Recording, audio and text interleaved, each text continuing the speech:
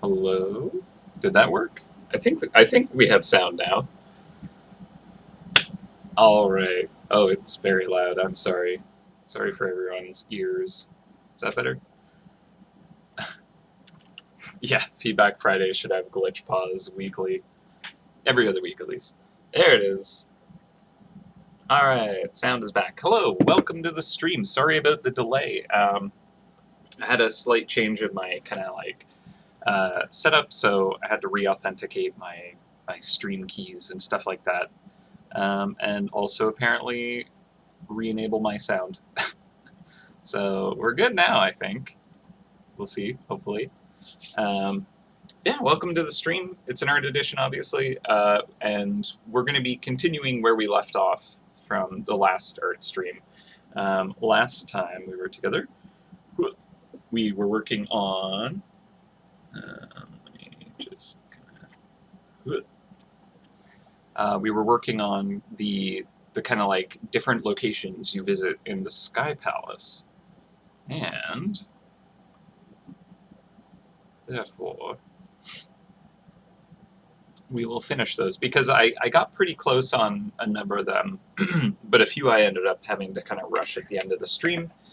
We did a kind of fun thing where I actually had like a timer going, which loosely was kind of gauging how long I could work on a piece, because there were 8 of them that I had to create. Let's see, Adventure View. There we go. Should be the file.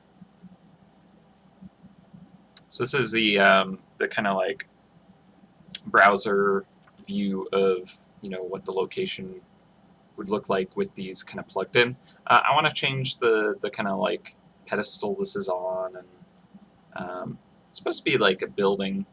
Kind of moved away from that a little bit, I feel. But yeah, so I did show some cool stuff with like the file linking, where basically the actual art asset that I create, the location kind of like vault, I think we were calling it, the actual vault on that like file, and then it kind of like anytime I save that file, it would kind of like load it into this one so we can preview it. So that's kind of a cool thing. Let's see. Good day, good day. All right, so I'm going to move this to the side. This is kind of just for my own previewing. I'll pull it up again when there's kind of more to look at, because we want to test it out in scene. But let's see. We will want. Is it in here? Yes. Palace grounds. Okay. So this is the actual file we were actually rendering each of these on. So we did some finagling to try and position everything as it needed to be. This is based off of the original floating island locations. I'm just going to open a few of these on the side so I can kind of like get a good look at it in grayscale and in full color. I should probably shrink these down to be more at size, because they're pretty small, which is also partially why it's like, okay, well, I probably shouldn't spend too much time detailing it out, but yeah.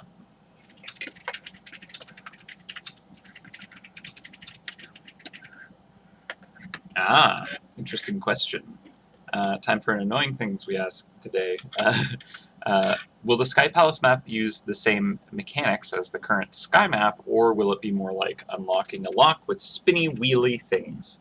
Well, we haven't like fully kind of gone through all the testing to kind of like verify that yes, absolutely, it will have to be this way, and it's totally, firmly, solidly, completely done this way. We are kind of like working with this kind of cool locking, spinning mechanism. I don't know how much has been revealed about it, so I don't want to go into any further detail in case I'm revealing too much already, but it's using similar mechanics overall, so like a lot will be familiar. but we have kind of tried some new mechanics that kind of like play with the system that should already kind of like be understandable. Like you'll kind of like go to the location and kind of, you know, the way that the modifiers kind of alter islands or locations, I guess, the vaults.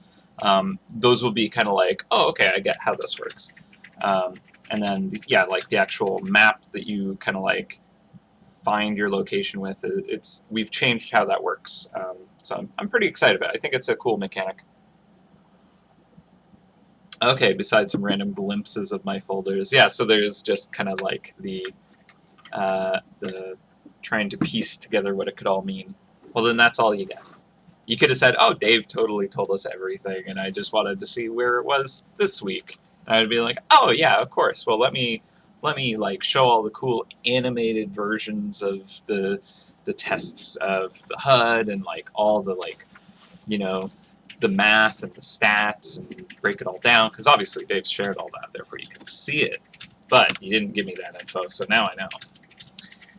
Now I know. Okay. Yeah, no, so we're trying something a little different. I think it's pretty cool, though. All right. Well, so I'm pretty happy with the Forgotten one. I think we'll try the timer thing again today. I don't know how long I'll go. I got my first vaccine shot earlier in the week, and I've been pretty tired, so very excited about having my first shot. But yeah, had a little bit of a headache and exhaustion the next day, and then yesterday I was pretty tired as well. So we'll see how long I can go today. I'm feeling pretty good though. Got some energy for it. But yeah. So we're just going to go through each of these, take a look at where they are at. So the Arcane one, thematically, I kind of like wasn't feeling it, but when I started to just kind of pull it together, I feel a little better about it now. Yeah, you vaccine. Heck yeah, very excited. So I don't know. There's like it's pretty messy, but like that's not a problem, right? I think that the challenge for it is, does this kind of feel like it belongs with the other characters? Because that's probably the biggest indicator of, is this the right design? And I don't know, like it feels like it's probably, you know, some magical, you know, scribes might kind of like have a fancy library with kind of like brooms that sweep their own floors, magical brooms, and, you know, super crazy tall bookshelves full of magic tomes and all kinds of cool stuff. So I think that's okay. I might tweak it if we have extra time. The Forgotten one is pretty decent. Like, I feel like it fits the theme quite strong. However, it doesn't necessarily feel as kind of like cool and epic as I might want it to at the end. But again, we'll kind of like be able to come back to this potentially. Some of the other ones are just not even as completed. Hydra's not bad. It does feel a little rushed, but I mean, that's kind of how it was for all of them. I was trying to be like, all right, I'm getting them all done that day, but it turns out I did not. And, you know, we still have like time to kind of like tweak art and do, you know, updates on stuff while we're kind of like getting the balance figured out and all that good stuff. Someone asked if the mice were drawn. I believe I saw. And yeah, we actually have like quite a few mice that we've created now, uploaded to the kind of project, and very excited about those. There's one that I have that I still need to kind of do a final touch on, but I'm pretty excited about the characters that we have for this expansion. It's very cool. All right.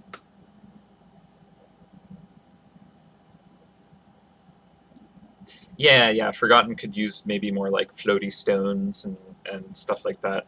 I think maybe I could like add some carving or like, the thing is, that probably wouldn't actually show up, so I don't know if it would do anything, but I might feel better about it looking cooler. But yeah, like, floating stones would kind of give it more kind of ominous, awesome presence.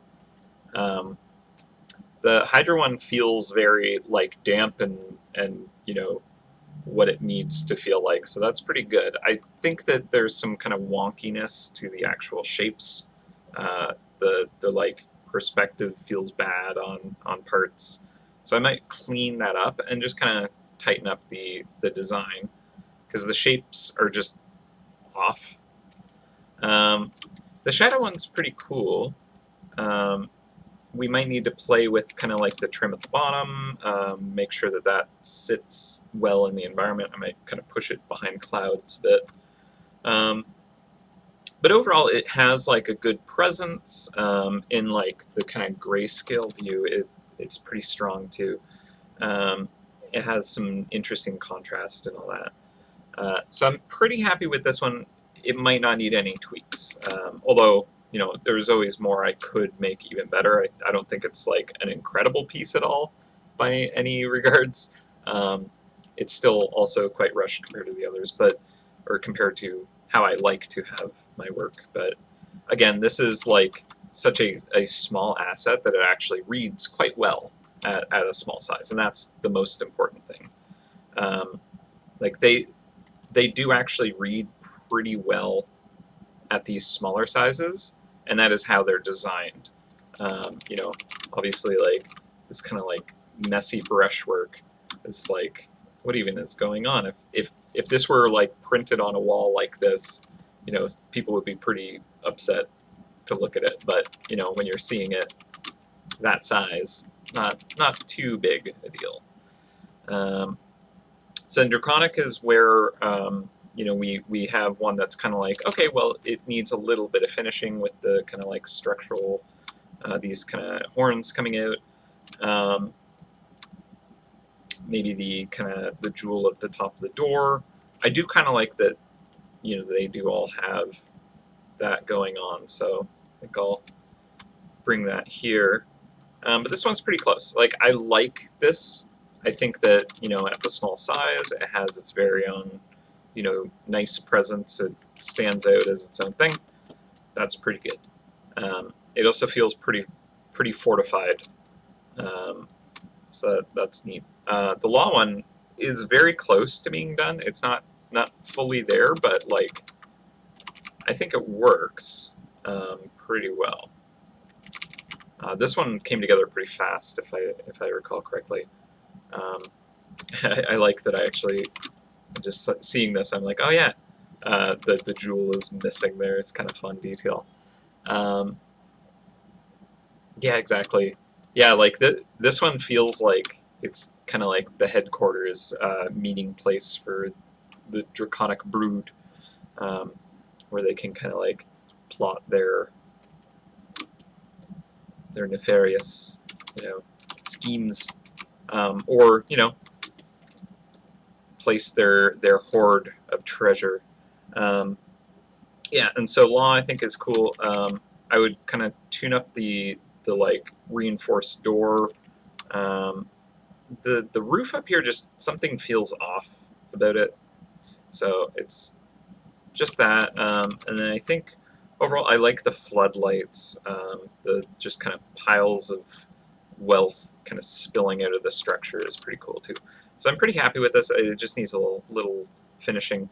This one is a great idea. I like this design. It just needs a little bit more time in the oven to just kind of like read effectively.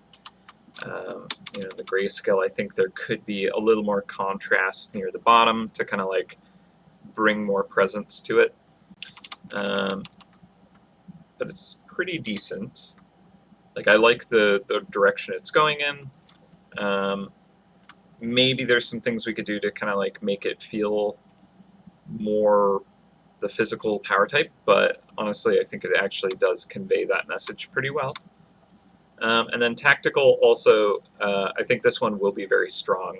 It just is, you know, basically unrendered. So basically today we're going to go through, probably starting with the kind of ones that we know hey, this is not yet rendered. And then just touching up probably all the other ones. I think we should be able to. But then also today I would like to finish the kind of like do the final pass on the backdrop, because I did kind of, you know, rush it together.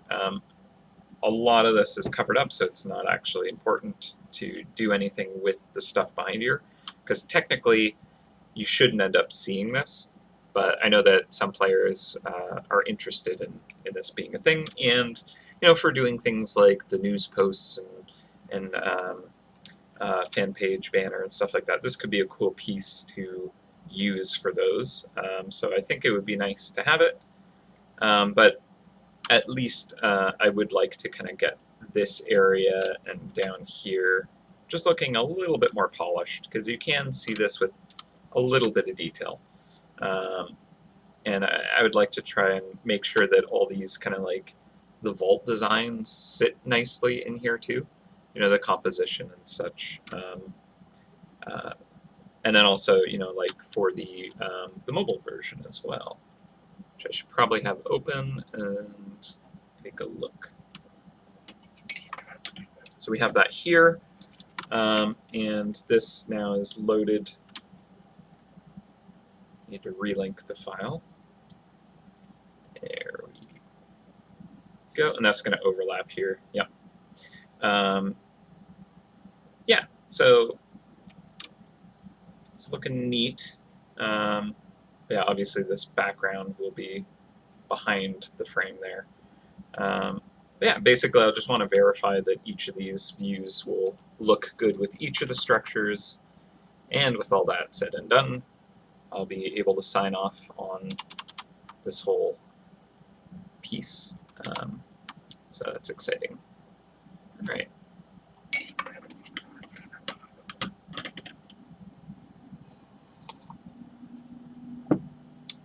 Wallpaper materials, what I like to hear. All right, so let us start with, how about we just go, because last time we started from the top of the list. No, actually, I think we just kind of like jumped around to whatever one seemed like I had a good idea for it. But let's start at the bottom of the list this time, just because that's where the most unfinished ones seem to be. So basically for this, what I might try to do is just kind of fix the shape a little bit. The plinth that it's standing on, this platform, it does have this kind of like looking down on it perspective a little bit, where, you know, we can see the top of the platform, whereas a few of these designs, and it's not always consistent, but they seem to be a little more kind of flat here. Whereas, you know, if they're on top of this disc that we can kind of look down on, the front of the structure would kind of come forward a bit. So I could bring these down, or depending on, let's take a quick look at all the other structures just to see if that would work well. This one feels like it could be going for that roundness. This one also, it's kind of hard to tell because it's covered, but it does kind of have that. Yeah, it doesn't feel too flat, but this one I kind of like how much more space it takes. I kind of think that maybe it would have been good to have the other structures like fill out to the edges a bit more. Or I'm kind of like, should we just trim this and just kind of make it one tall building? Probably not. I kind of like that there's this landing kind of platform all around it. Yeah. Okay, so overall I feel like they're all pretty flat on the bottom, which implies that that's kind of like at the horizon line. And what that does kind of help with is create the sense of like we are way above the surface of the planet at this point. You know, if you can't see the horizon of the planet like lining up with kind of the horizon of the eye line, that implies that you are, you know, quite high up. So that's kind of useful there. But I think I'll have just a little bit of a shape to this, just so that the platform it's on can be a little bit rounded.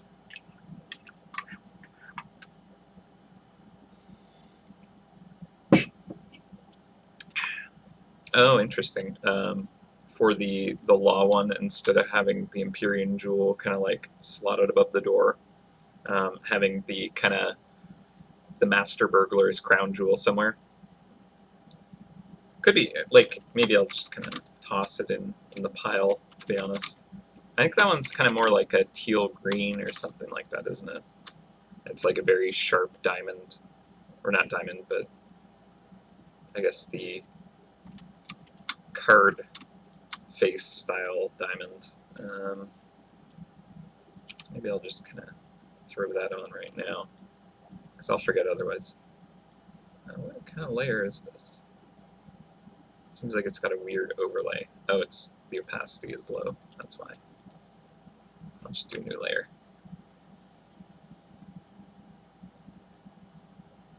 Oops, Photoshop, why are you so slow?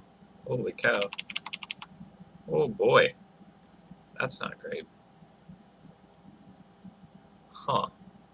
I have...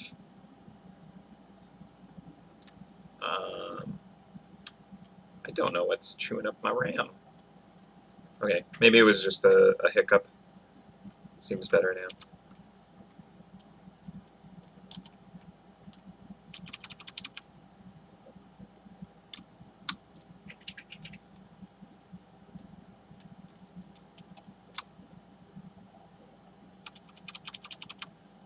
I guess this is kind of like fairly Empyrean jewel looking colors. So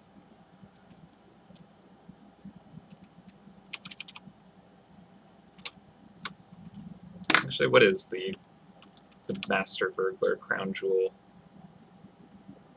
look like?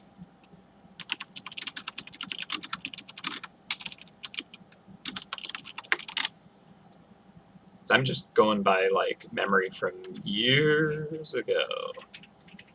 Oh, it's like a pink. Okay. If we're looking at like, yeah, that art from way back.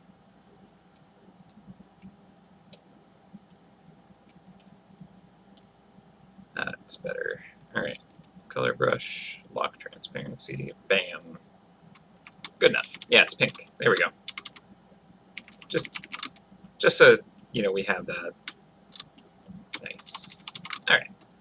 Yeah, it wouldn't be quite so big.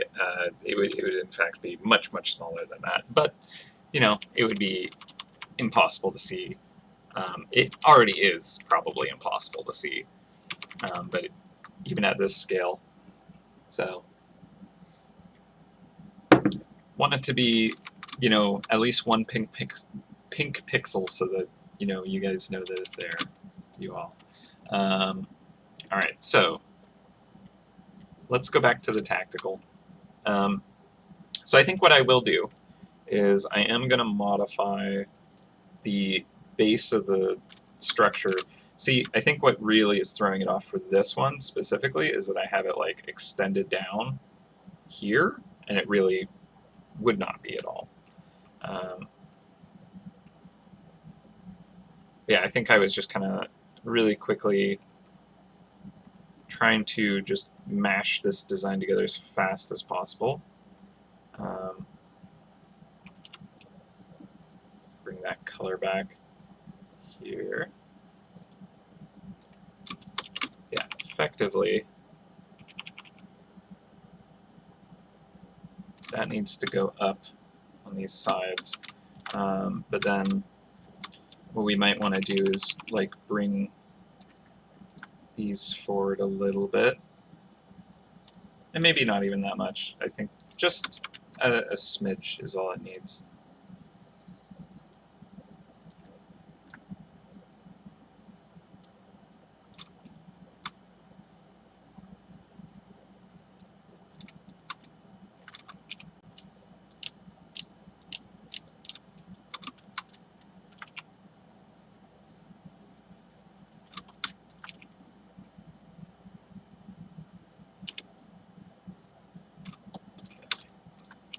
And And, you know, I'm just going to merge these.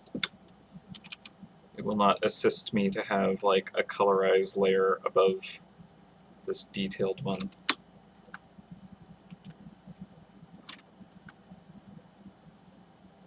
Okay, so what we could do is we could do things like turning these into pipes. I think that would kind of like add a nice steampunky detail to it. All of this stuff here is just kind of like neat detail, but I think honestly I can just kind of merge all that into it at this point. So let me do that. We'll have this kind of pipe come around here. I'm going to be probably just mumbling to myself and working away. So I'll try to look over the chat when I think of it. But might be one of those art streams today where I just kind of head down and work.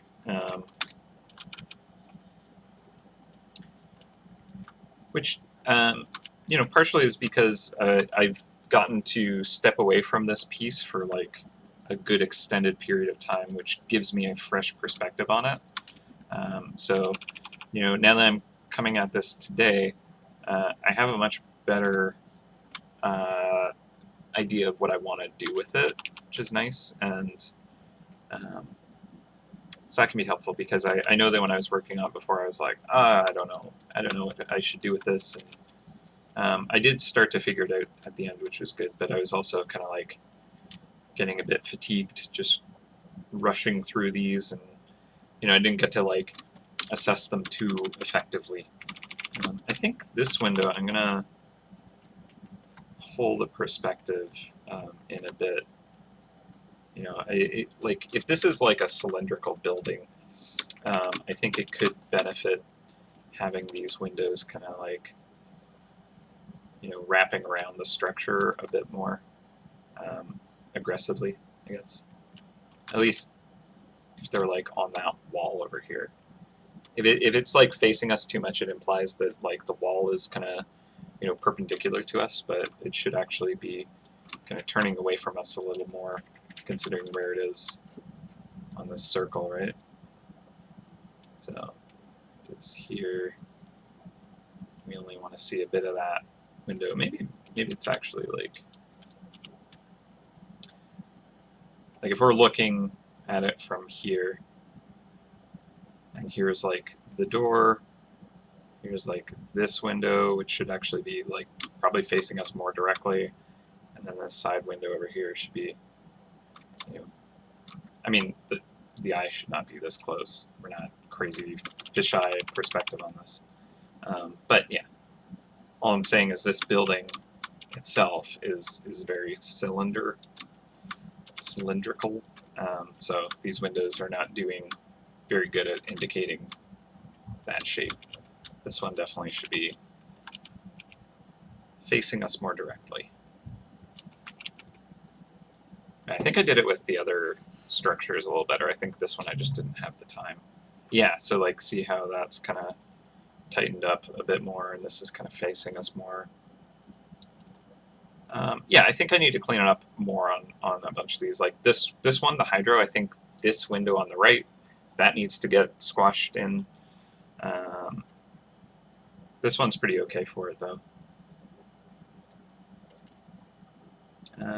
This one's kind of hard to tell what's even going on because of this giant magic rock wizard tower edition. Wizards do like to just have weird extensions to their structures, don't they? Okay. Well, that's what we got going on there. All right.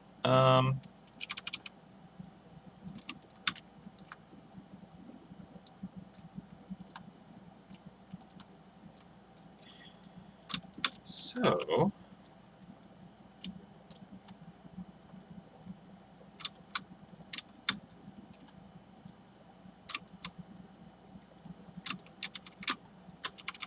and again, it's like I would do a lot more detail and nicer rendering if this were something you would see in any kind of high detail, but you know, it's actually really small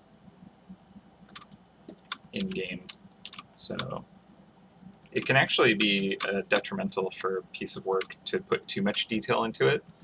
Because if the overall shape and value structure of it doesn't read well, and there's just like a whole bunch of like, look at all this greebly detail that like doesn't actually form any kind of discernible shapes, you know, it just kind of looks like you don't know what it is. It's chaos, right?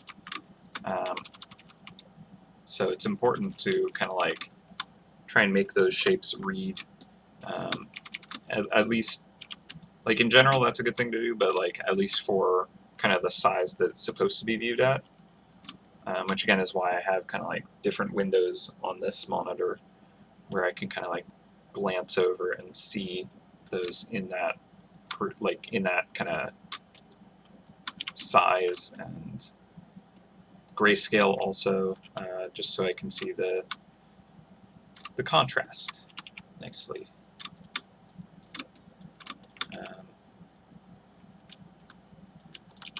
Like little shiny bits for these pipes that are kind of picking up the window, perhaps.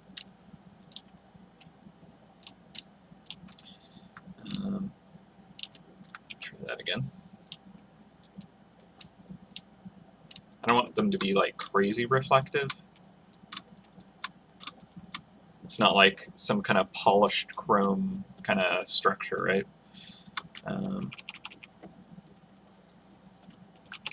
So for this, like the idea of what I wanted to convey here was almost like the inside of one of those fancy pocket watches where you kind of like have some faces removed and you see all the intricate cogs and gears moving around. So I don't think that I've kind of captured that yet. So I think what I'll do is I'll just kind of define the space a little bit more effectively for myself. So I kind of know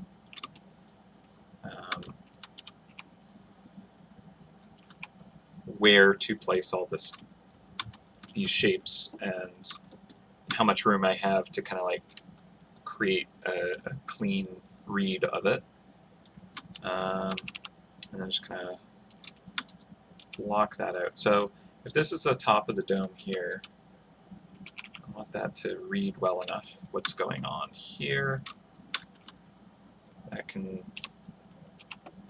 just transition so it's the same surface.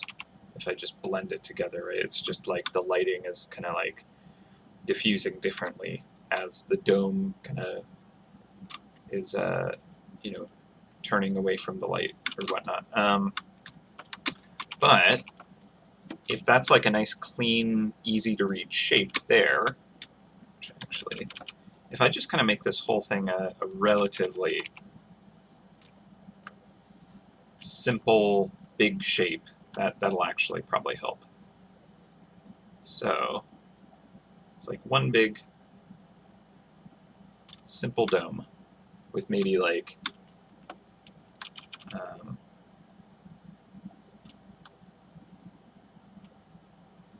a little bit of a kind of ribbed, what do you call that? Corrugated bend in it. I don't know. No, maybe I'll just smooth it out. I'll just have the whole thing one big smooth dome. Let's see what that does. And then I can always kind of like run pipes over top to kind of like add interesting details. But if I just do this, we have like one big, clean, easy to read shape, right? So that is the top dome. And then that makes it so that if I cut into this,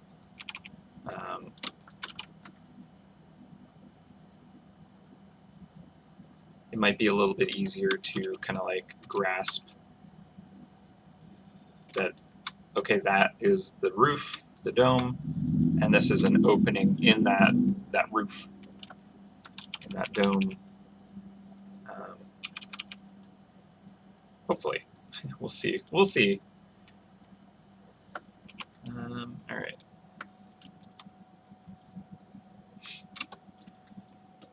So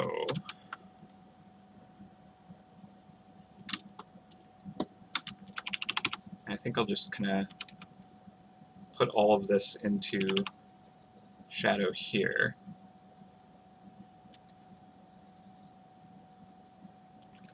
And then, yeah, maybe if we do this, we kind of get the whole shape of the roof structure now, I think. And then it might be clear that there is just this hole in it, right? Hopefully. I don't know. Like, I'm not sure if this is actually reading how I'm hoping it will. Yeah, I just kind of want it to be like a window into the top of the structure. So that's not too bad, I don't think.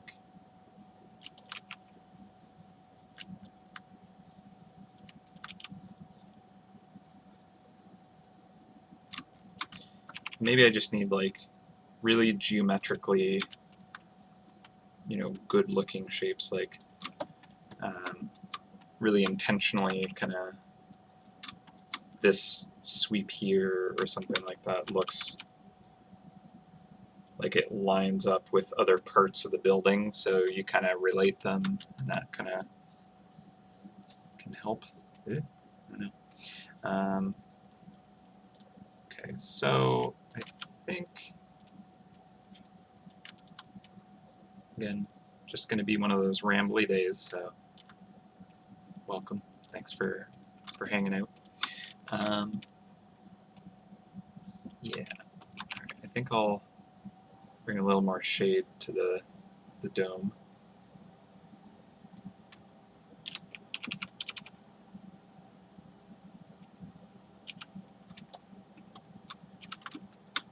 Okay, I think that works okay.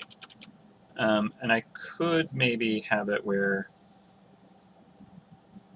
there's some kind of like overlaps of materials, so like this very top part is like some kind of, you know, cap on top of it. Although, okay, so trying to read what perspective I'm working with, I'm going all over the place here, right? So down here we have this kind of like, we're looking down upon this platform. Therefore we can see the top of it, right? And then the door itself, I feel like this is the actual eye line, right? Because it would appear that I'm giving some perspective where I'm seeing under the top of the roof here, right? So that's kind of going that way. And if I were to kind of like remove the walls, I would be able to see the underside of the roof, right? So it's pretty extreme perspective. It kind of gives the impression that I'm actually pretty close up to it. But this here, if this were to take on, you know, a curve like that, that would be actually pretty intense because, you know, we're looking up at it. So this isn't from perspective, this curve here. But if we were to use the perspective, that might actually look nicer. So if there were some kind of domed cap on the top, it would actually follow this kind of a curve. You know, I don't want the perspective to be quite this extreme. So I'm gonna pull up these walls a bit. I should probably undo a bunch because I didn't actually want to draw all these lines directly over top of the artwork, but hey. There we go. So this line here needs to be kind of like calmed down a little bit. I think it's a bit too extreme. So I'm going to pull this up, pull that up, and this here just a little bit. So now the perspective is not quite as intense. Still there. We're still getting a little bit of a curve, right?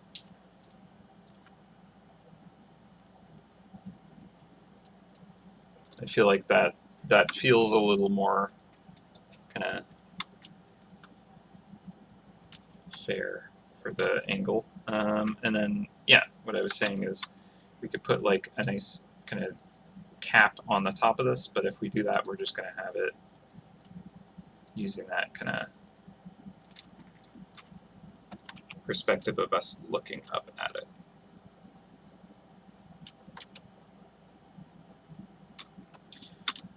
And it might help if we kind of like add a little bit of thickness to this material here.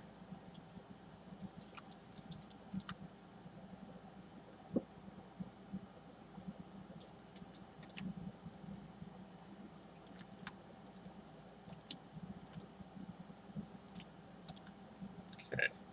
Well, I don't know how well that's going to read, but I think it at least works for, like, okay, there is definitely some kind of opening here.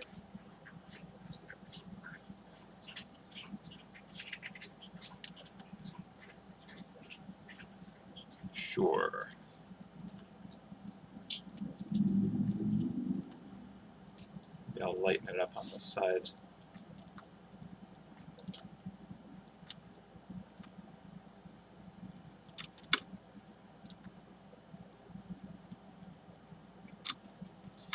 All right, well,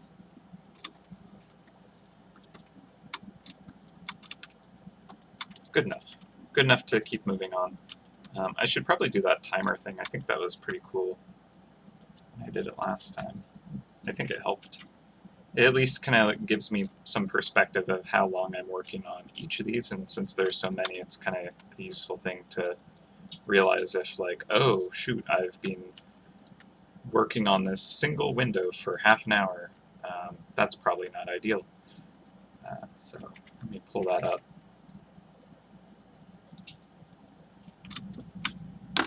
All right.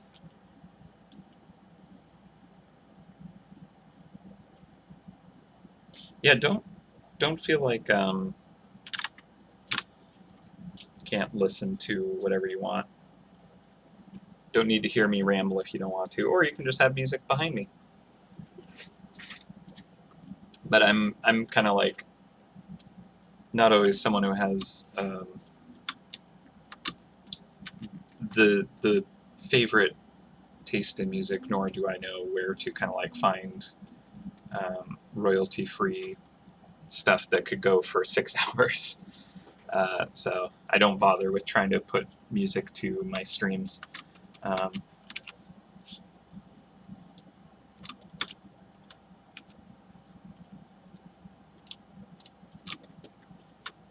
right, so I kind of like the idea of those pipes on the sides. I think what I'll try and do is figure out some like nice, easy to read cogs in here first.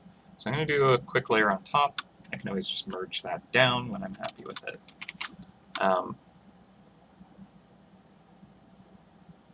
Yeah, actually, when I originally kind of did this, there was kind of like some internal glow going through the cogs. So that might be a way to show that, is to have them more so silhouetted against that light. Because yeah, if this is just literally a portal to the outside, much as a window is, you would imagine it would kind of have the same treatment for lighting. So I think that's fair. So doing a layer on top of this, let's see, I kind of want, you know, like the cogs to be big enough.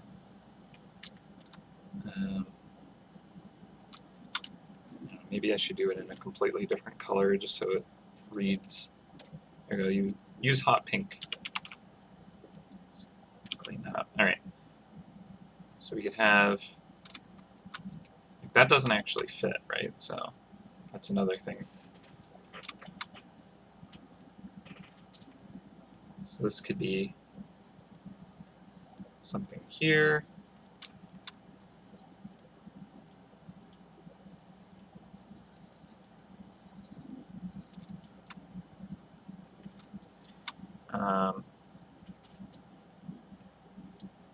And I don't think, you know, we can read this level of detail. I feel like, you know, having a bit of thickness to the cog itself is probably logical. And then like maybe it's turning another one here or something like that. Because I mean that's kind of what they need to be doing. Is why would you have a cog that's just spinning and not actually engaged against any other, you know, piece of machinery? That's their whole purpose, is to kind of drive energy across other components. So it would make sense that there would be another cog connected to it. So they're going to be, you know, perpendicular to each other.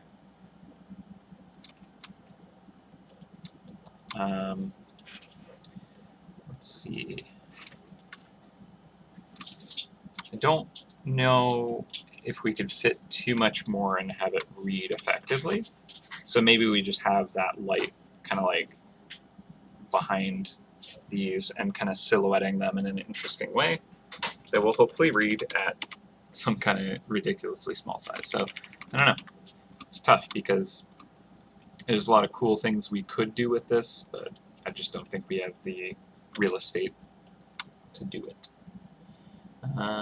So I'm going to do another layer here. This can be the light behind it.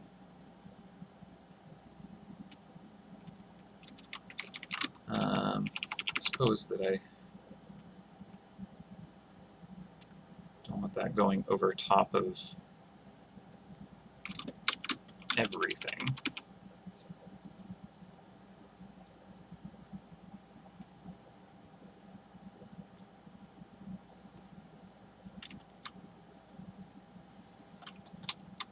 This could be cool with the light like hitting the underside of stuff. That could look quite nice, actually. So if we erase away from this,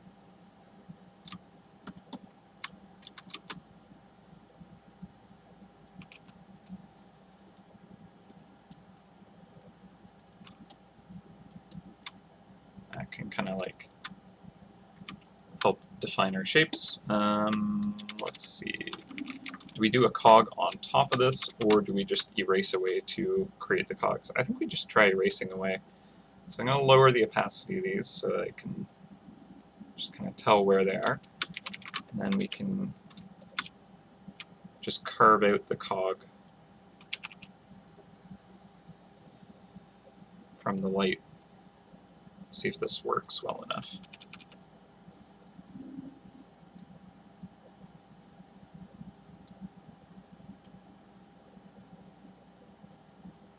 And it doesn't need to be perfect.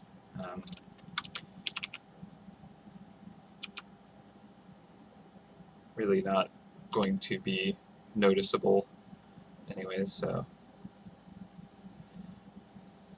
I'll be happy if this actually reads as what it is, you know?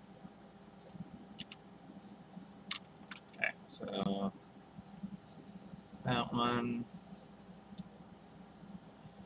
This one might be interesting if we have a little more kind of dimensionality, if that's going to actually be clear what's going on with it. Suppose I could be erasing using a clipping mask just so that it would be lossless and I can kind of like bring back the light easily. But at the same time, I can just use the paint to paint the light back where I need it. It should be fine. Alright, so space.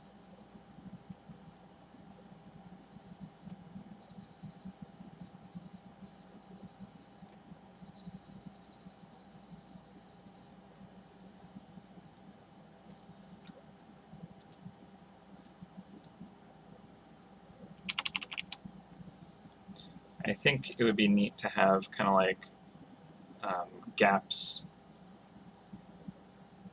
in this cog itself, so like there'd almost be like spokes or something like that, and that can kind of like help show its nature as like this very machined, precise thing.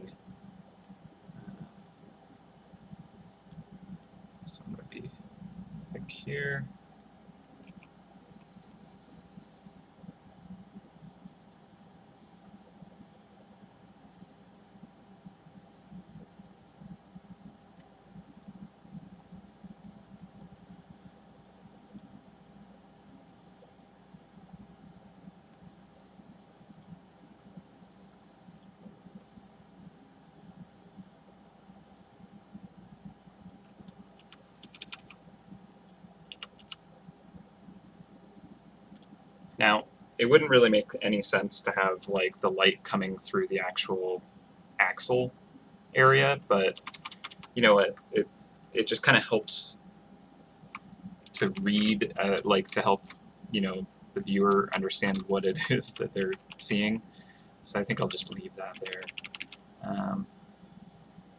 And might as well kind of do something similar here so that there's a little bit more kind of like, oh, these are the same thing happening when you look at it, right? Just connecting them through similar shape and design. And if you kind of understand, oh, I think that's a cog, then the other one might also read. So that's good.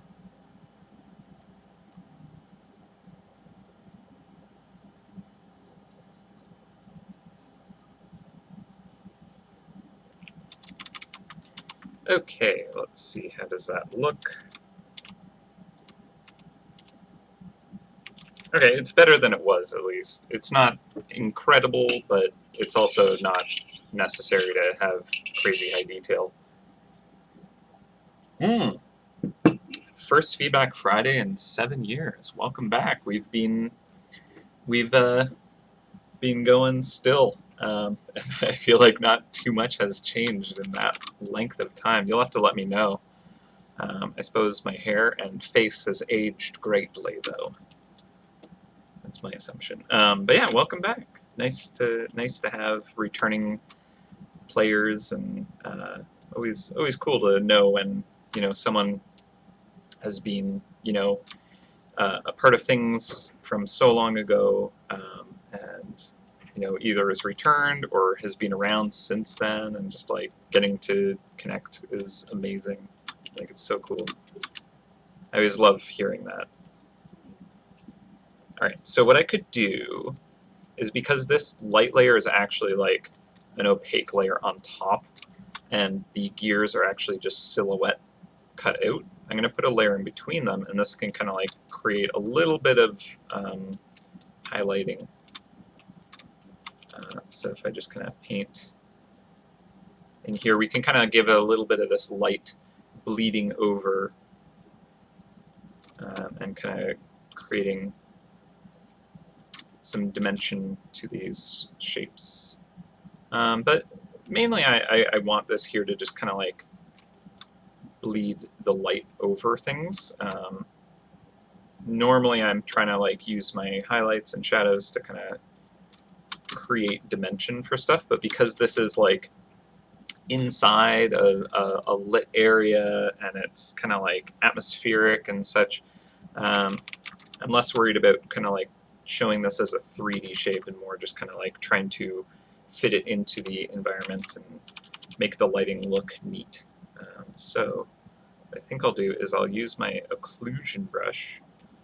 I'll bring up the saturation on this, and this might get a little weird in some spots because it's going to go out over top of the roof here, over top of the other gear. We'll see what this does. I think it'd be nice if it kind of comes out over top of this opening, because the light is kind of pooling out from inside, so you know, it's going to come out in front of the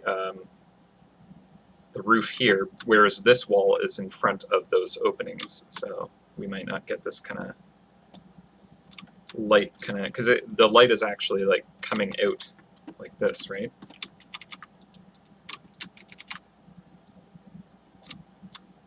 But I suppose you would get a bit of the light kind of bleeding out over the top edge here.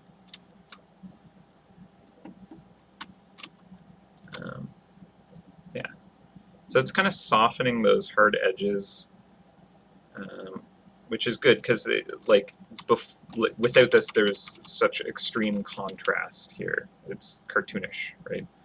But if I do that, it kind of knocks it all back. It still has like some nice attention drawn to it, which is fine because it's like a neat detail. But it's a little bit toned down, which is good.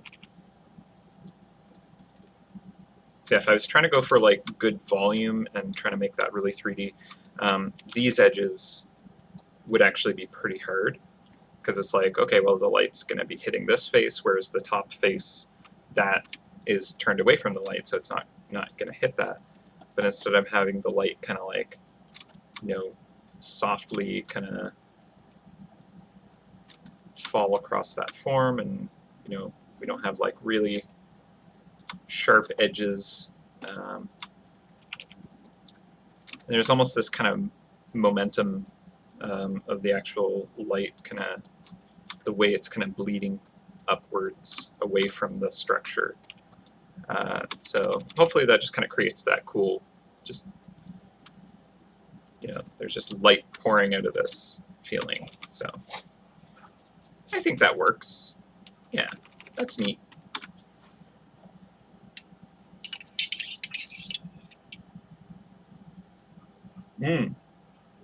Yeah, so there's this big gear back here, and I think that's what you might be implying is like, yeah, maybe we can have some of this light kind of casting out from a different opening somewhere else and hitting that. I actually think that would look really cool. It might even be neat to just have like a couple of openings in places. Like if I did one, let's say like right here, just a tiny little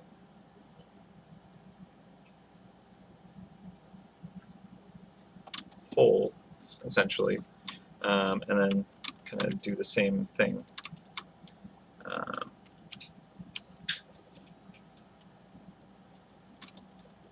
And because this is like already kind of has some light hitting the surface, this actual glow isn't going to like overpower that, and it actually looks like it's making it darker, which isn't useful. That wouldn't happen.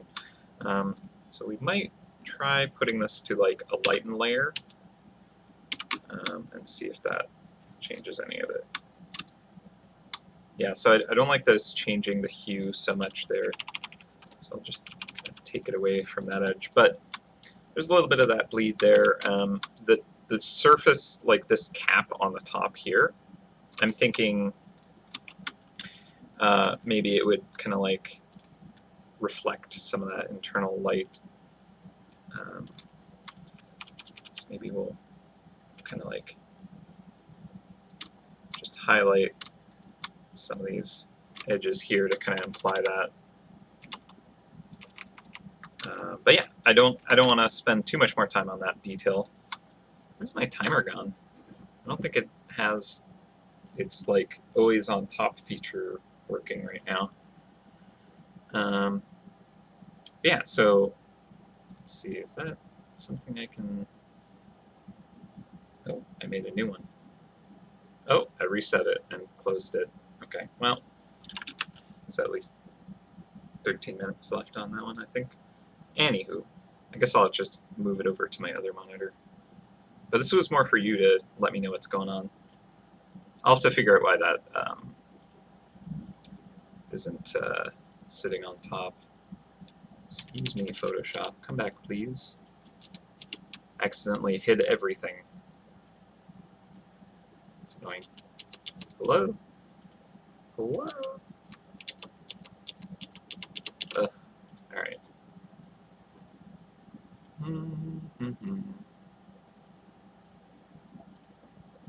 Gotta manually pull up every single one of these screens, apparently.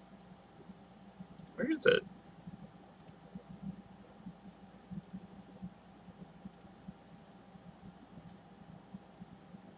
Why does it not exist anymore? There you are. Alright, then I gotta pull up the chat too. Cool. Alright, we're back. Sorry about that.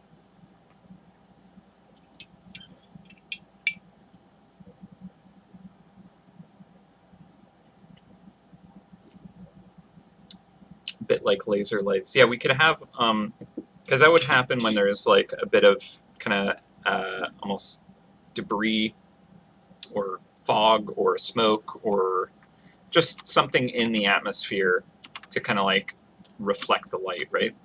So when you're at a concert or there's like a laser light show or whatever, they actually like pump smoke into the air so that their lights can hit that, and the little particulate in the air will like bounce that light to your eyes. Because if you just had like a clear sky, nothing but like good old transparent oxygen air, you know, when you like shine a laser, you're really gonna have a tough time seeing that. Although I guess, yeah, probably in the dark, not so much. You probably still see those pretty clearly. But yeah, like the more kind of stuff that can reflect the light, like smoke, you'll definitely get a lot more visible kind of rays of light coming off of it. So that could be neat, actually, as if we just take like a little, because like, okay, so I would imagine this is like steam powered. Hey, there's probably steam somewhere, kind of, you know, and that's a pretty good thing to hit with light. All right, so let's see. I should have a good brush for this.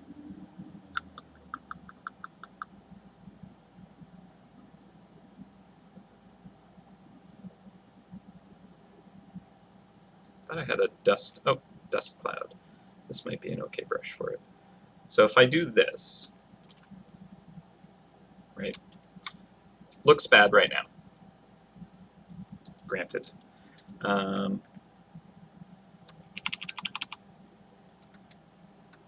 But let's see. I don't think I should do like any kind of special layer type, because up here it's going to be transparent and it might look good on this file, but as soon as I strip out the backdrop, that's going to change how that gets rendered when I put it to a PNG, which is how it gets used in the system. So I can't use like a lighten or anything. I have to use a normal layer. But what I'll do is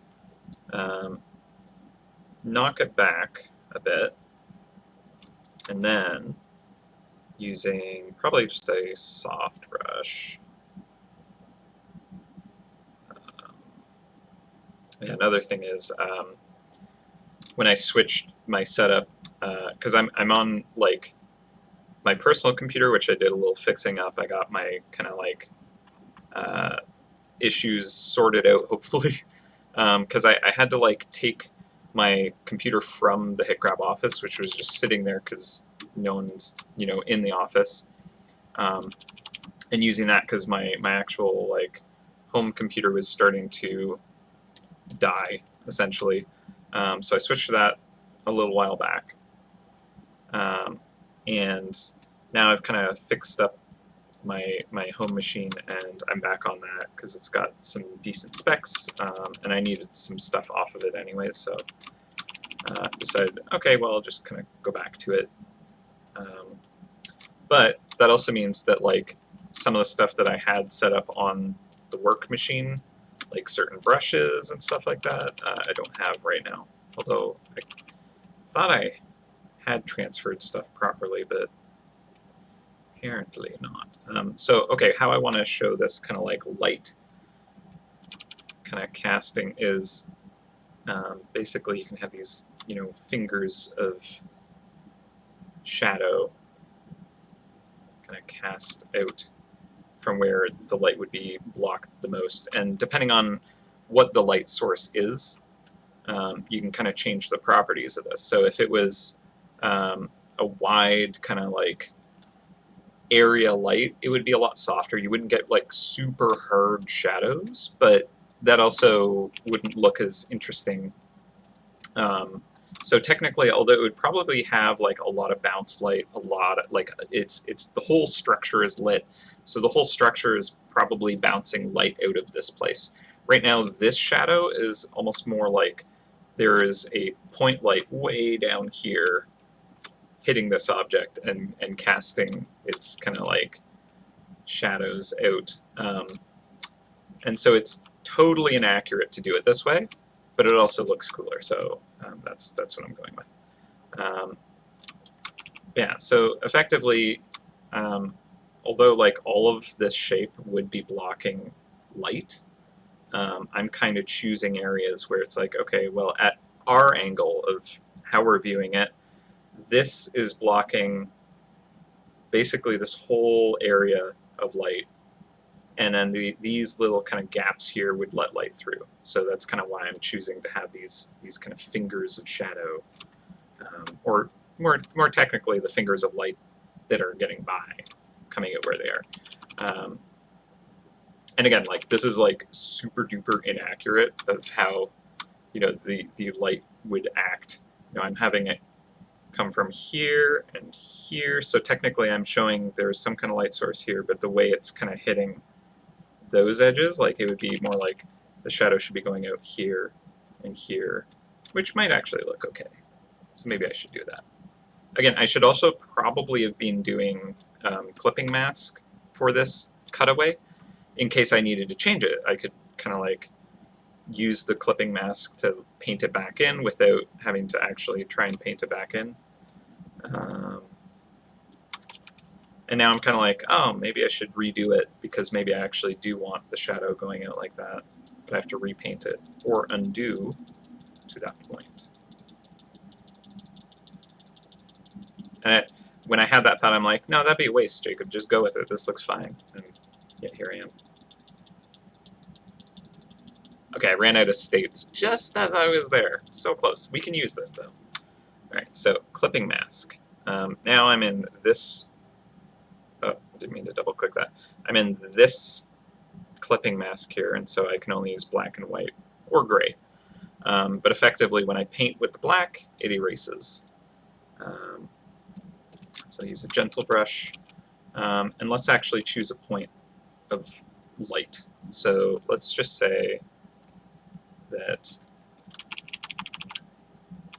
this right here is our light. You know, basically the center of that structure. And that's fine for this shadow, close enough. All right, so gentle brush. So now I'm painting black on this layer. Now if I go out here,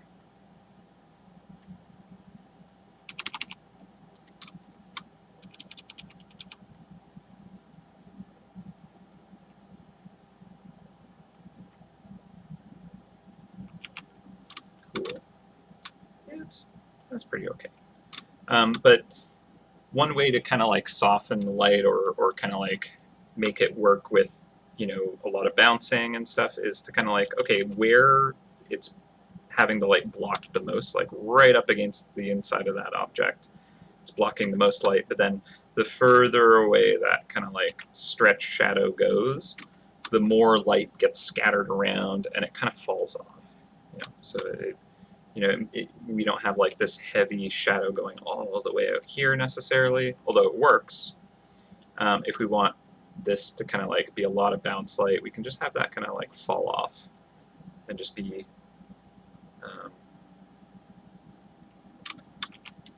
handled that way, I guess. I don't know. I don't do a lot of this lighting specifically, but it's neat, so I should probably do more.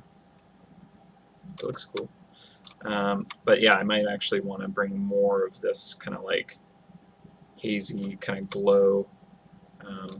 And then I can also do it to these windows and like this hole here. So let's try that. So we'll go back to this color. I think I used a little bit more of a saturated orange for this, if I'm not mistaken. There's our dust cloud. And just kind of go in that direction away.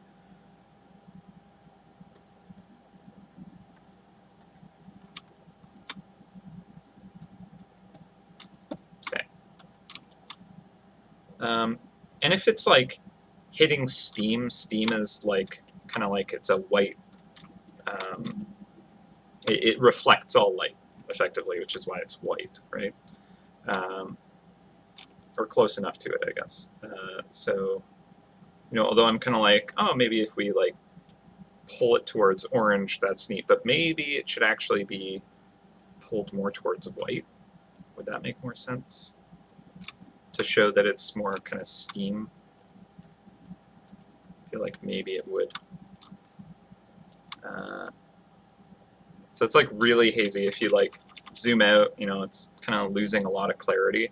It just looks like it's some kind of like magical, you know, holy hand grenade that's about to explode or something.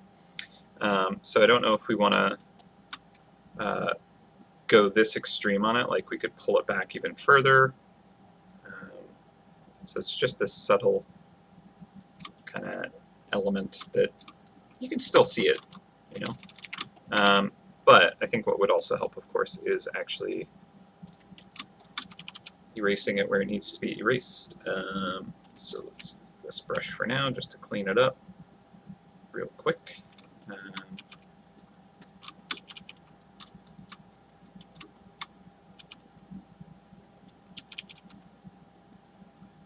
So like we could get some nice hard-edged shadows here, right? Because this window wouldn't really have, like, sure there could be light bouncing around the sides and stuff, but I think having kind of like a little bit of hard-edge clarity there is nice.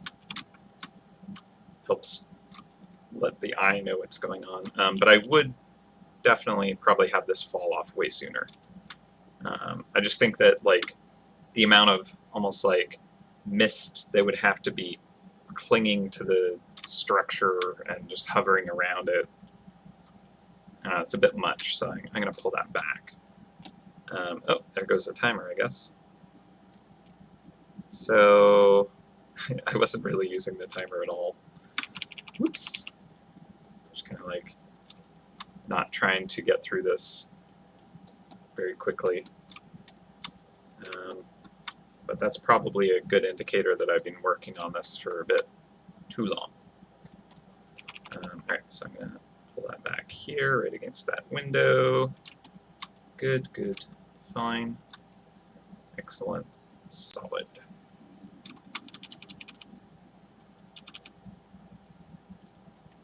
I feel like right at these spots there'd be basically no light able to kind of bleed out there and here. Okay. So I don't know how effective this ended up being in the end, but I think it adds a little bit of interesting atmosphere to it, so it's not bad.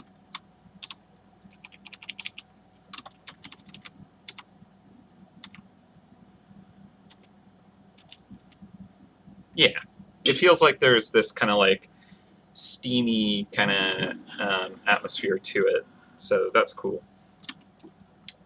Fine with that. We totally like didn't take this any further than it really was originally. Like we did. We kind of cleaned up the shapes of the roof. We made this read, and we kind of like fixed the architecture a little bit. But like all that stuff in the background didn't even touch that, and that's kind of like the unrendered part.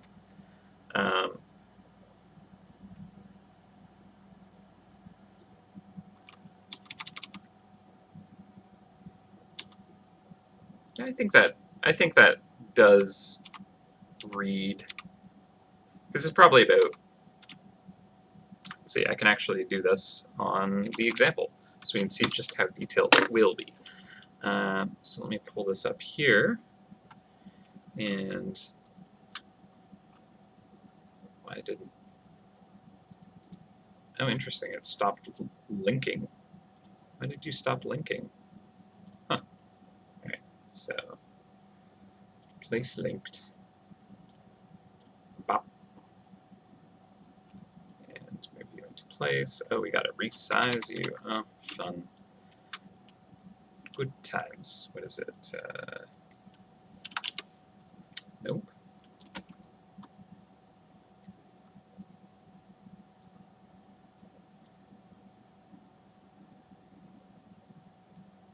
It's a bit weird that it stopped being linked.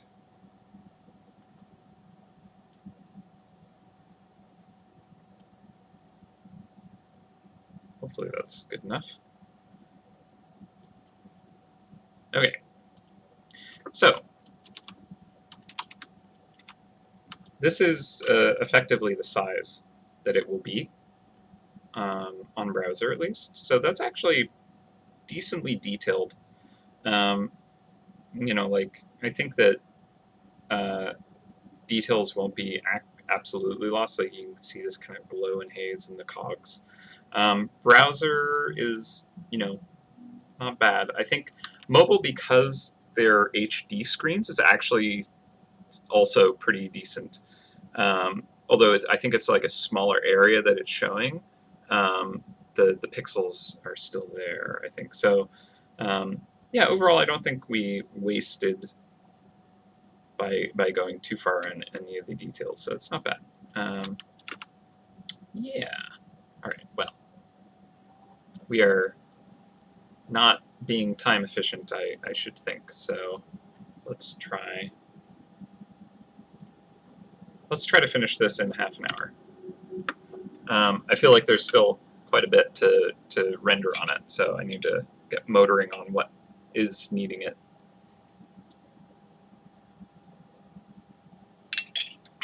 All right, let's see.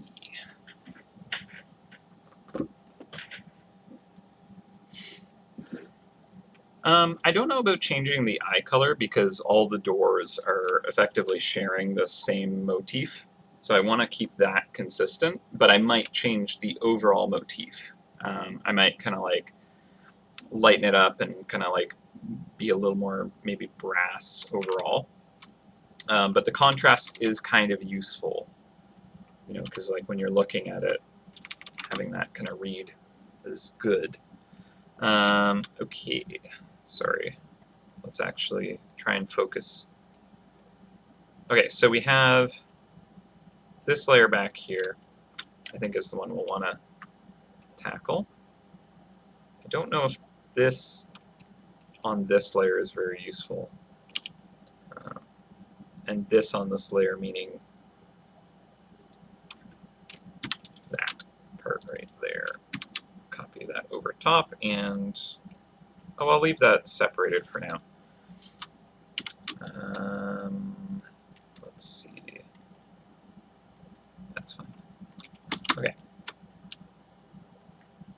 Let's grab something a little darker here. And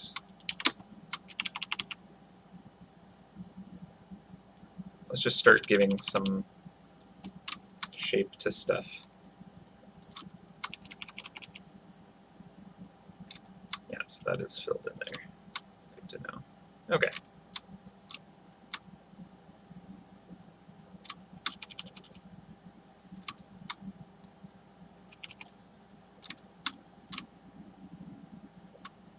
I think I'm going to hide the mist right now because that's going to mess up the render. If I'm like trying to do like a color swatch of something and there's mist covering over it, the mist is going to like change the color I grab, and then I can just throw it all off. So I like this kind of like bounce light here. This color is nice. So again, we don't need to like get too crazy with the details. Even if it would read, you know, simple is nice. As long as it has kind of some good volume to it, it kind of like gives an impression of what we want. That's probably fine. I think, okay, so this roof here is kind of like facing up into the atmosphere where there's a little bit more of a diffused kind of ambient light up here. So just gonna hit some of the tops of things with this kind of like more desaturated, cooler, kind of global light. And that can just kind of help with giving some nice dimension to all these shapes here. And of course, I don't even know what a lot of these shapes are actually supposed to be or do. But they just kind of fell into place when I did the sketch for it, I guess, so that's good. Hopefully they feel natural and correct for this design. So this, how do I want to handle this?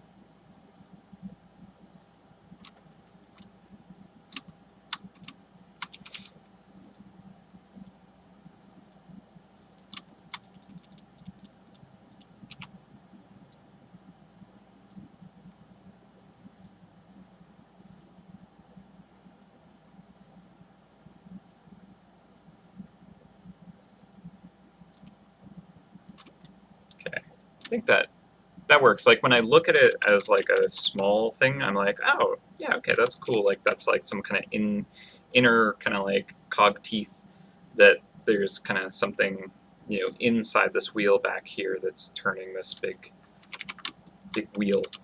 So that's cool. I think that's fine.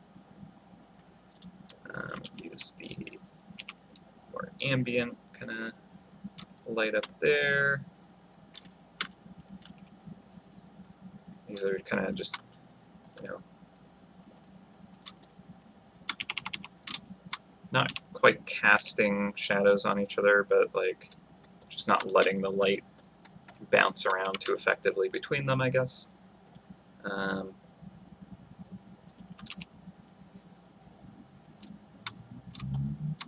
So there is a cool potential to have like some light, kind of like an opening on the roof on like the far side where we don't see the actual hole, but it could be kind of shining out and hitting one of these objects with some pretty intense kind of like hard-edged light, effectively. So I'm not sure where I want to do that yet, but that could look neat.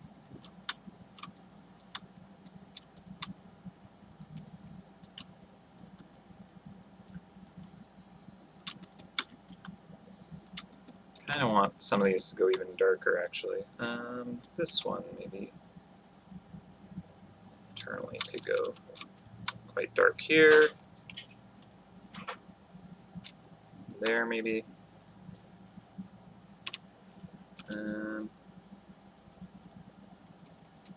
Yeah. This here. Oop. Didn't mean to mess up the teeth there.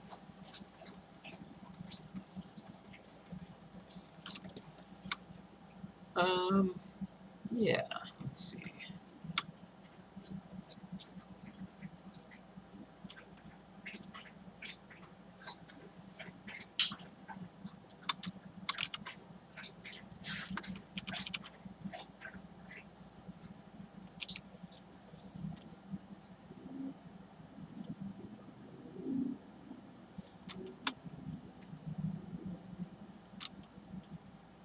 Okay.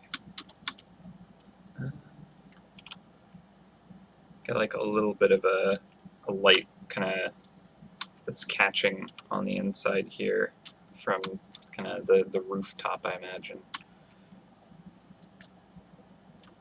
Maybe there'd be some nice kind of reflection here too.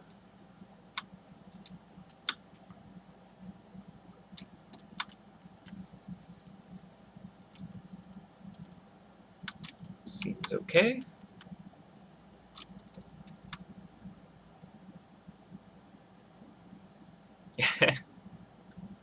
Having like yeah, like a burner kind of thing going on here. This thing that could make sense, you know, if there's just that kind of.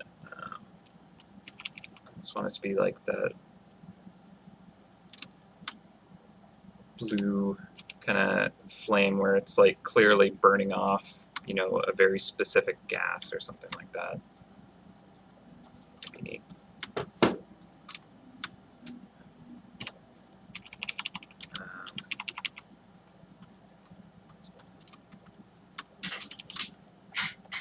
Gotta make the steam somehow. Yeah, that's true.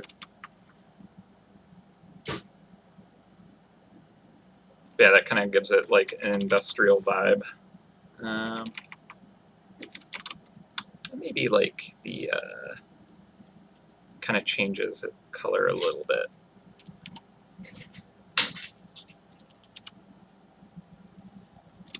So it's not like, because like, I guess when I think of this kind of style tech, it's probably not actually clean burning, right?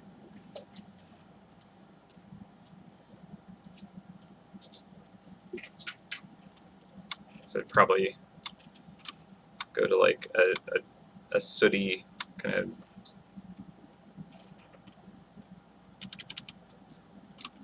there. There's weird colors in there. I don't know if that reads as a flame anymore, to be honest. Let's see.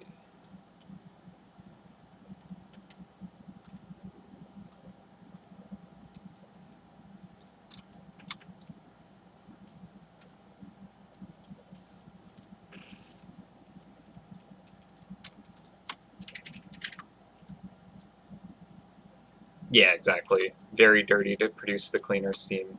Totally. Yeah, like maybe it should just be like the like smog almost kind of pouring out of that vent instead. So like a really choked kind of like putrid smoke. Very kind of like thick and like grimy looking, right? That might be kind of good.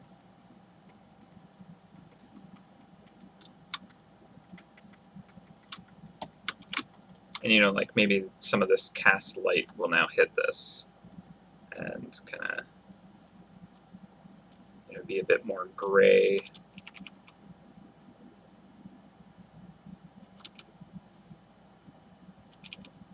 And like have some pretty deep volume to it.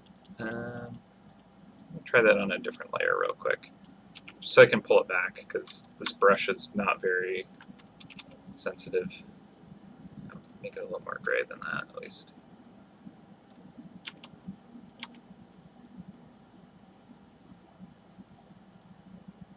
Okay, so if I just kind of hit all of this real quick with it, then I can at least erase away.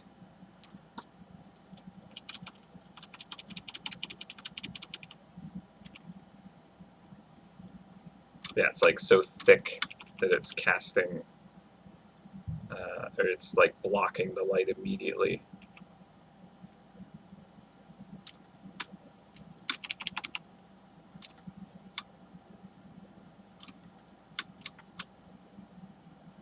Maybe we would get like a little bit of color on the edge of that. It's like just trying to kind of bounce around inside this.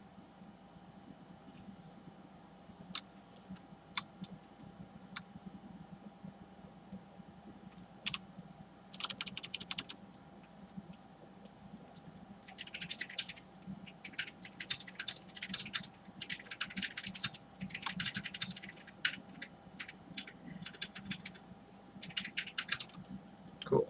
All right. I think that's actually not too bad. Maybe even like add some shadow to it.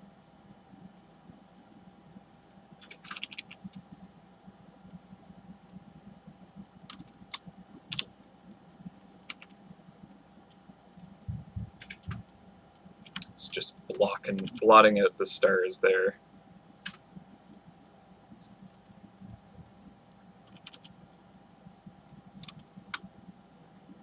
Yeah, I don't know if that actually does read. Let's give it a save and take a look.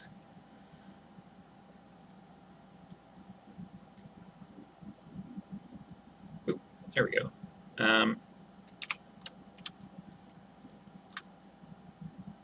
Yeah, maybe I'll diffuse it a bit more. It would probably read better if it was like lower down, and maybe that like light is way too gray and white. Like maybe it actually would be better with a bit more color to it. this here.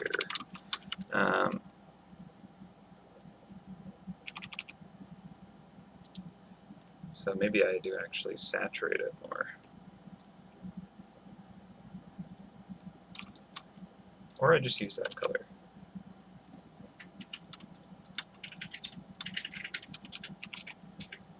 Just have it diffuse out even more, maybe?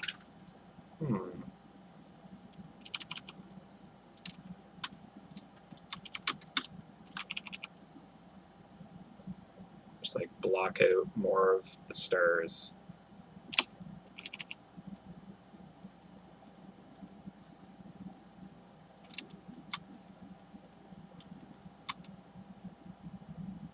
I think that it could help it more if it's kind of like cutting into the silhouette of like clear shapes, like the cogs and stuff like that. There's not too many that I have available to kind of like mess with. I could lower this overall though, and that might work. So if I like have the pipe open there or something like that, and where it's kind of coming out in front of this cog, that could work. Again, I think we're probably getting too caught up in the details. Let's move this to the top.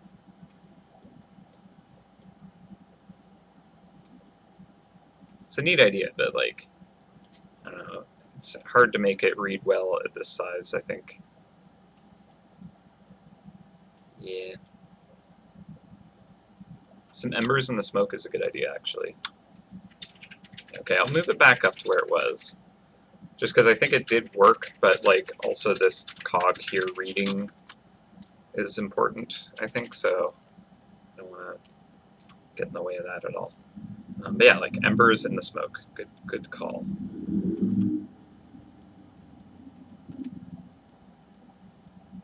It definitely like adds to the kind of dirty burn that it has. If there's actual like debris and soot kind of like burning and kind of like being spewed out of this thing.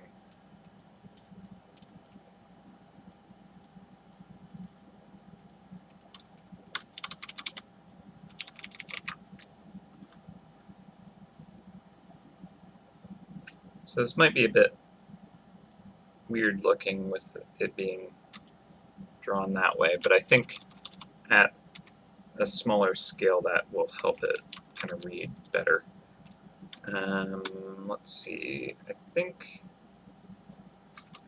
this can just use a little bit more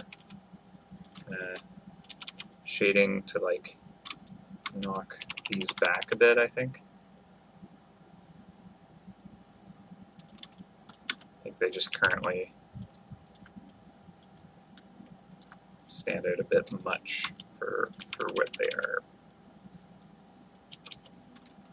And that'll help that read.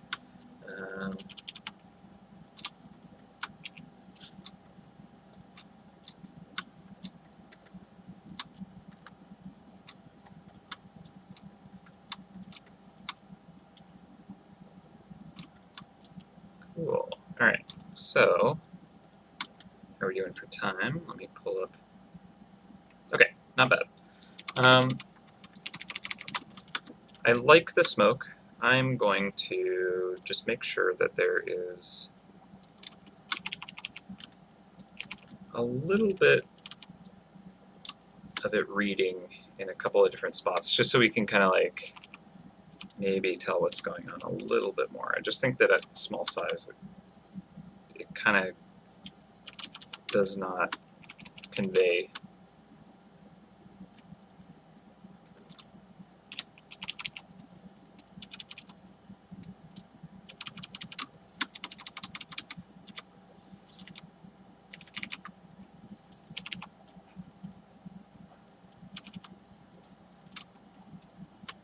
Yeah, maybe that works.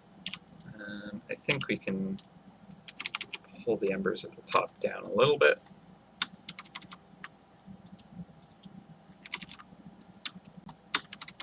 All right, cool. I'm going to move on from that. It's reading well enough, I think. Although, now that I'm looking at it small, I'm kind of like, what if just the top is just fire? Just right here, though.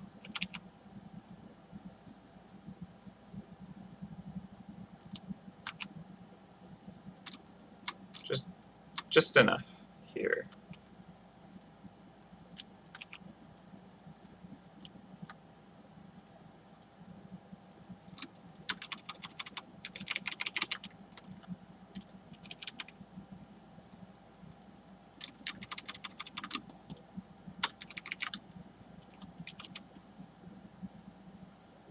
And that's just soot covered.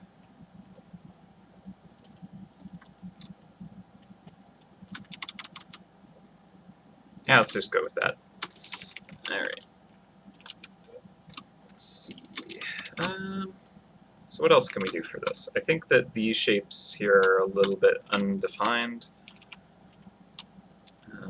Let's go back to the proper layer for that, which is this one.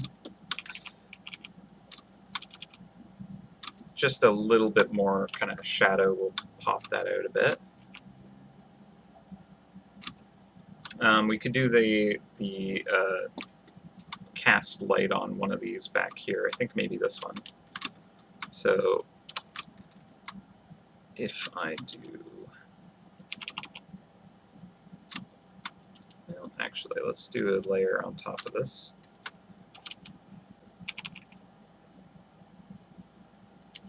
And this might not actually be necessary, but I just wanted to see how it would look. So these are kind of like reflecting whatever that opening is that we can't see, but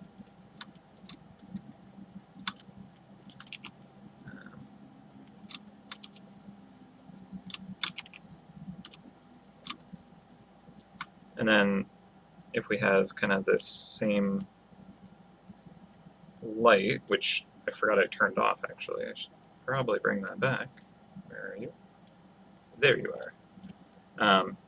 So that light is now pouring out, and we'll do that on the layer back here. There's my dust brush. There we go. Hopefully that's good enough color. Maybe a little more white. Pull that back.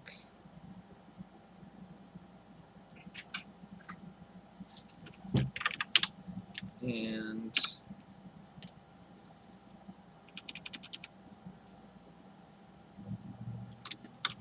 erase away.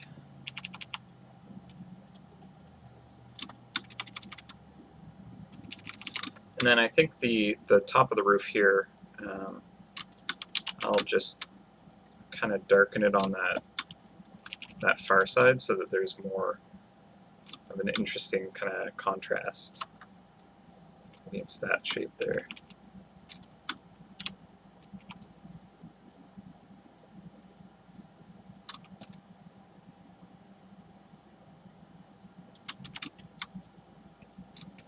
Cool.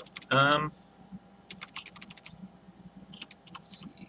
It's not bad. I'm content with this design. I think this the like front of this, maybe I'll just kind of like change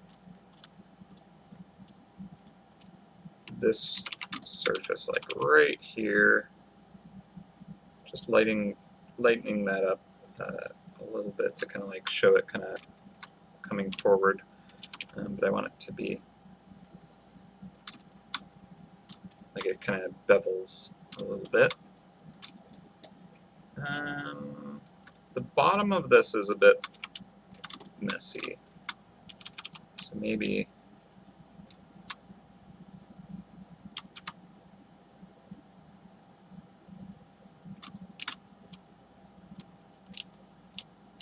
I also like didn't make this into the pipework that I thought maybe it should be, as much as it could be anyways. So we just darken that down there. How does that work on the platform? It's okay. I think I need to desaturate the platform like significantly.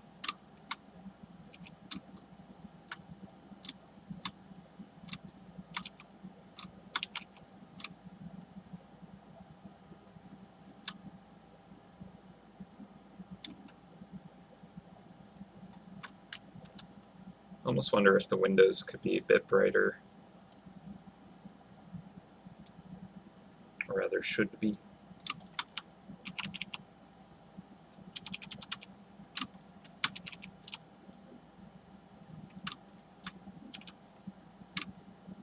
With the quality of light kind of pouring out of the place, I kind of feel like that does feel better.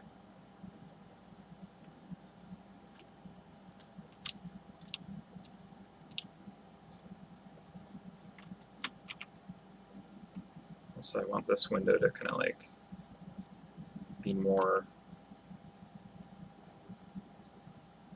facing us, open towards us a bit better.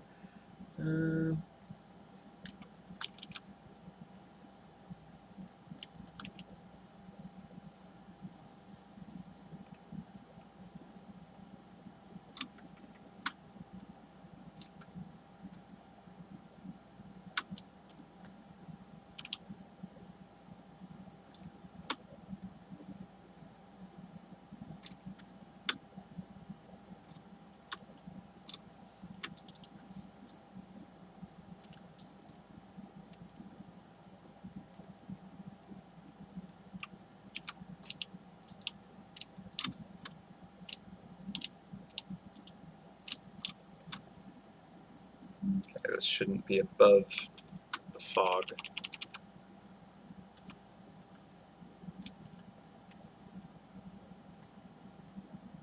Alright.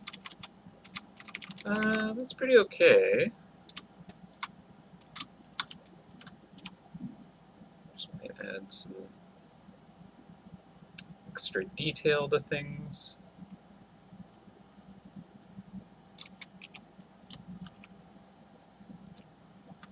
I don't want to necessarily break this shape too much. I like that big kind of like open roof, but I'm kind of like, should this be a pipe that feeds into it maybe? Will that even read is the actual question anyway, so.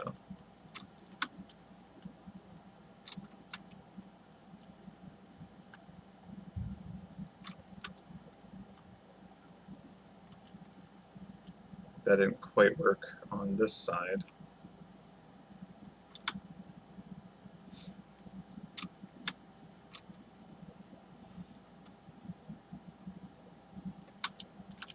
I think instead I should just kind of like give a little bit of character to the pipes.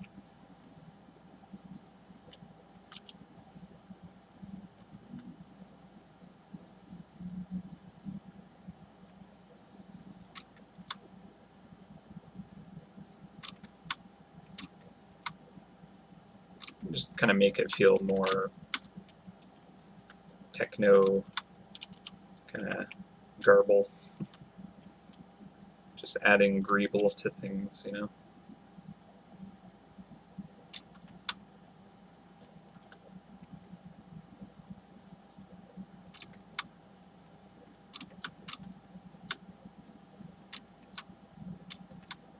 As one does.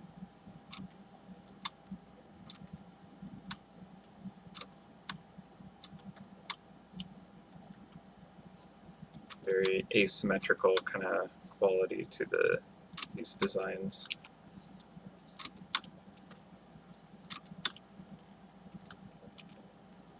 Kind of function over form.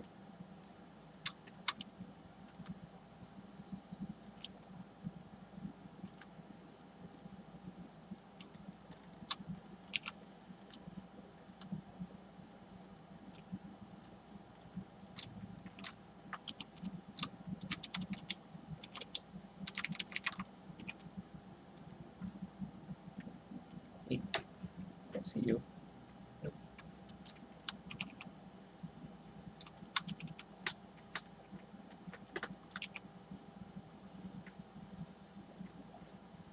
All right. Well, I think that's pretty far along.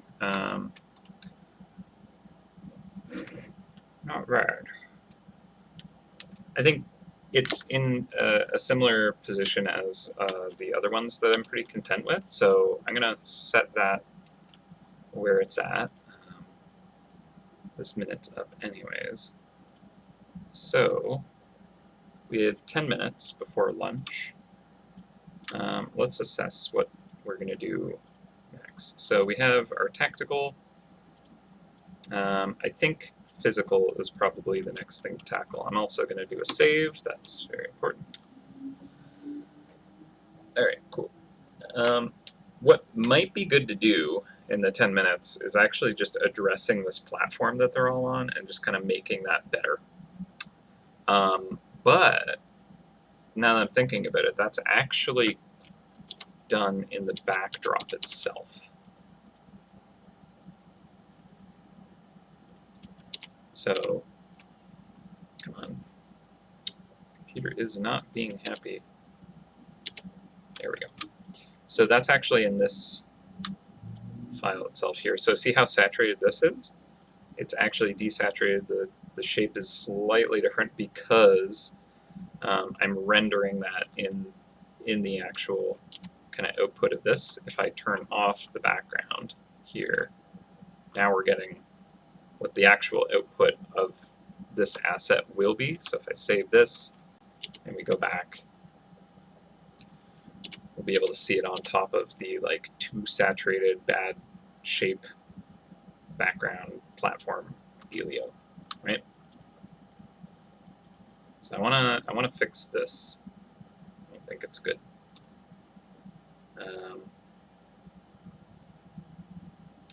What we could do is, I think in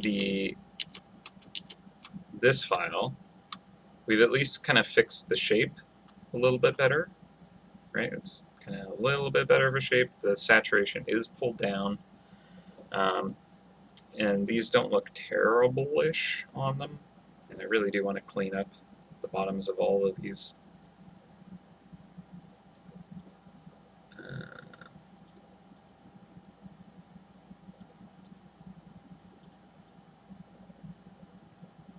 So it's not terrible. It's also terrible.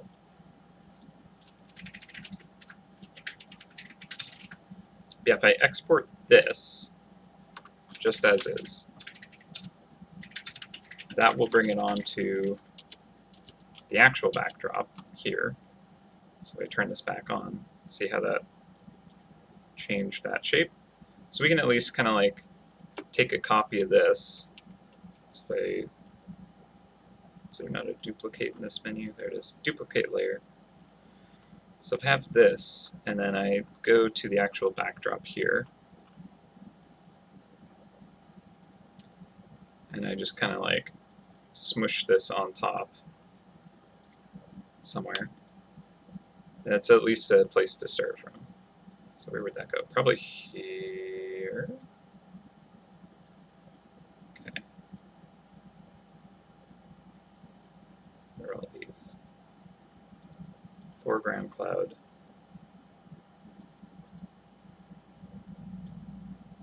I kind of don't like going over top of all that, but it might be the easiest place to go from. So like I might actually just merge everything at this point, as I tend to do. Although this might be useful having those layers, but then again, I don't know, it's come a long way. It would be weird. I don't know if I could even work with these layers anymore. This one's completely covered by this one. I don't know what those do. I should probably figure that out before I merge. What are these? Oh, that's a reference image, and that is just to let me know this is the idea of where this would show up. So I don't need those, but then these, what are you? Oh, this is the vault door stuff, which I'm not using this file to do any of that. So I can just merge all this. Wow, there we go. It is done. I will probably regret it, but hey, that's just how these shows go. Okay, cool. So now this is all just one big smush, and I can just paint into it and pull and stretch and tweak with it all kind of easily, kind of in one layer. Thank you. I'm glad you like it. So we got 6 minutes. Let's see if we can just refine this shape a little bit more. What's interesting is when I'm done refining it, I'm going to want to potentially bring it into the other file just to have the consistency between them. But let's see. Turn this on. And let's hide the background so you can't really see what I'm doing. But now, I'm just turning on one of these. Okay, so this one I don't like the perspective of the bottom of the building. See how flat that is? It like kind of doesn't feel right. This one, forgotten. Again, it feels like it could be pulled down. Although, like, if I pull it down more, it kind of like makes this perspective even more extreme. Maybe it is good to leave the buildings, but like pull this platform up. This one is pulled forward a bit, but it also doesn't look consistent. It looks like it's kind of melting over on the side. The shape of this one, it needs to be fixed. It's not very good. This one's probably going to cover up everything. Yeah, like it's painting over this, so it doesn't even matter. It also looks like it's drooping weirdly to the side. Not too happy with that, but it's not the worst. It feels grim and, you know, blighted or something. I suppose that's good for shadow. This one, Draconic. This one has like an okay shape. Still don't think it's that great. Maybe that window could go up a smidge. Flatten it a bit more. Like this one feels like it's a little more dimensional than this one.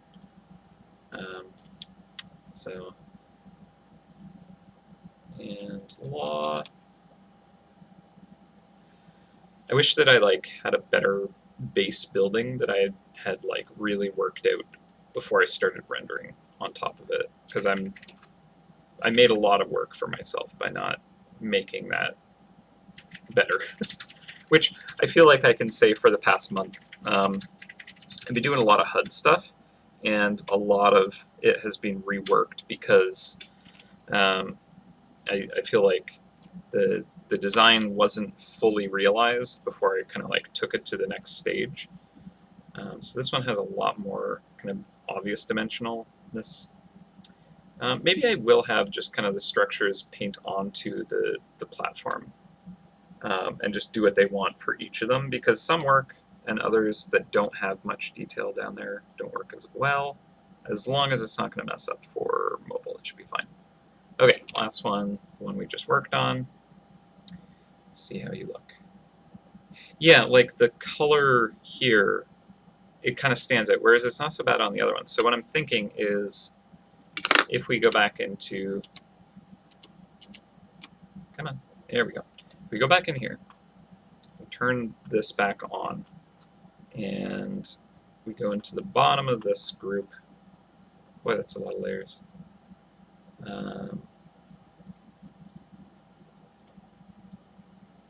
So that's in the same folder now. Okay.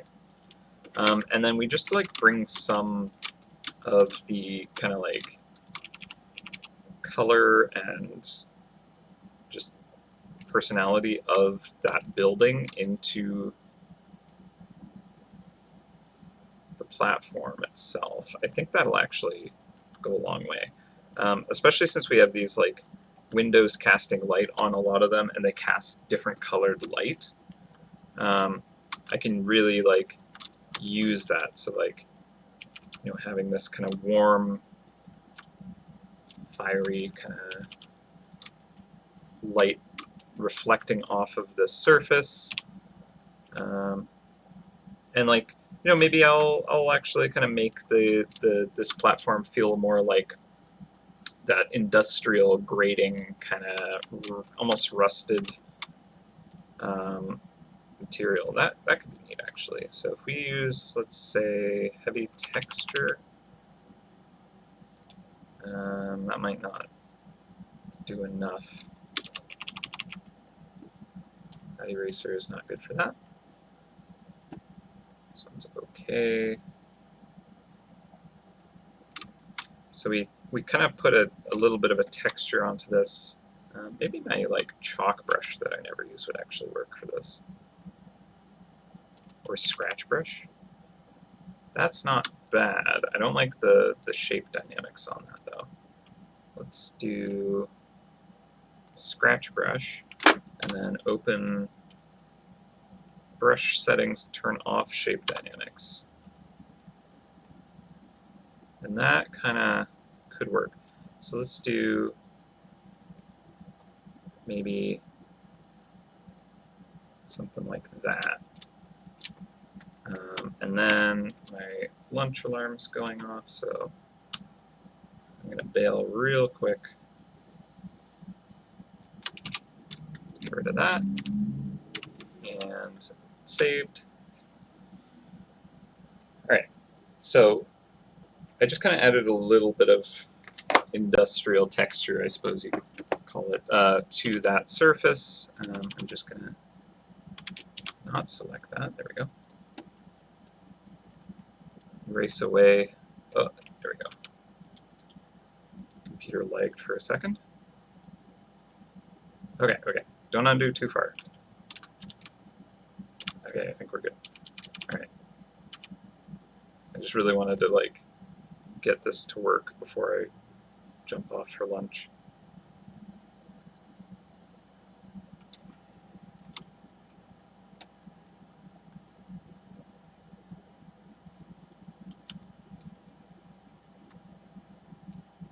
The other way around.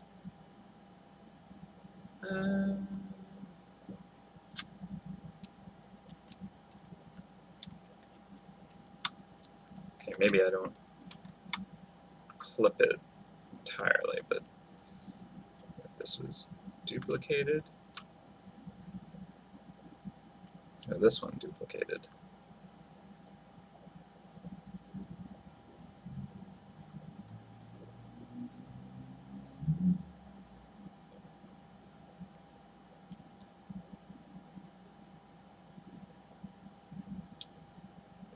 Let's see, this is the reflection. This is also the reflection. This is the texture. Let's do 2 of each. See what I can do with that. So texture at the very bottom, reflection underneath. That one might be the best, but then if we do something like this, I pull that back, or would it be better the other way around? I don't think that does anything actually, unless this texture goes down.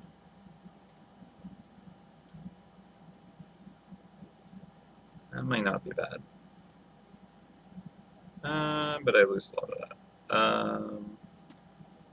Okay, I'm getting real finicky over stuff that probably isn't visible. So let's pull that down. So I think that is good.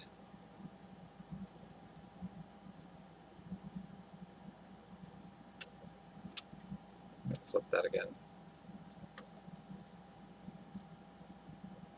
Yeah, I think that works best. Okay. So it's a bit extreme, actually. Alright. I'm just going to scratch this here. Didn't quite work. That's fine.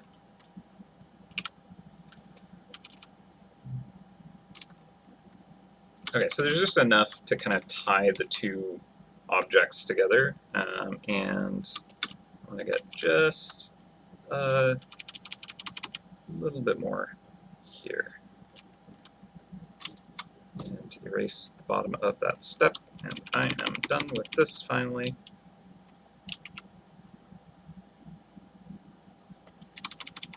Cool. Okay, so that feels like it's connected much better now. So I'm going to save, and we're going on lunch because we are over. I'll be back at 2, so in 56 minutes. Yeah, I'm going to take an hour lunch, and I'll see you at 2. But yeah, let's see. Alright. Until then.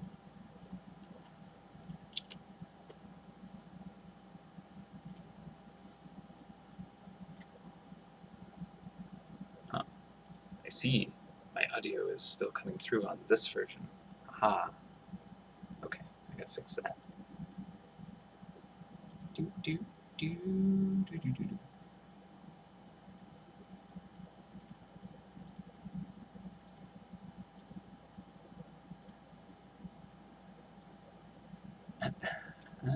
Apply.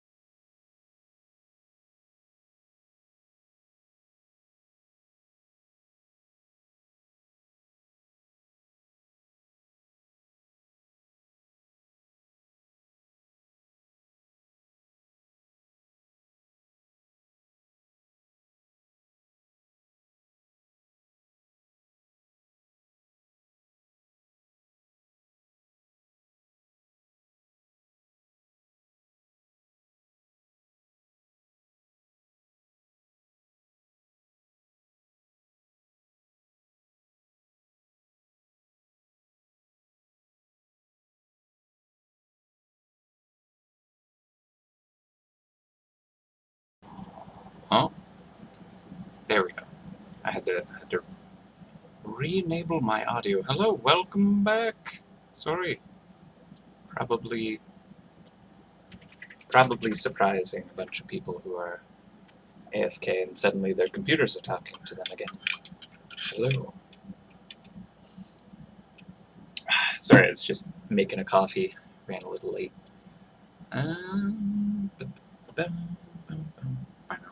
Yeah, I gotta fix my stream setup. It's all kind of wonky. Let's see. Is this gonna break my audio now suddenly?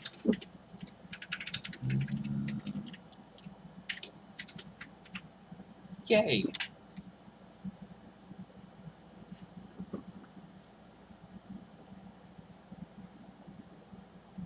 There we go.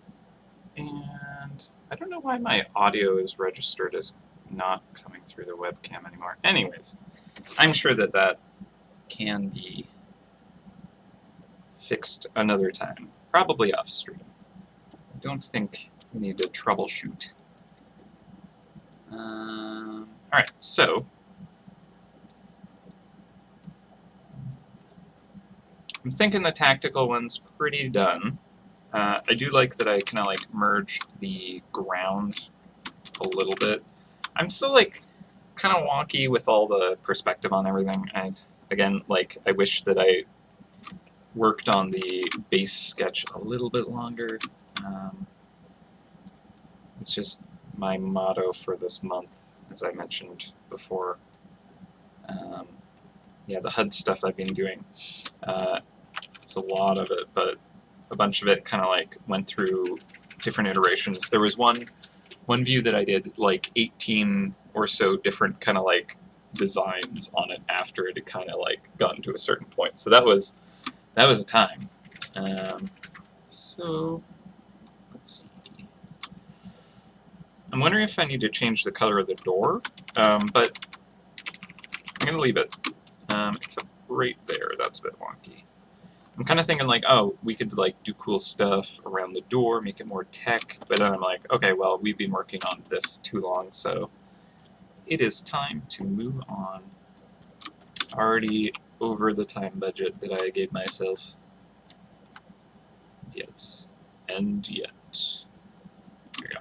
Just wanted to like give a little bit of this shape that some of the other ones have. Okay. I like it. I think that's cool. So, physical is the one that needs the most rendering still. So we're just going to jump into that. I'm going to get the timer. Oh, I have a message. I'm going to have to catch up on that one. Okay, I'll read that later. General message. Okay, nothing I need to deal with. Great. Close that group. And physical. So we have that layer, we have the ribbons, we have the door. And that's just nothing there right now. Okay, so I think the overall shape is pretty okay. It is potentially one of the more different ones because we have kind of like a opening in the silhouettes through these archways here. But I think the rim light helps with the dimensionality. Obviously the windows kind of like changing their shapes. The crumbling is good.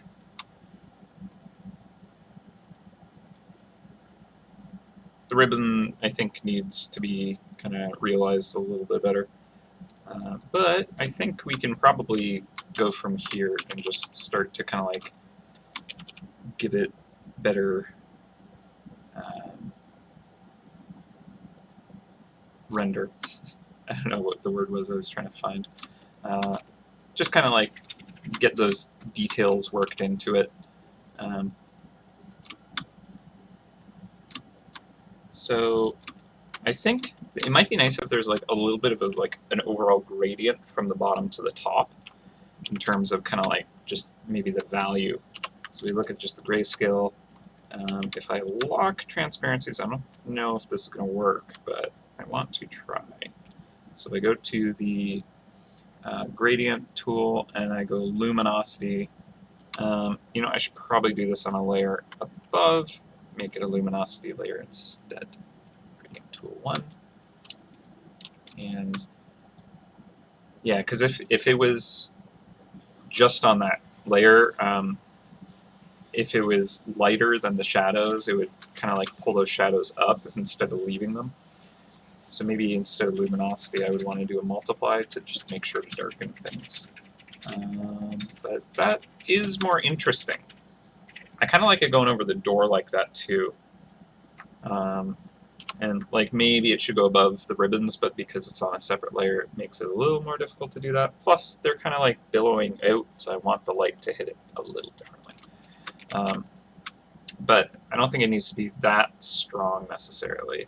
Although I do like it, so maybe I will keep it that strong.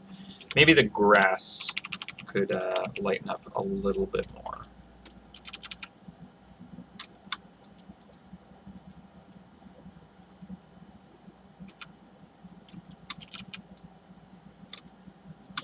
And I think I'll probably like put sand or stone as the floor, because I think I do want to make each of them have their own kind of like floor to integrate them together.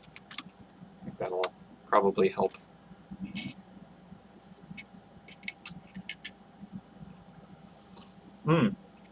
Yeah, I do still do the flip method a lot. It helps me kind of get a fresh perspective on this.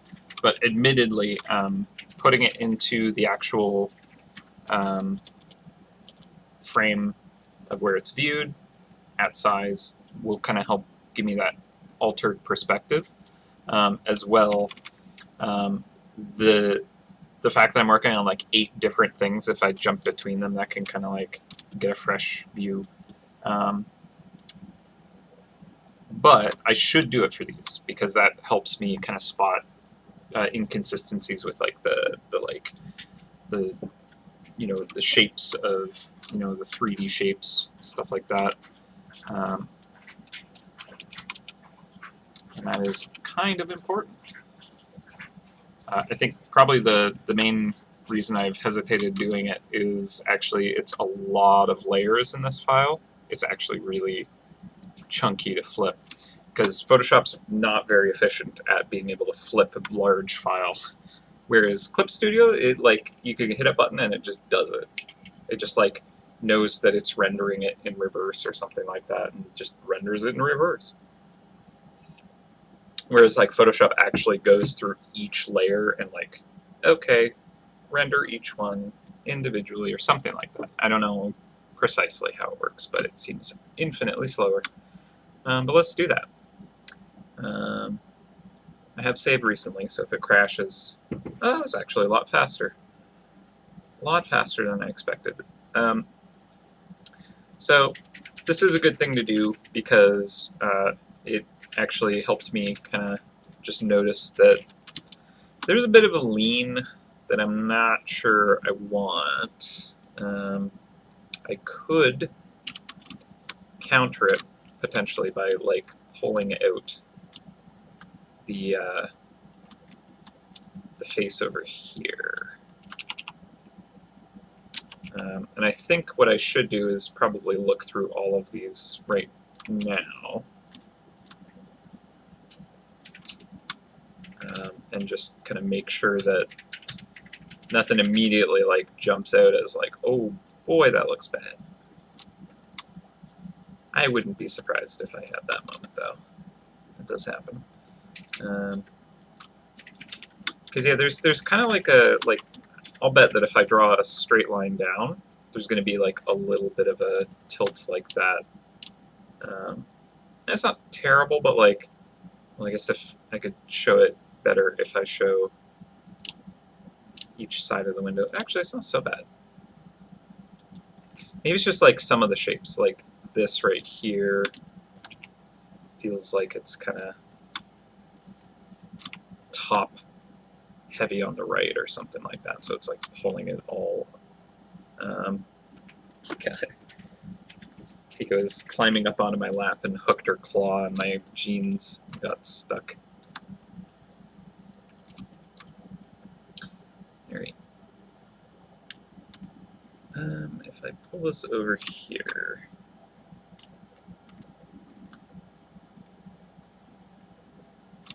don't like the stairs. Let's see. If I just kind of handle this as one shape, and then I hit it with some highlights, that might work. So this and bap, bap, bap. That's better. I think it's just the purples that kind of like, I need to not have it as purple anymore. Bring it closer to the color I want it to be, at least.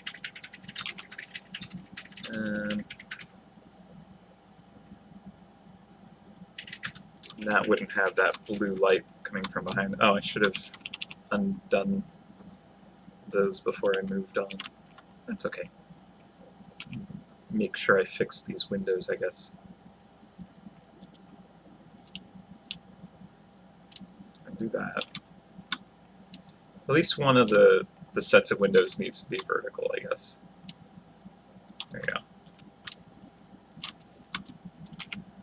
Then I can go across and just reintroduce those shadows. And that's probably good. I feel like I really rushed this one, huh? Just kind of feels like stuff does not line up very effectively.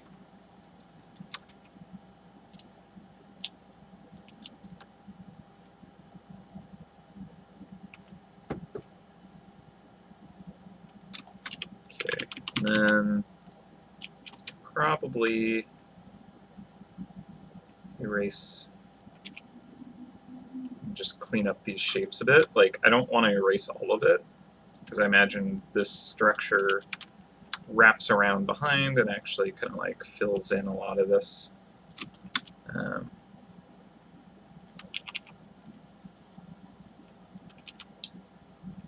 But it's kind of cool to see through it in some spots, maybe. So we'll have, you know, an opening there and maybe there. Why not?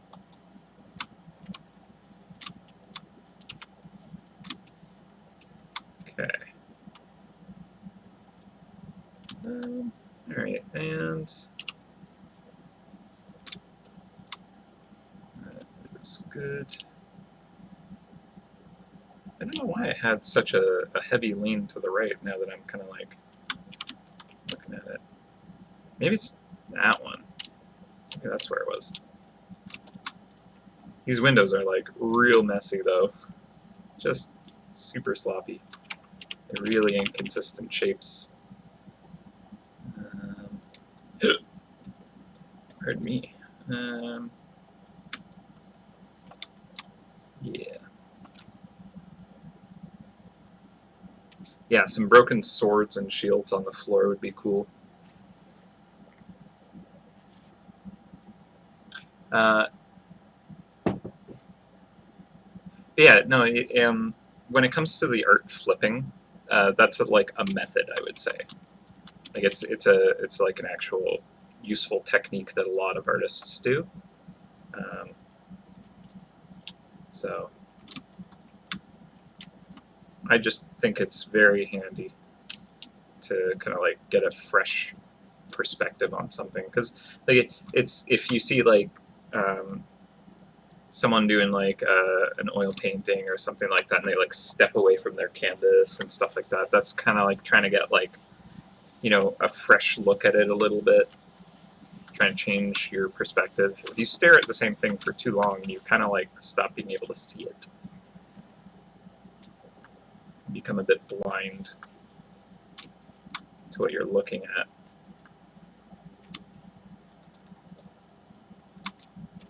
part of the reason why taking breaks while working for a long time is useful too, right? You need to kind of like let your focus rest and recover, I guess.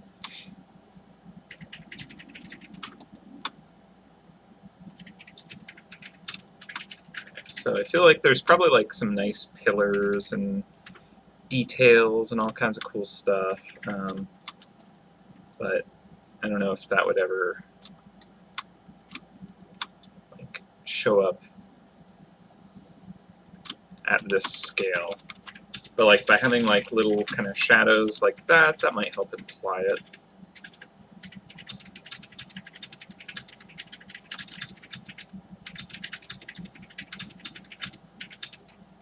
You know, kind of feels like there's pillars on either side of these kind of archways now, and we could do things like having the shadow drop down a little bit further, right?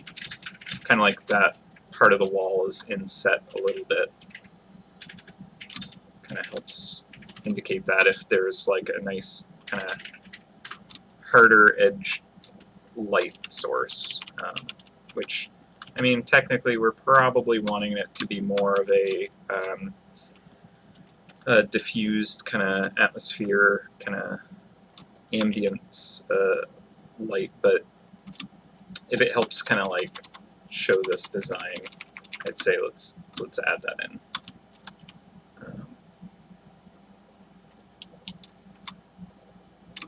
Yeah, all right. So that's probably way too dark for that. Lighten that up. Probably stop using a hard edge brush for this. Yeah, we could do like maybe something with the banners. I think maybe the banners would be casting a shadow at least. So that could be nice.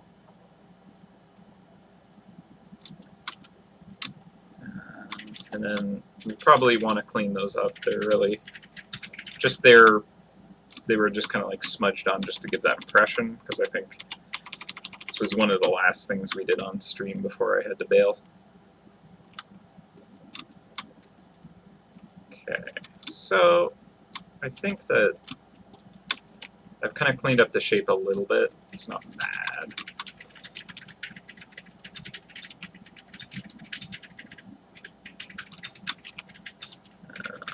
Do I lighten that up? Probably.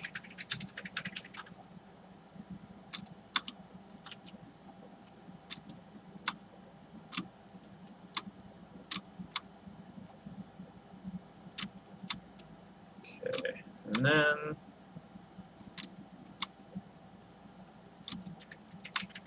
bring that gradient back on there to kind of like create a little bit more dimension. And now I'm kind of thinking that's probably a bit heavy, but like with the sky being so dark, that actually is kind of cool. And then the red kind of ribbons flowing will look nice on that darker kind of stone. So maybe I don't pull it back too much, because I like the contrast. Although I think, you know, it still adds a lot even if we pull it back to like, let's say here. That's pretty okay. We'll put it at 62%. And there's still like more contrast with the sword, which might be good, I'm hoping. Because I feel like that's something we want to have stand out.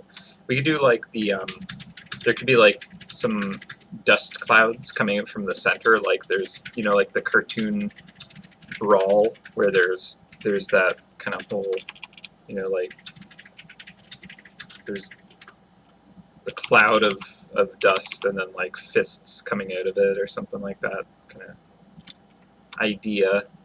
I don't think we would do the cartoon version of that where there's just like fists and swords coming out of it or anything, but like, you know, the idea that like some melee is happening and it's kicking up all the dust around, and that could be neat.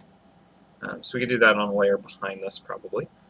Kind of handling it similarly to the tactical, but like I don't think there would be this internal glow coming off of it necessarily.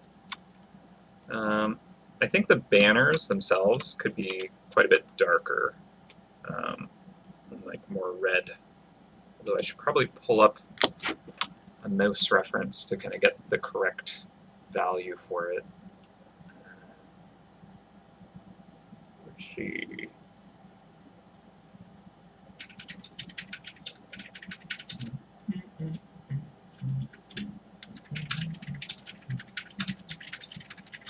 Also gotta sound my horn. Alright. Let's see.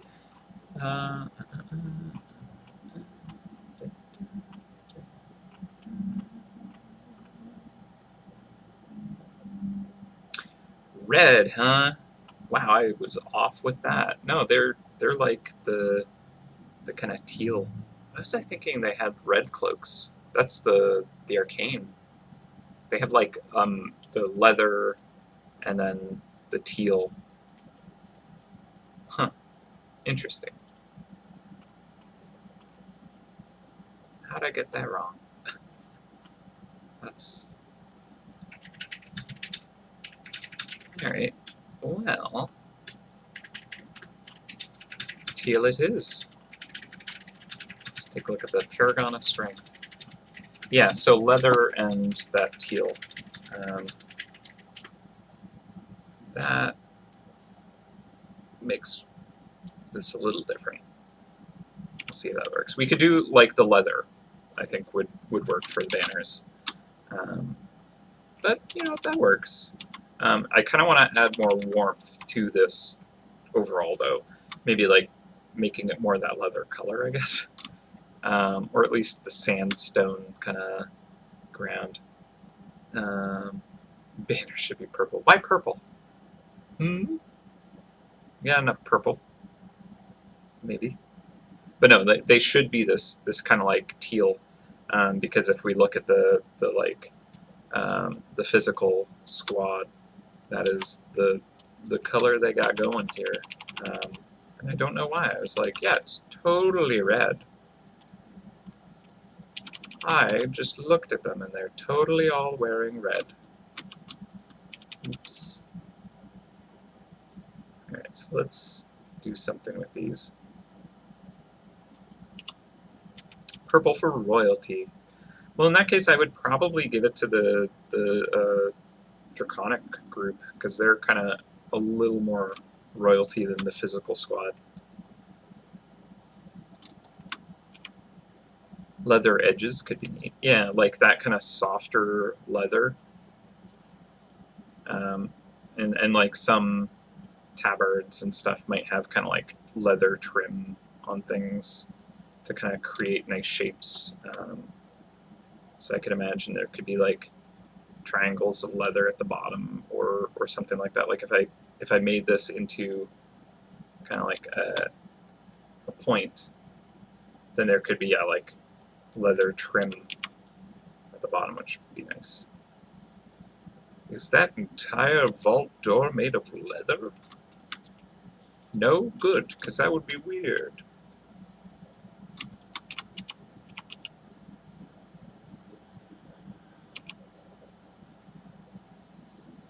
Alright. So, also, sorry we don't have Larry Link yet. That's kind of on the list of bugs. I'm not sure if it has been fixed, but I think it's something that is being looked at least. All right.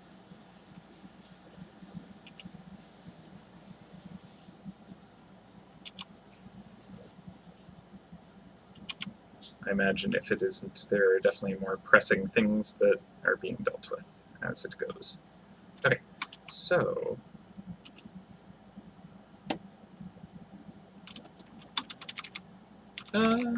that's okay. Like, they don't all feel like they kind of line up exactly.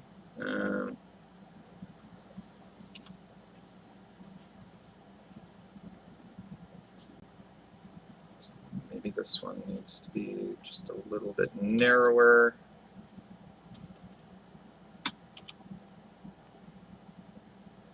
Like, they're definitely billowing pretty effectively out here. And I'm not sure, do we want them to feel that light? But like when I look at the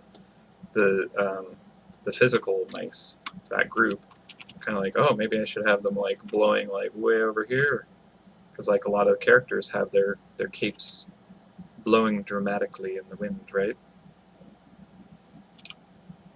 So that kind of seems relevant. These should probably act in a similar fashion. But in that case, also maybe there's like gouges out of some of them. Maybe the fighting doesn't remain within the arena here, and sometimes there's, well, I mean, evidence of this structure where we're actually kind of considering things. They probably, there's some property damage that has occurred, and therefore banners, they get a little bit ripped up. Just how it is over in this area here.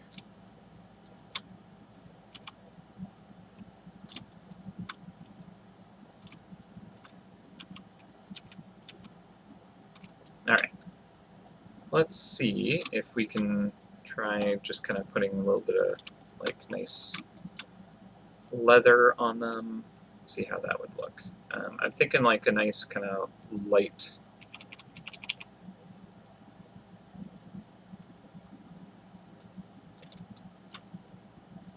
like it might make more sense up at the top as kind of like a structural kind of choice up here, something like that. Because at the bottom, I feel like it would like weigh it down, and that could be intentional in the design of it. So that could work. But yeah, if it's like trim at the bottom, that looks neat. Yeah, I don't think it would be too weird to have it there, and still they're kind of being knocked around in the wind. Like that, I like the colors, they're cool. So we could, let's see if I take my leather brush, just kind of give it a little bit of texture. Might be good. Maybe. Not that you can see that, but if I kind of like soften the tops of them,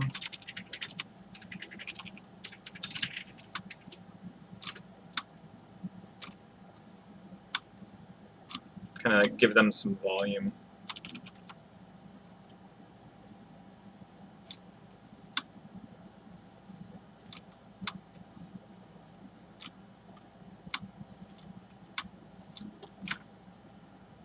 Alright, and then the actual kind of fabric down here could have just a slight cast of shadow from it, I suppose. We'll also kind of like give some the different angles, different lighting. So let's do heavy texture for this, and then maybe heavy texture is not the right one. Feels a bit too heavy. Yeah, that might be better.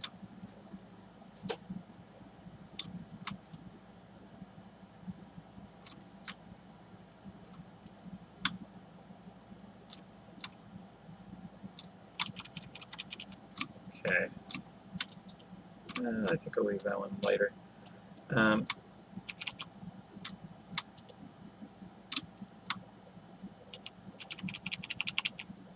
Ooh.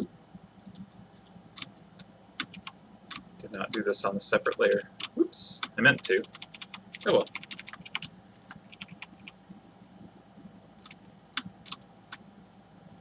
Just paint over it a bit.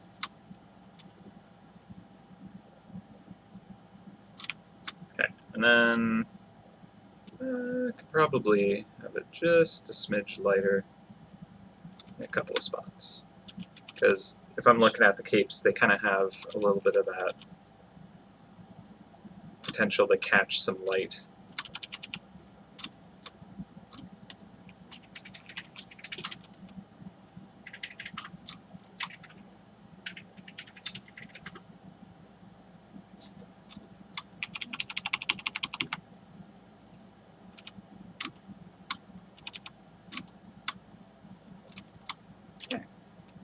Not bad. Alright, so that doesn't kind of read as powerfully as the red would, for sure, but I think that's probably why I'm kind of like, oh, maybe I want to get a little more warmth in the actual building itself. So I feel like it kind of lost that a bit. So we could do a color pass here, see if this would be good, and go for kind of like just kind of almost like a brick red-orange. Just kind of hit that with a little bit of that warmth.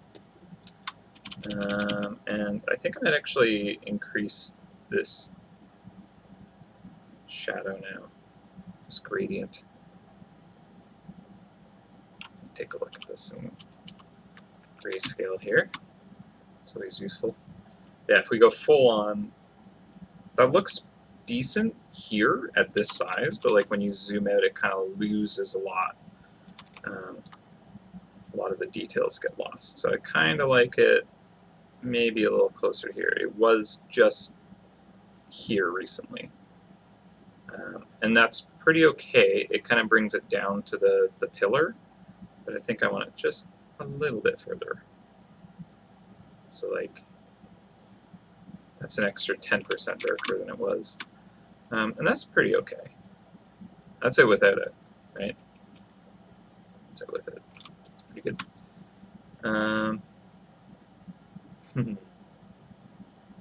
The magic of time zones. Indeed it is. Okay, so that in color, and I think honestly it's probably just adding fun details for this one. Oh, I didn't start a timer. Well, we did get back half an hour ago, so let's do another 30 minutes. Because that's probably enough time to like actually finish this one, I hope. Okay, so we're going to do a layer on top of this one, and I'm going to start to grab some areas of kind of color that are quite a bit lighter, and just start to kind of bring up some of these surfaces that I think I want to draw more attention to, and that would be kind of like getting that light. Just specifically here.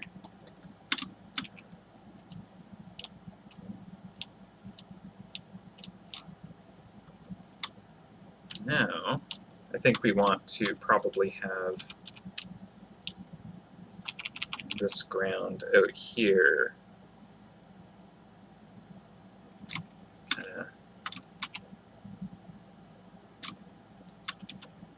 match the structure. Is the you feel more like sandstone or something like that.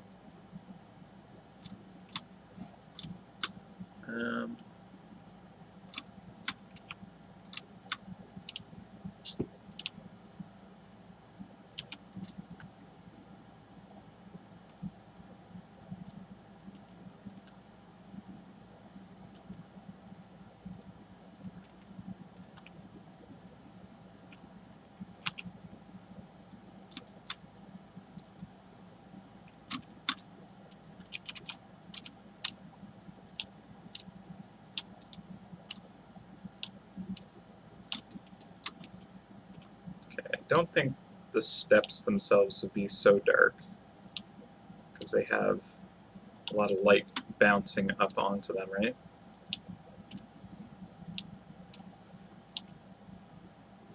So fix those.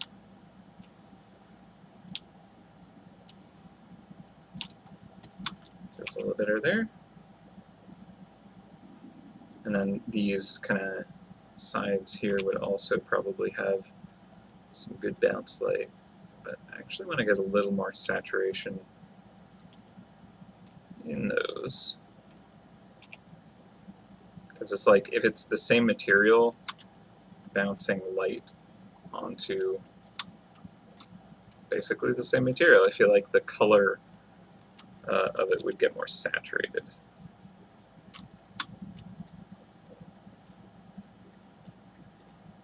So that's how I like to handle those scenarios. Okay. And darken it a bit there. Just kind of push and pull with some of the colors and textures.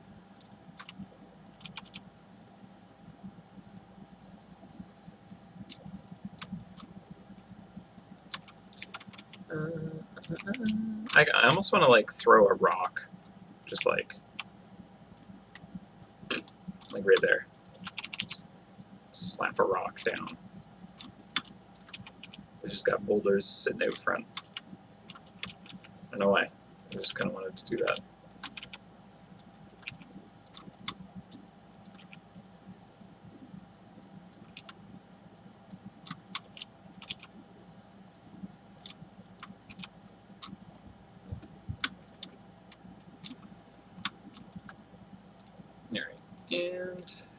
And might be kind of more gray there, and maybe like a little bit more earthy colors on some sides of it. Maybe just like, it's probably way too bright, maybe rim light, which with the building behind it might not really get that kind of rim light anyways.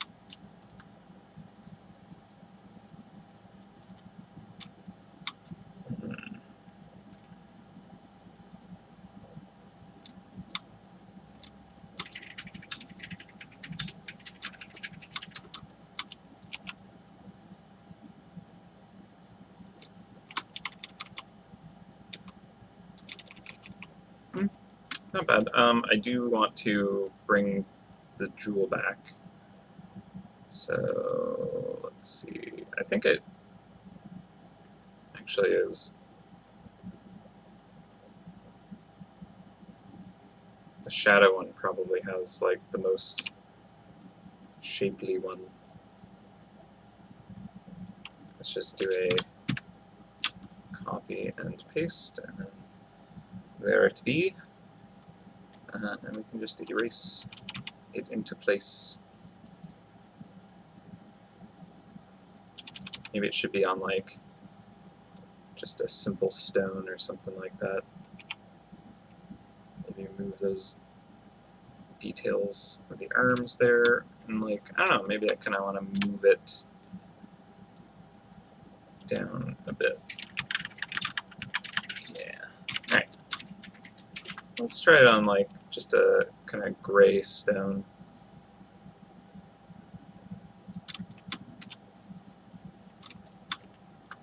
So I feel like they don't need to like have a crazy amount of consistency exactly. Like, I think it's cool that they kind of like share a lot of the same features, but at this point I don't think they need to like have all the windows in the exact same spot and like this kind of detail always handled the exact same way, right? It's more interesting if they each kind of do it their own way. Right. And I also kind of want to like, I don't know, do we turn this into kind of like some stacked tiles for this arch here, and like the sizing of them is not necessarily consistent, kind of giving it this hand created feeling.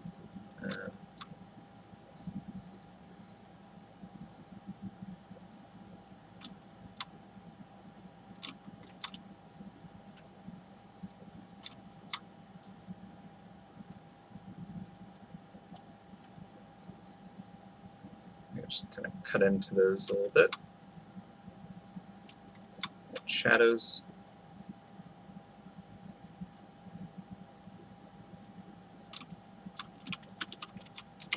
It's like, I kind of want to make them the same material quality. So like, should this archway be made of stone like this? Or should this kind of container for the jewel, whatever it be, made of the sandstone or concrete, warmer stone, whatever it be. This kind of pulls it into the platform, which could be good. Yeah, the background should always be the same. Hello, Eileen.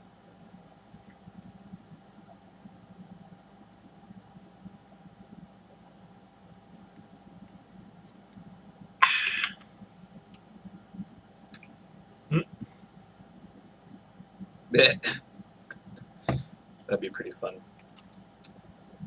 Same stone looks great. All right, yeah, let's do that. I think that's neat. It wasn't what I was expecting to go with, but I like that it has kind of like, I don't know, it like stands out in a nice way. It draws a little more interest around it being all just one material. So I think it's a good direction to take it.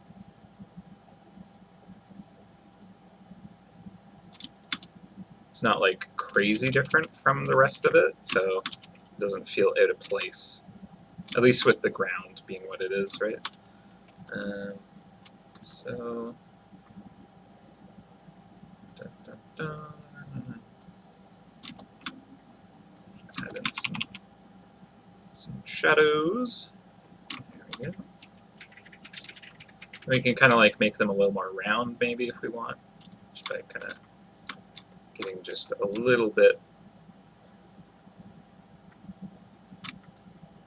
of shadow around it. That's not bad. Kind of want these shadows to like blend together.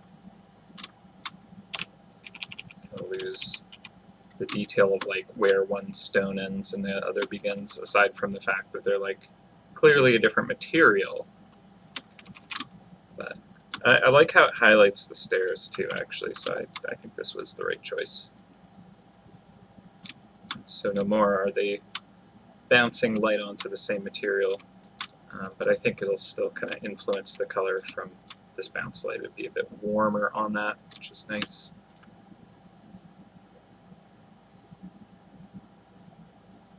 Okay, this will be in shadow there. Not so much up here.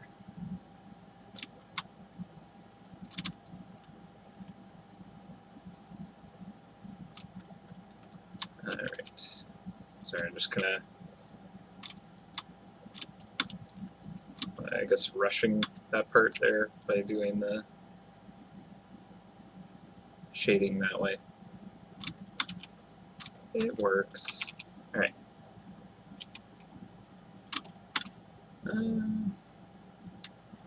Does that shape work? Does that kind of come in, maybe? It's almost cut to flank it, I guess.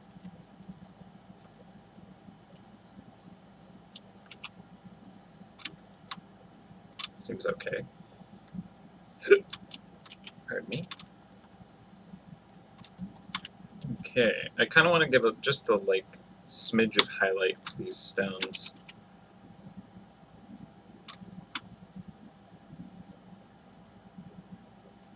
Now, if I do too much on these, they'll look like they're kind of oiled up, greasy stones or something like that. Which I don't know if that's what we want for it, but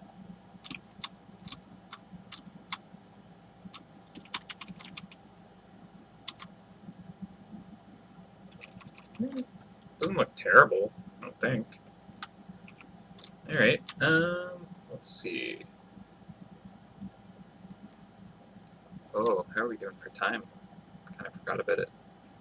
Let's see. Actually, it's been going pretty well. Thought we were closer to running out. Okay, so these inside windows, I think I want to darken them.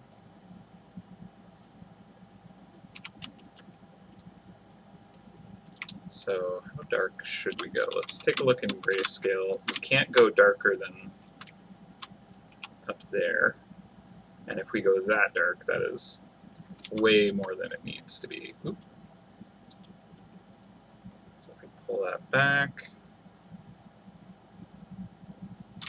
that's pretty dark.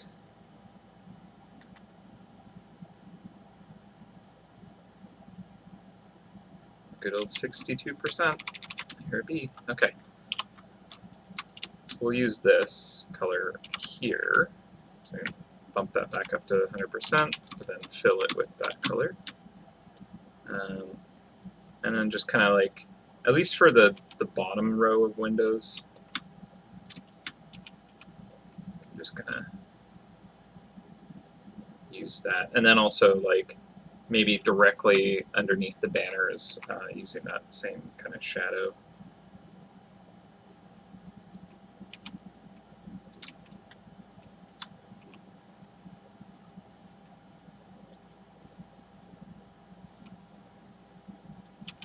Yeah, you can really see how inconsistent these shapes are. Ah, well. I was going to say I tried, but did I? I just kind of did without worrying about it being consistent.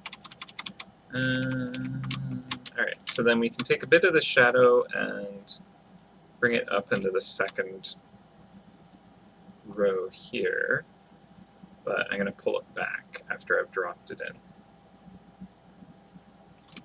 Because I want that gradient to continue on the inside a little bit, but I'm going to do a little bit of smoothing here before I erase away a bit. So that's good, and now come in with my soft eraser and just kind of knock it down. So I'm going to use the fade ability. Since when I switch to Clip Studio, I won't be able to do this as far as I can tell. I'm going to try and take advantage where I can. So I should probably be looking at this in grayscale and zoomed out, maybe more.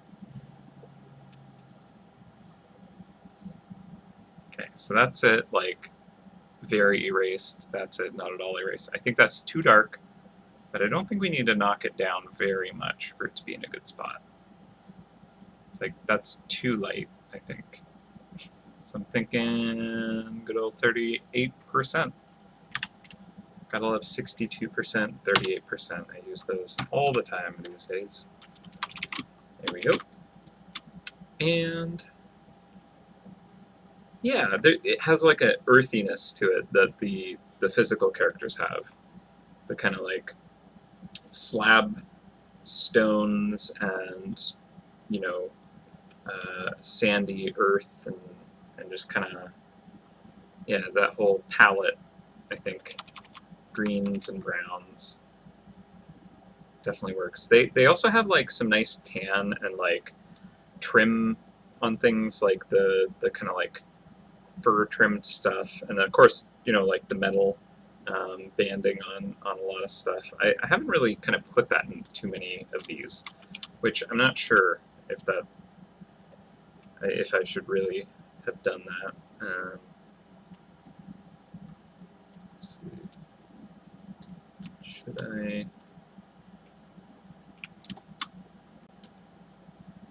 block in a couple of those? Maybe.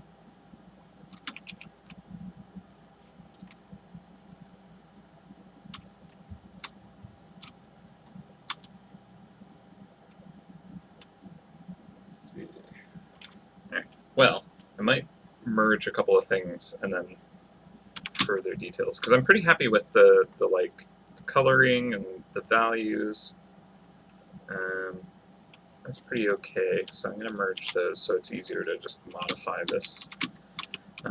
So like one of the things is like there's kind of some fuzziness to these edges where I think it would actually be probably kind of more obvious and cleaner breaks of things. And we can kind of like imply a lot about a texture just by how the edges are defined.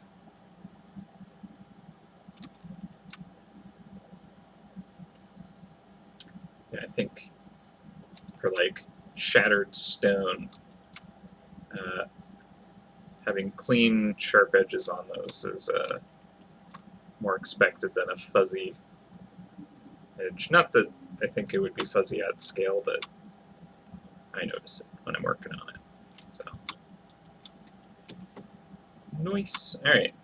Well, thank you very much. Let's see. I think I want to kind of desaturate some of the areas catching a little bit more direct light.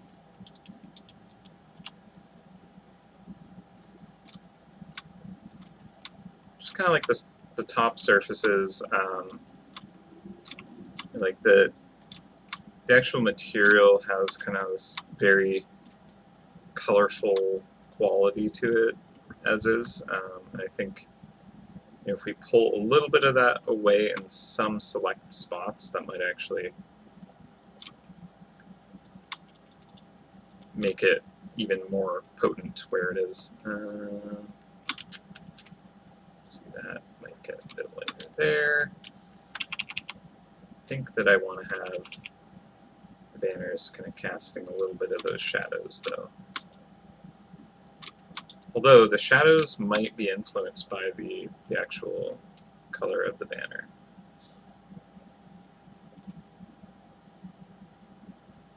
Maybe not.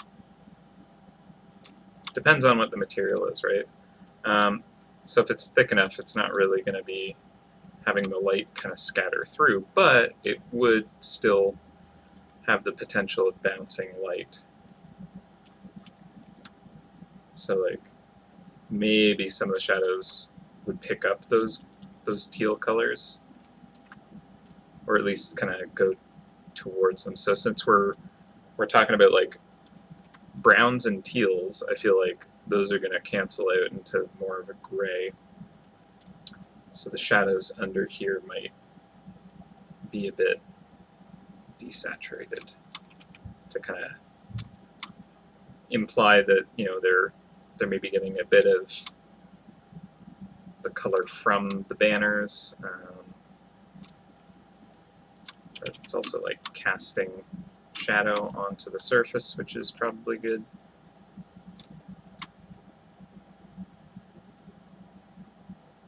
Okay. I think that could add a lot of detail to this piece, of course, but I don't think we want to get too caught up on it. So like we might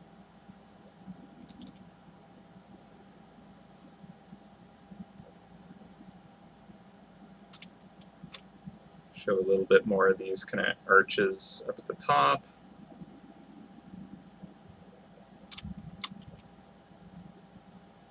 Something like that, maybe. Let's see. We're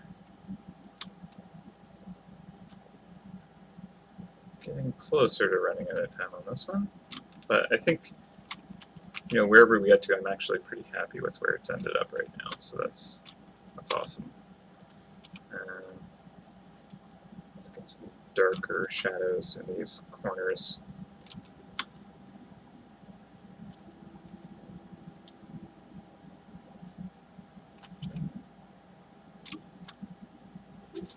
And combining with the banner and, you know, that door frame, some of these corners here we get into some darker, deeper shadows there. What layer is that? This layer. Okay.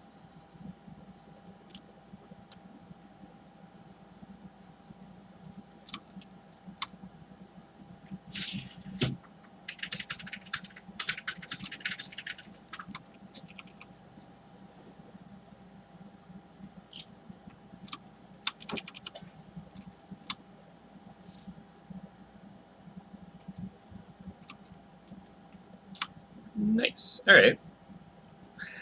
Thank you very much. Thank you very much. Yeah, no, I'm quite a bit happier with where this has gotten. Let's Let's see.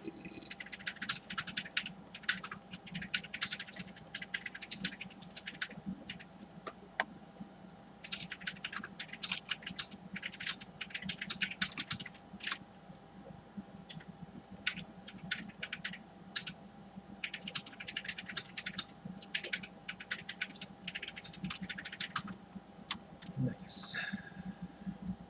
Okay.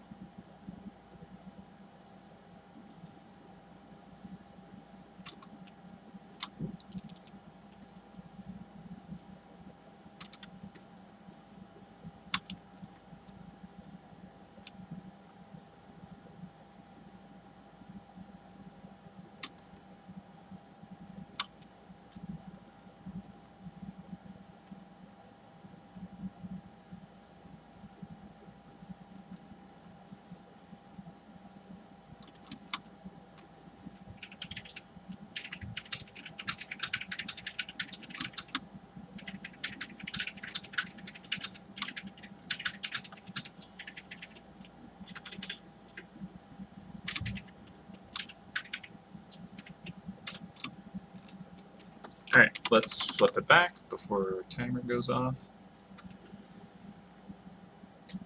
Oh, I like it. I almost want to like put a little rust color on the bottom of the rock. I don't know why.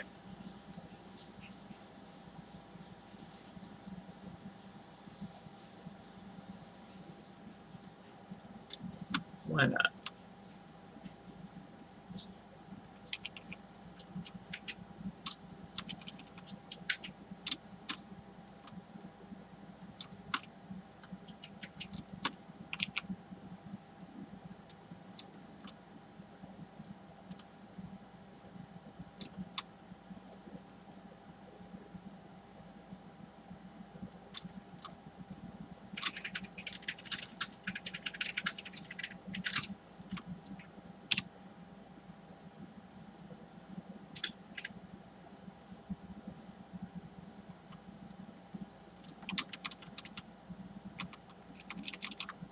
Looks pretty cool. I like the gradient. I think that was quite nice for it. And I think I'm just going to do a little bit more of a cast shadow from the door frame. But I think that's going to be it for this one, thankfully.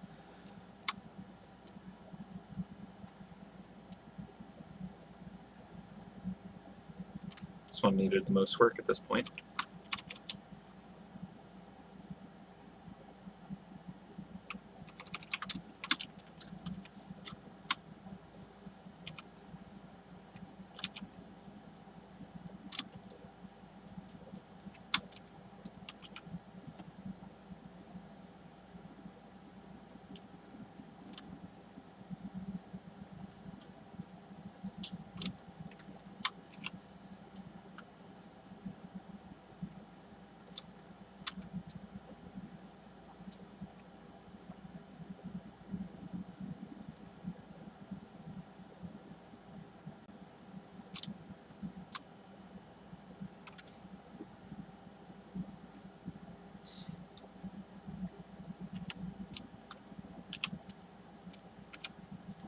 Oop.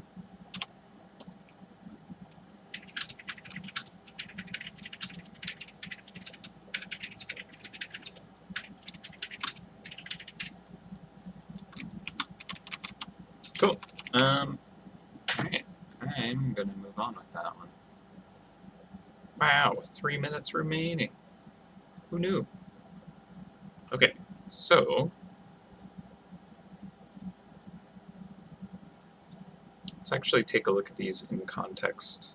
So I'm going to give this a save, and we'll jump over to the other views, see how they look. There we go, and there we go.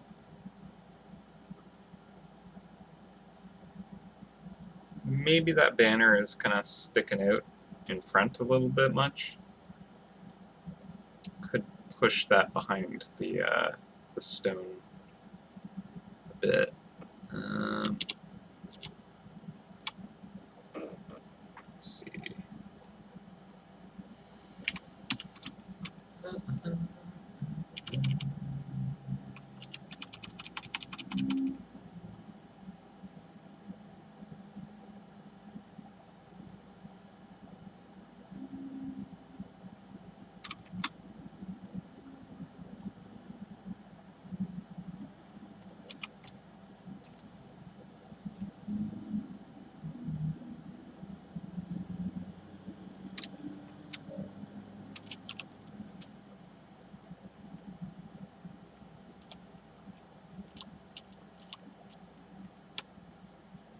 It's not bad.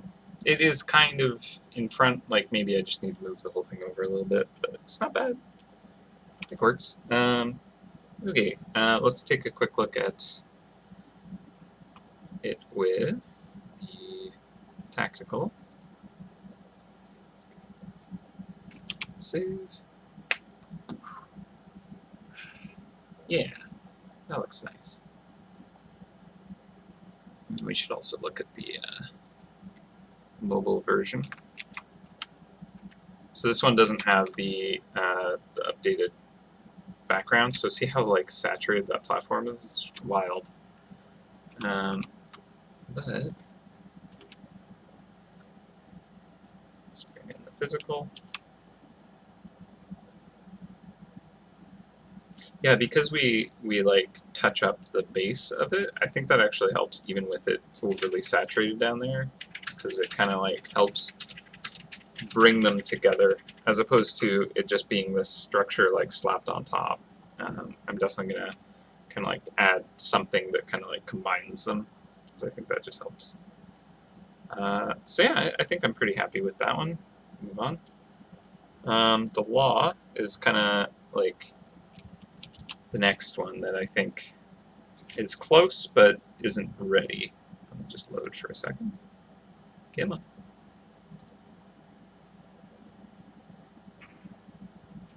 Did that not work? Save. There it is. Okay, so this one kind of like has a nice just notice me look, which is funny because you think it would be the opposite of that. You know, be like, ignore this fortified place, but yeah.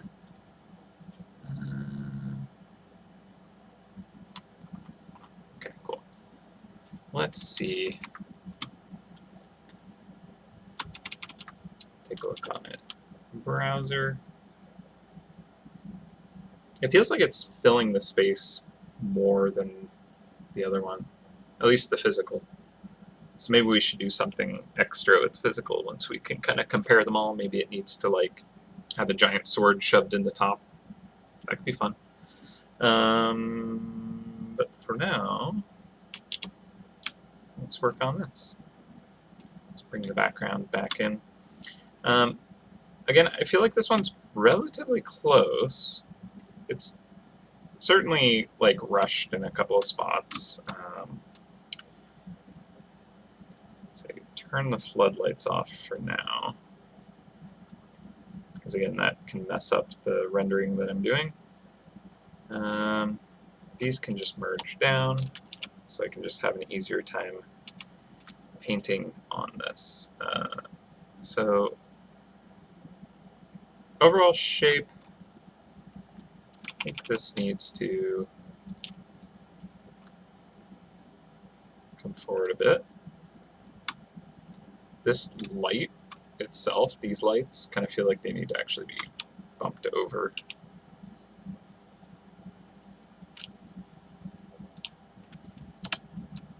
At least this one.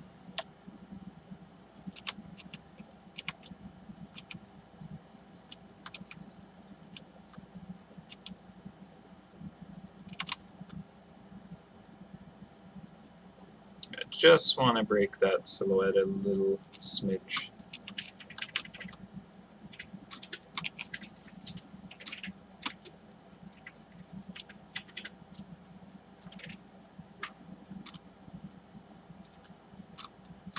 Okay.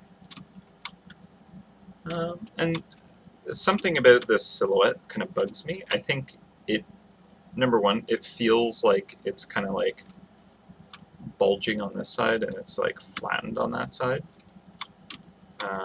So what I should do is give this a quick rotation, and I'm probably going to be like, wow, that is so crazy off, but it actually doesn't seem as off as I was anticipating, so that's interesting. Okay, just narrowing that window a bit more. Technically this window should probably be centered a bit better.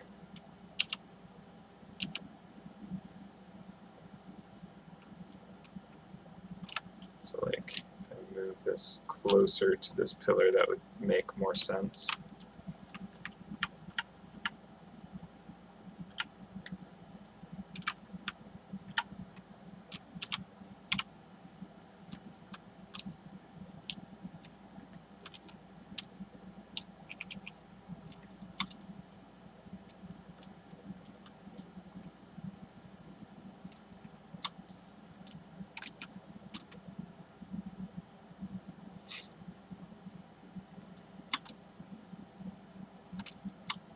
I'm thinking, what if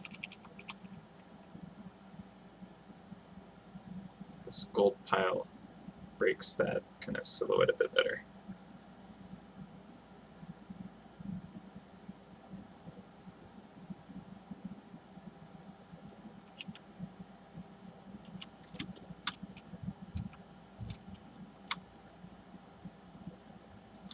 Kind of feel like that was expected of it.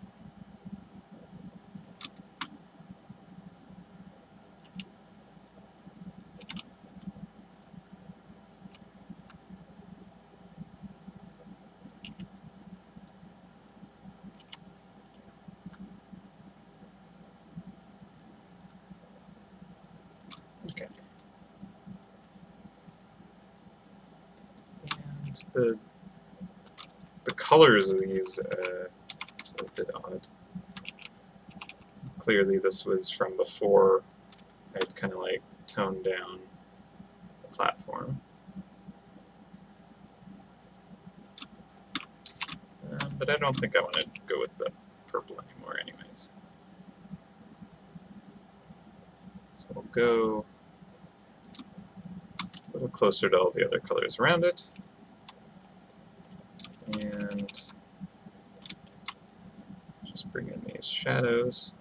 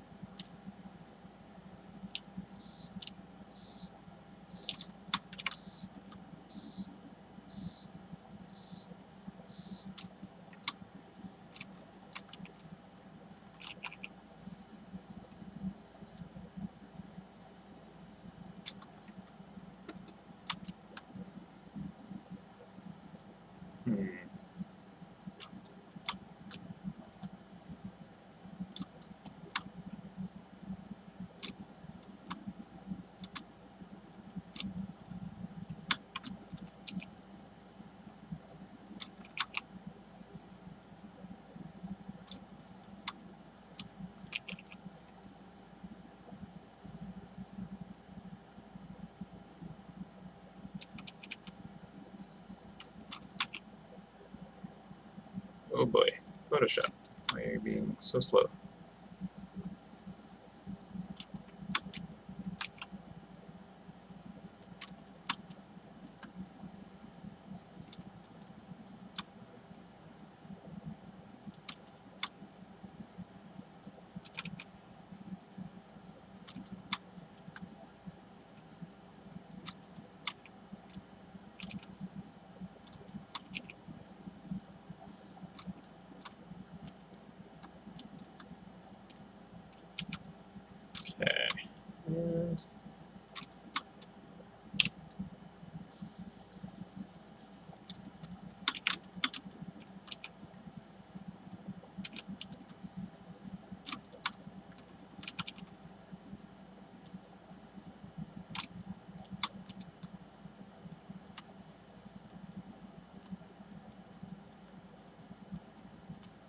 So these law-based mice, the conniving schemers, have stolen various technologies from the other groups, mainly the tactical, and used it to beef up their doors defenses.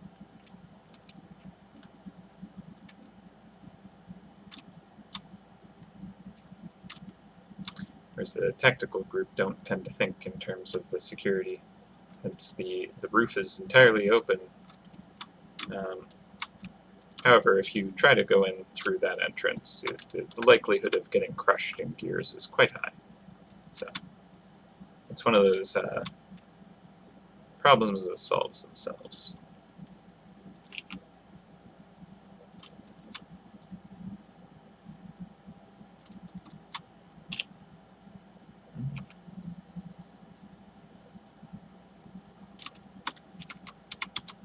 Okay. I don't really know what I want to do with this one. I feel like it's kind of like there, but like not totally. I'm not feeling the ping of inspiration of how to take it to the next level, I guess.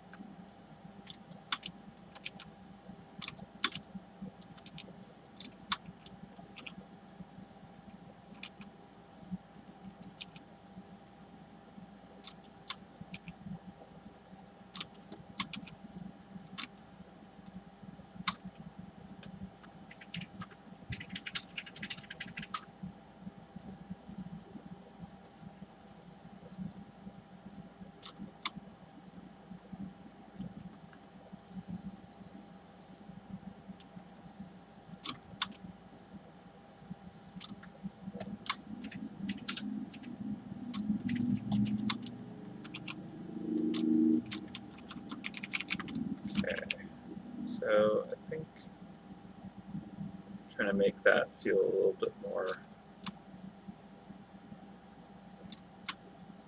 like that stolen tech.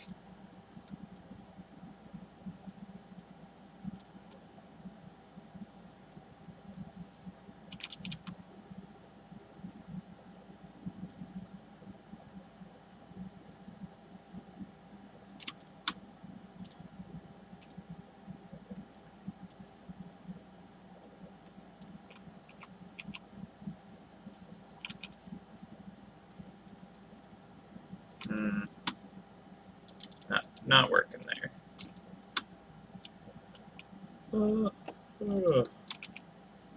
Okay, I'm starting to feel that fatigue again.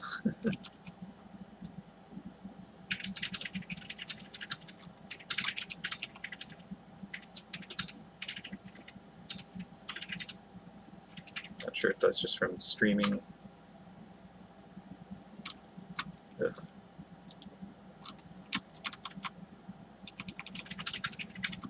No. Not too thrilled about like those details on the door frame. Just kind of not sure if those work. But let's bring the floodlights back, see if that changes how we look at it at all. Which is kind of neat that it like knocks out the shadows. I like that. These normal. Yep. Okay.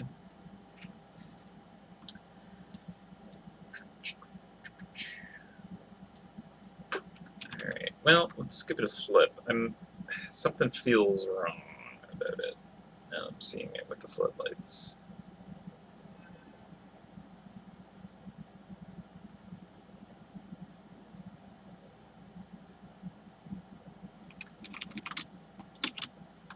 Is it...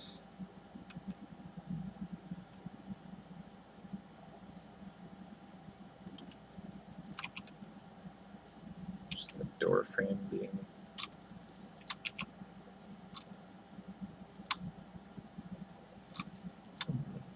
No. I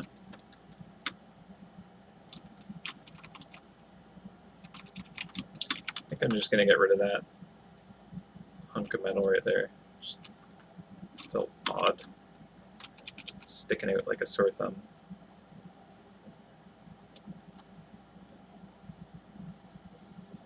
Don't need to like overplay the idea that they have like some kind of crazy stolen technology, because the that part doesn't necessarily speak for itself, right? So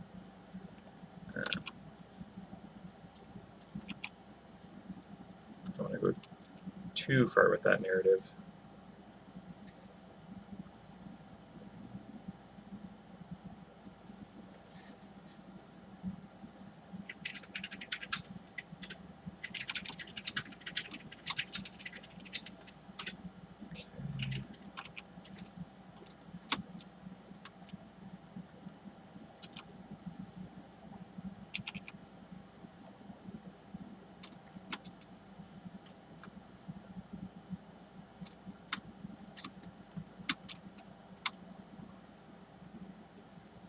Oh, all right. Well,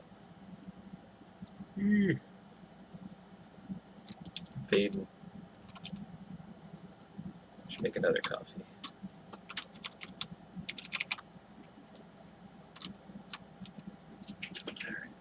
All right.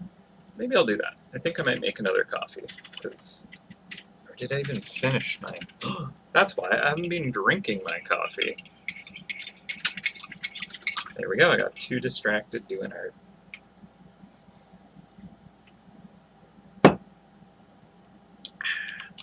I'm so used to like having drank my coffee over lunch break that I forgot that I hadn't. Alright, well, maybe that'll give me enough fuel to finish. So I would like to be done this today. I think I can be, but I'm also like feeling like I might run out of steam for being a good, entertaining host. So I might just be a quiet artist for the most part. I kind of want to put like a little shadow on the step, like so. I think one thing that this could use, something with the roof I'm not happy with. What is it though?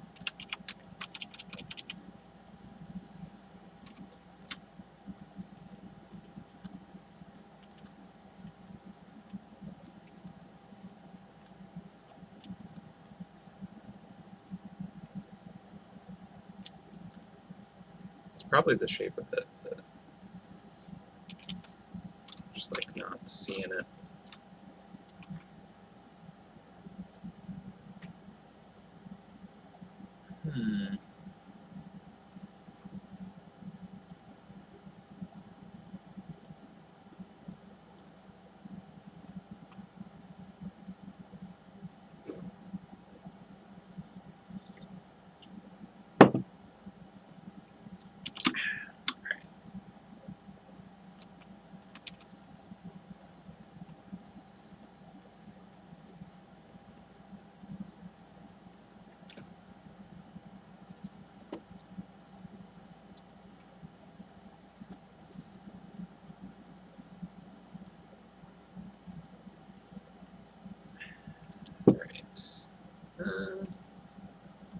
Maybe I should just bounce to a different piece and come back.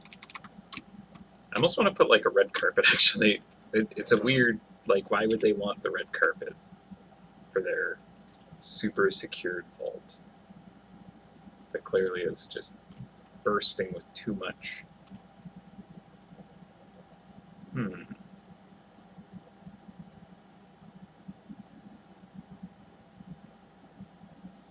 Is there something with that?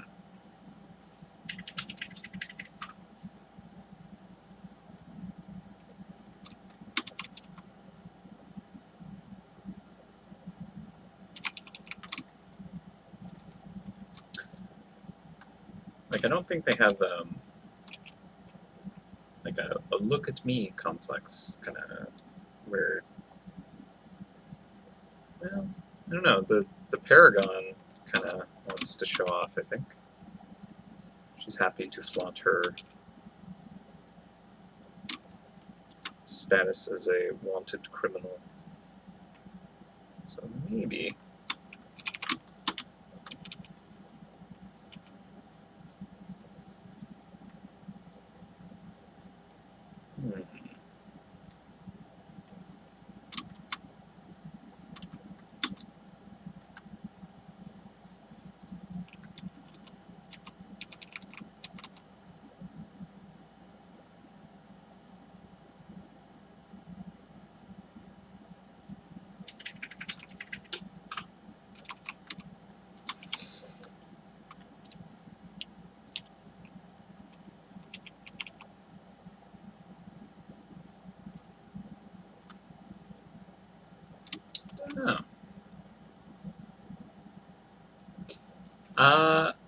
Yeah, I think.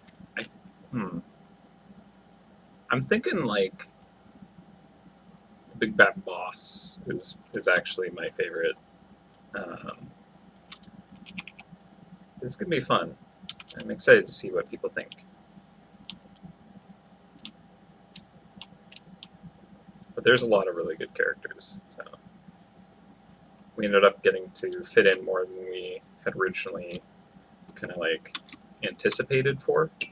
Like we had kind of like some good design on like, okay, well, if we have the time, here's the characters we would like to include, but here is kind of like the short list of this is what we expect we'll be able to put in. And yeah, like time permitting, here's additional ones that we think would add to the experience if we got to add them. So it's cool that we got to add those.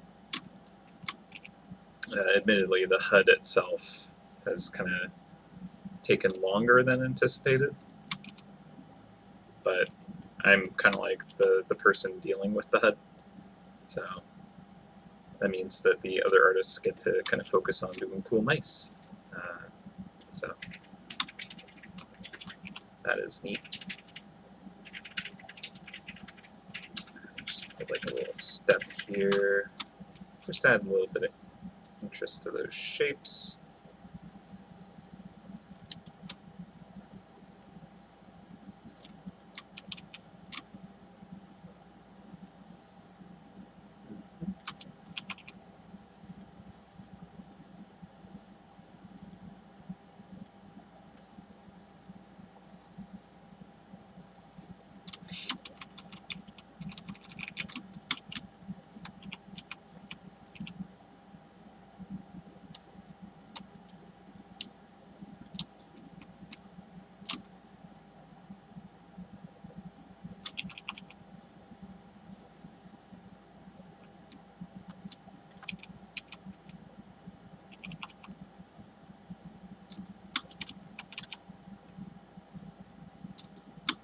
This door does kind of come out front of those, so just like a little edge, have a little more highlight there.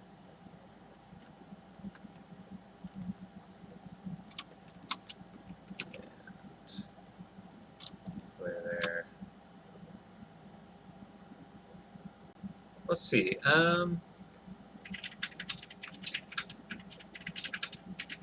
I think there's a dozen. There isn't. It's not as high as like 25. I don't think it. I think it's maybe 12 characters, maybe 13.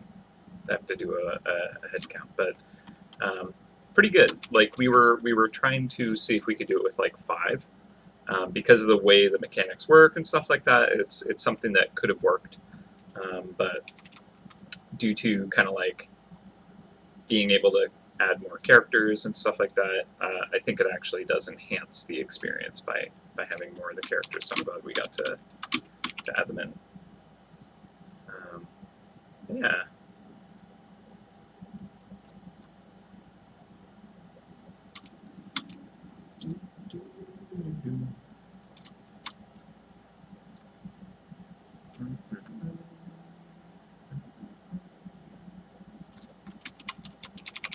Ooh. Alright, well, let's see. How are we doing? Did I even start a timer? I did not. Oops. Oopsies.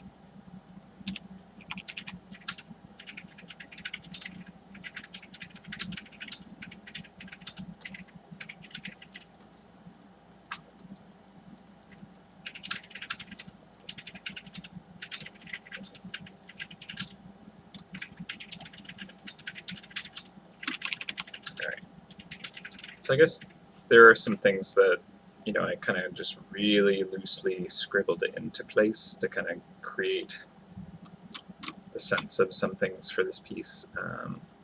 So I'm just kind of cleaning up these head beams.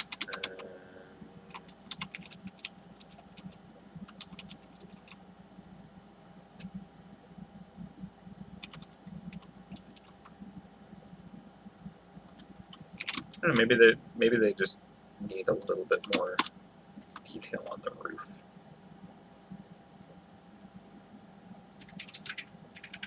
Maybe.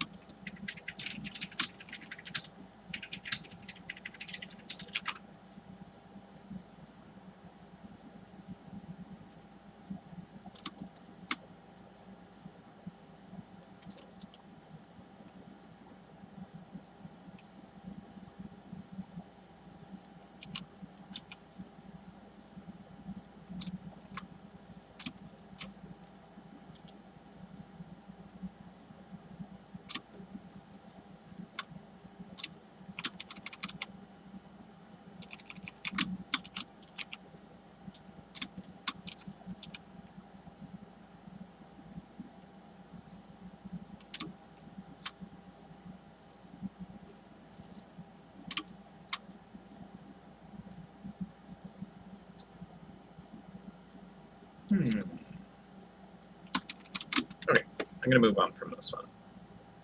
I think it's pretty good, actually. Okay, let's see it without the backdrop and see if that needs to be tweaked. It probably does, actually, like the very base of it.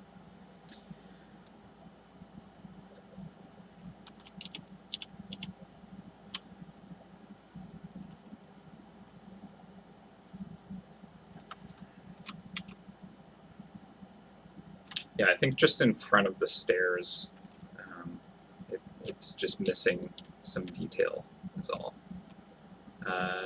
Yeah, and it feels like it's sitting on top of the coins that have rolled there, so maybe just putting those in front of the steps. Yeah, okay. I think that's all it needs. So let's turn that back on. Let's take... It's interesting how few layers there are for this piece compared to the others.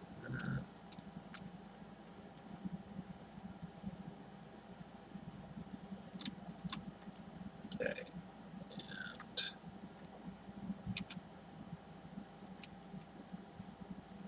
I think maybe I should do a layer behind this for this part.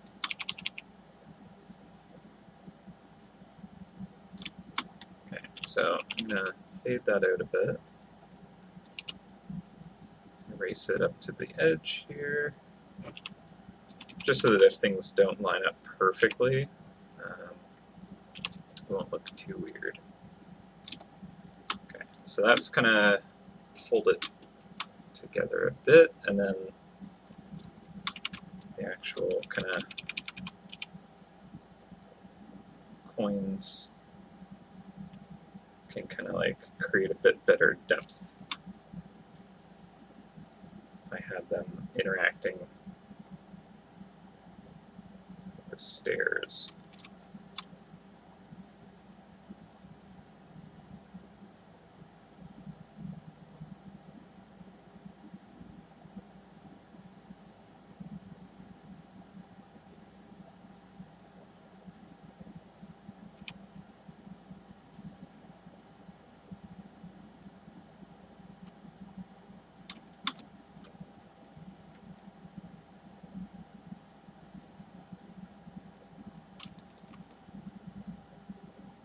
Cool. Alright. Just have a bit. A few that are just like actually small enough.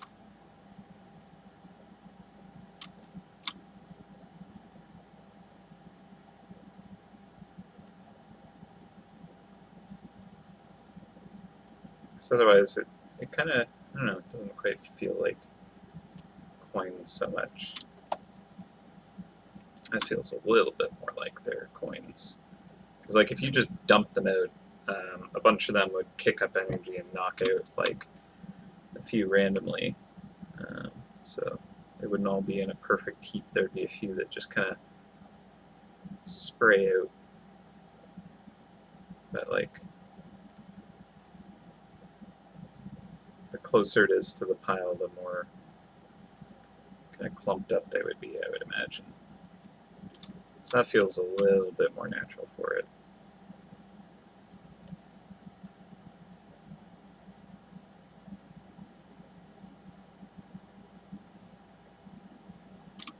There we go.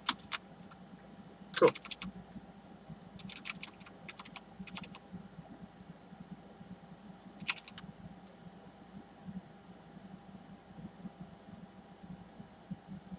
Is that what was missing, maybe? Just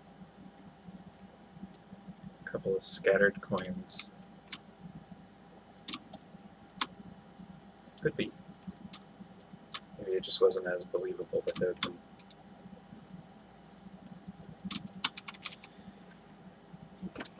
Alright. In that case, should this kind of like edge be handled slightly differently? I don't know.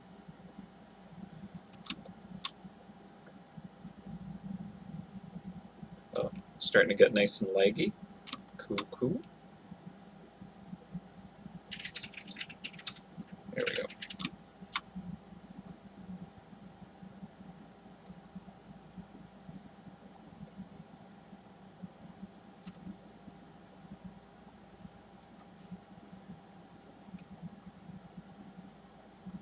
That feels a little bit more like a pile of gold.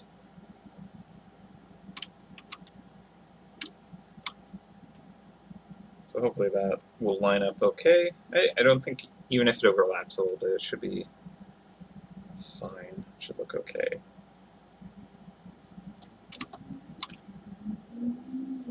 Yeah, I think that's fine.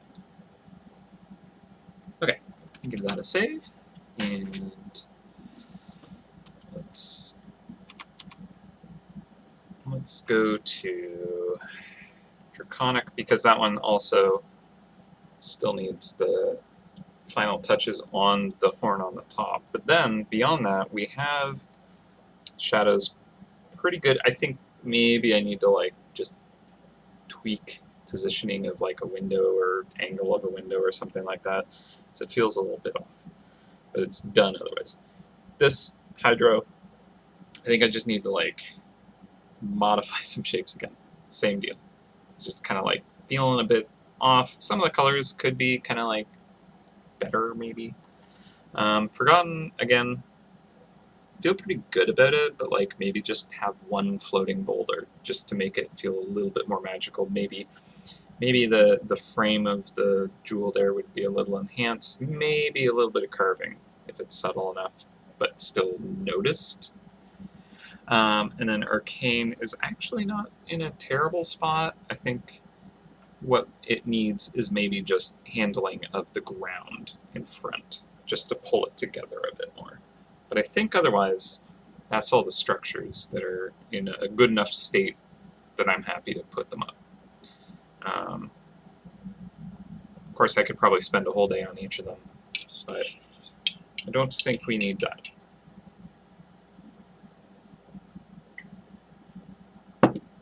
As much as I would like to do that. Alright, so yeah, I'm pretty happy with that actually. I don't think it's perfect, but it's fine. That feels pretty good. Definitely infinitely better than it was. And that's pretty cool too. Maybe I'll make the flame here feel like it's kicking off a little more light right near objects around it, like that cog. I could probably do that really quick. Even. I can find the right layer.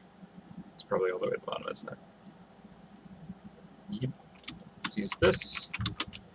And let's do one of these.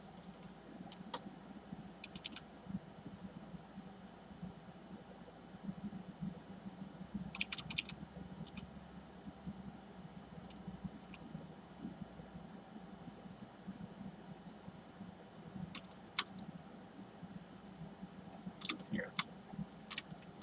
That's just enough to be like, look, there's a little bit of a glow coming from that. Ain't that neat? But it's like not actually very like strong light source, so it falls off very quickly. Cool. All right.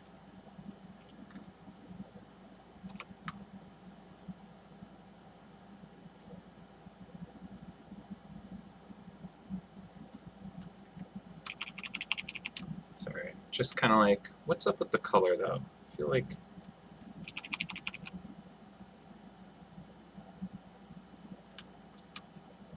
just kind of pull it a little bit more into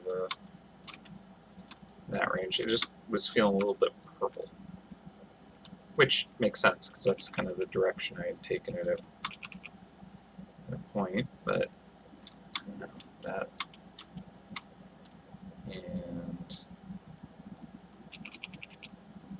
that. Oh, we're getting leggy again. All right, computer, figure it out.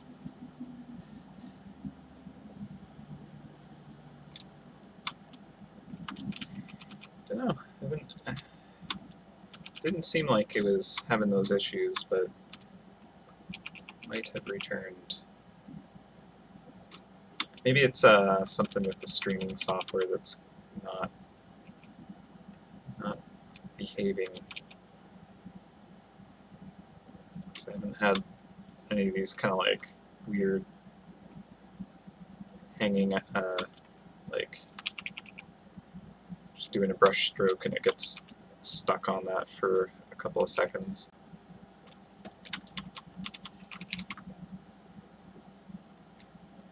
Okay, well,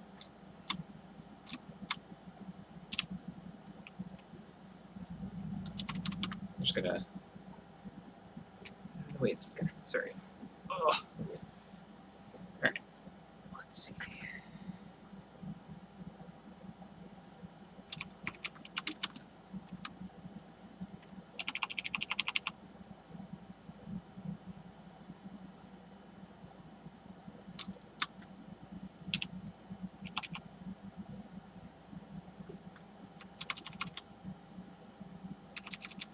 Okay, the eye is like really standing out,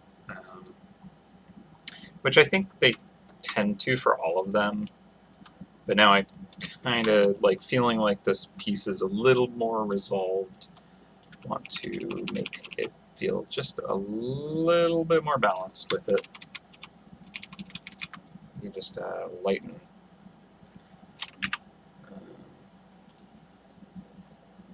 So like that feels better to me, but maybe that's too much. It's an easy thing to tweak for all of them, though. I think I'll just do it independently for each.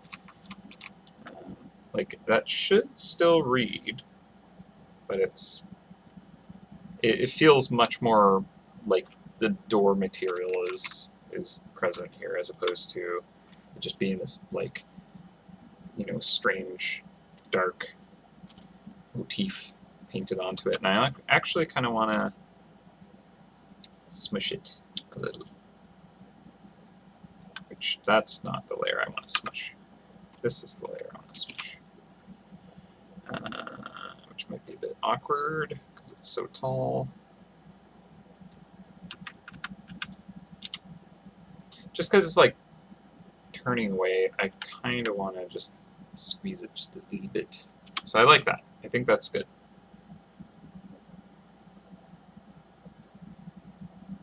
Oh, I just had another thought.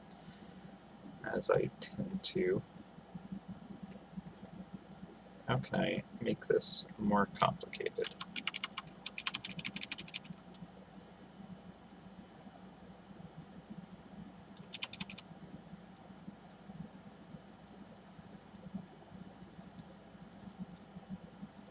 By doing that, of course.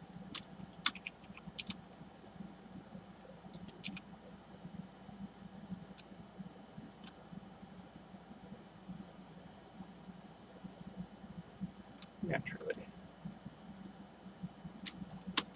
Okay.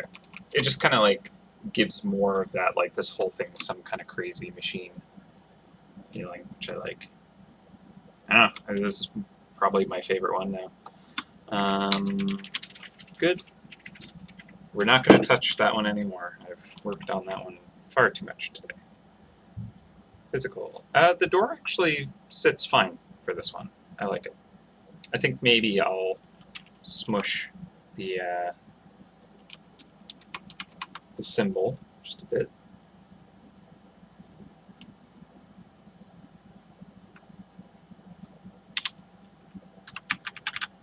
Just kind of reposition it slightly. That feels better.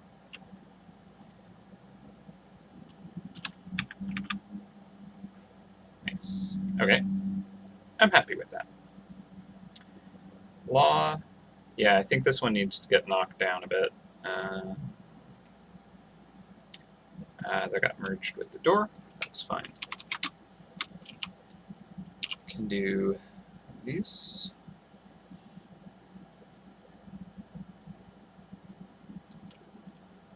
And duplicate. Squish that in.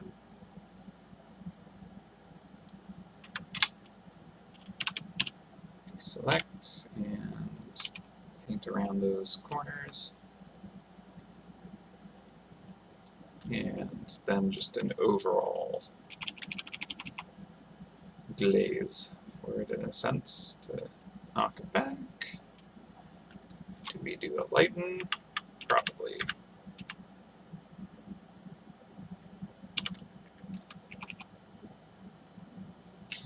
Yeah, okay, that's kind of bringing a little more color to it. Cool. We can get a bit of embossed shadow to come back into this. It's nice. That's a bit much there. This is way over detail for this. No one's ever going to notice this.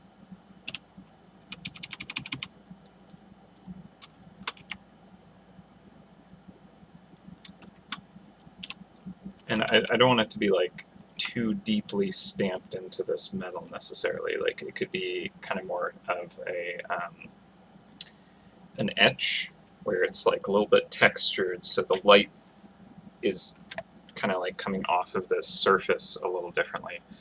It is definitely kind of like cut into it or stamped into it, but like the actual texture is less reflective overall, so it's a bit darker too.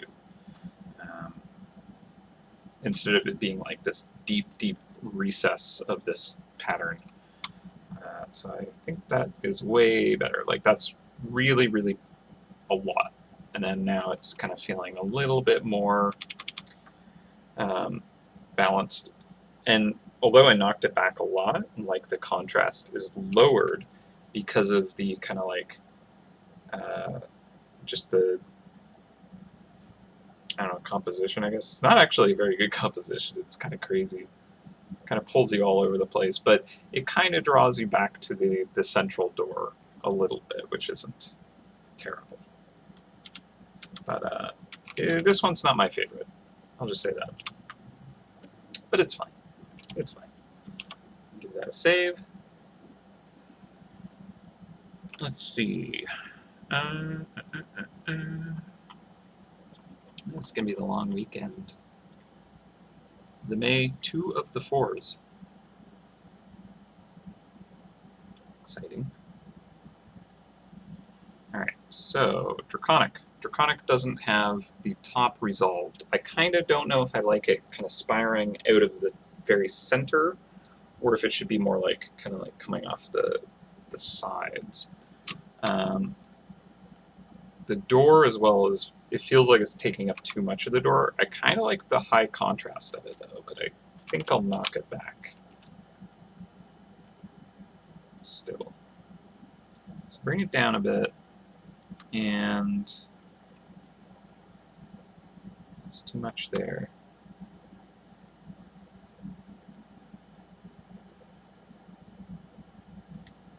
I think I need to zoom in to have better control. It's better. Okay, so that feels a little better.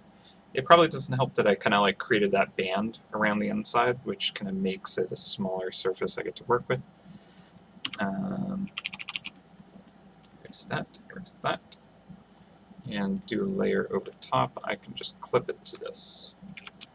Let's do that, but we'll put it to a lighten and knock it back a lot.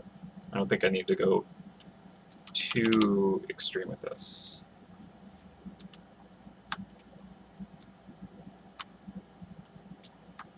Oh.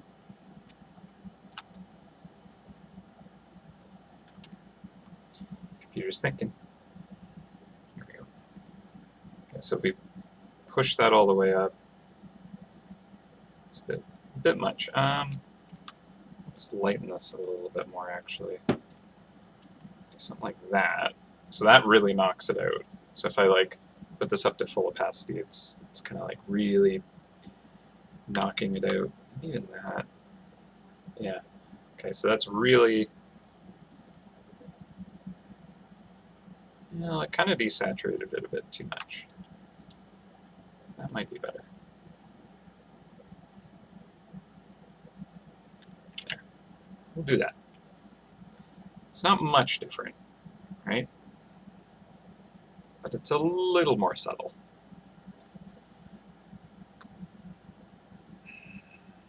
If the sides read too similar, like shadow.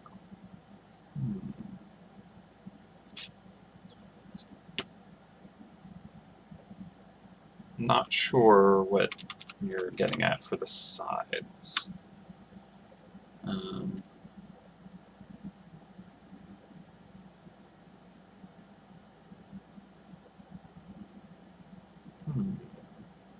Or you're doing law,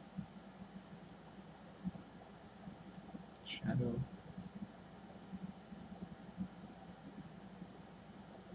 I don't know. Or, oh, maybe like if I put it at the sides, the shape language would be very similar to the shadows kind of like forms. That's fair, because like it is kind of like these like, you know, reaching things if it's coming at the sides like that. That's a good point. Whereas it coming into the center and kind of like antlering out, if you will. Yeah, okay, I see it. Yeah, I think I get it. Yeah, no, it does create a different silhouette if I do it this way. So yeah, let's go for it this way. Overall, I think it's pretty well rendered. I think it's just this kind of spire that needs to be done. But let's see. I think there is a specific slice. Okay, it doesn't reach it. Very good. But I don't want to go above that. I want to create some almost like, not scales, I guess, but for like some horns, it kind of like grows out in, you know, I guess scales, or what you could refer to it? No.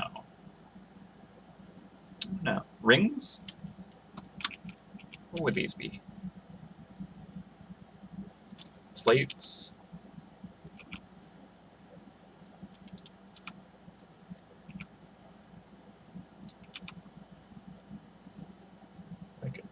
Do these kind of work kind of similar to how tree rings grow? I have no idea, actually.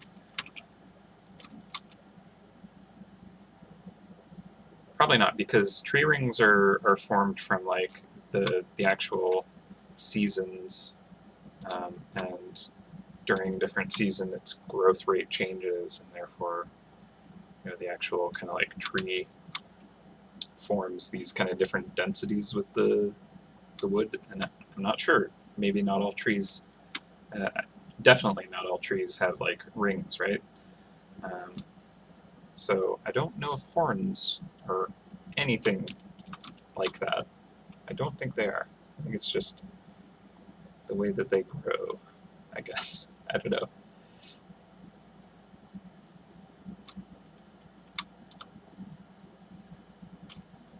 Ooh, suddenly hanging. Oh goodness. Yeah, so whatever is causing this issue I thought might have been resolved, but apparently it's not. So that's not awesome. Boo. Because yeah, this computer should have no issue with this, so something's still hanging up. I might need to do like a full kind of format and reinstall on it, to be honest. Hopefully it's not hardware issues, but could be, I suppose.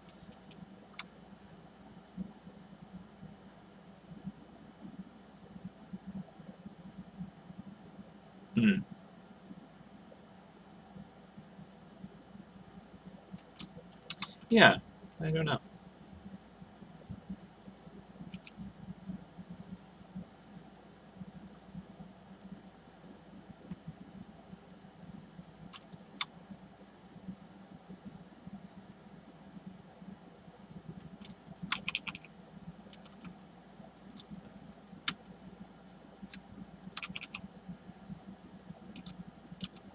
I should probably learn more about, you know, why kind of horns can end up with the cool textures they do, because it's really neat to paint that kind of stuff. So that would be good to know. I kind of want to have like a little bit of this kind of heat coming out from between them. I think, did I do this with the original islands? That's probably why I'm thinking of this.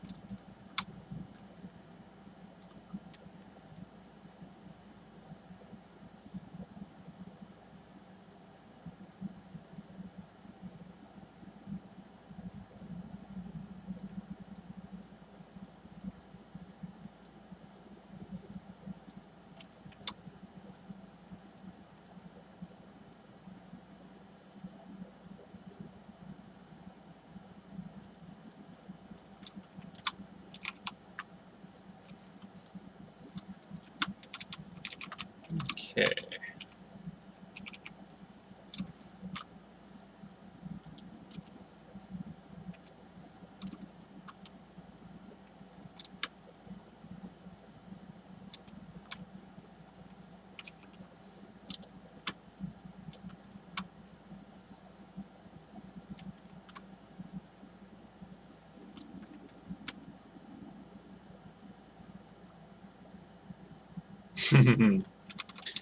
I don't think you'll be able to drop any ribs here, no. Sorry. I mean, I'm not the ultimate authority on that, but yeah, I don't see that being something you get here. But it does have those vibes. You're right. They got that whole magma thing going. Whereas the The draconic characters from this area don't so much do the heat thing. I just think it looks cool. So I'm kind of like wanting to draw it this way. So, I don't know, maybe I should kind of tweak it to better match.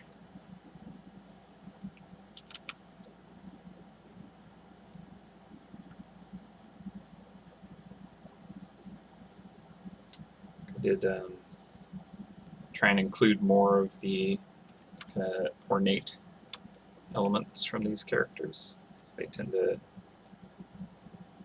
wear a little more kind of regal, decorative elements.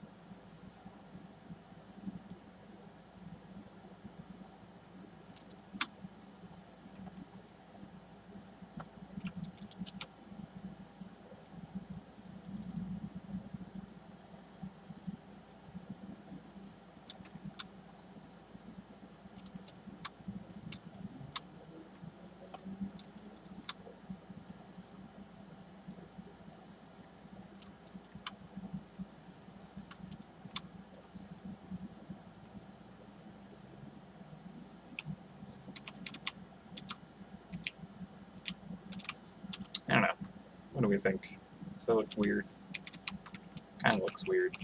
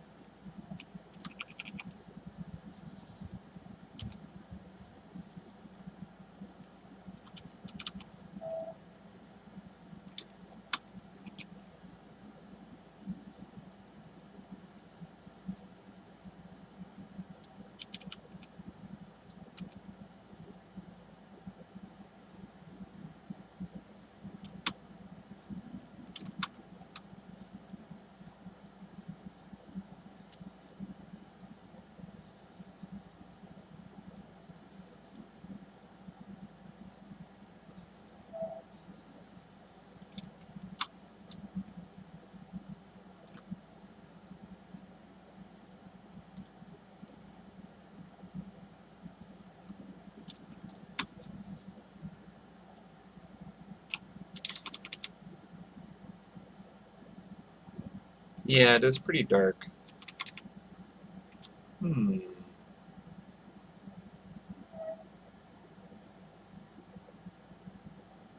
Just like, maybe there should be more of it. Or none of it. I don't know.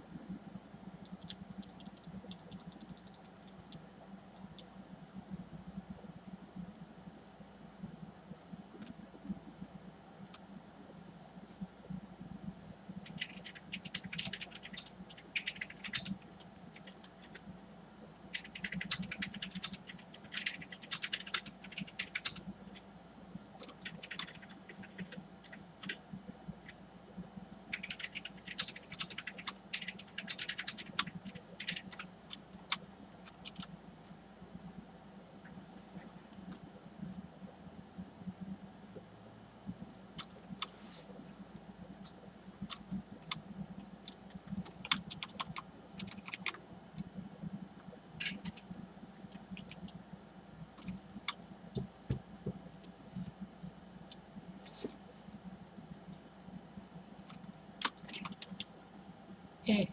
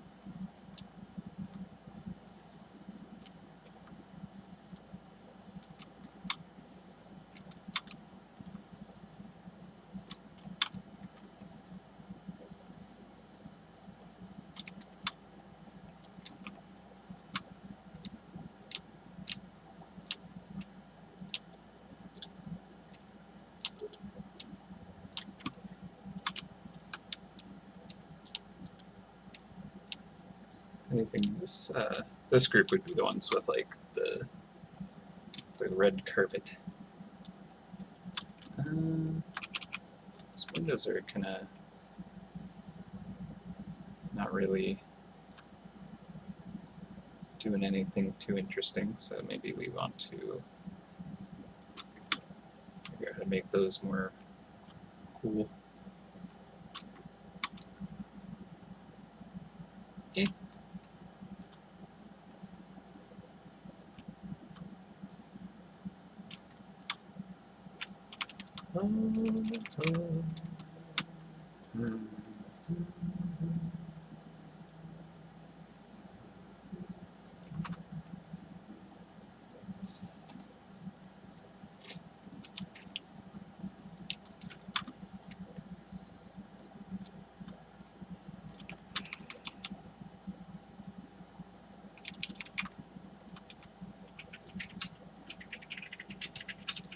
I could almost see the windows being like scales or something, but like, I don't know.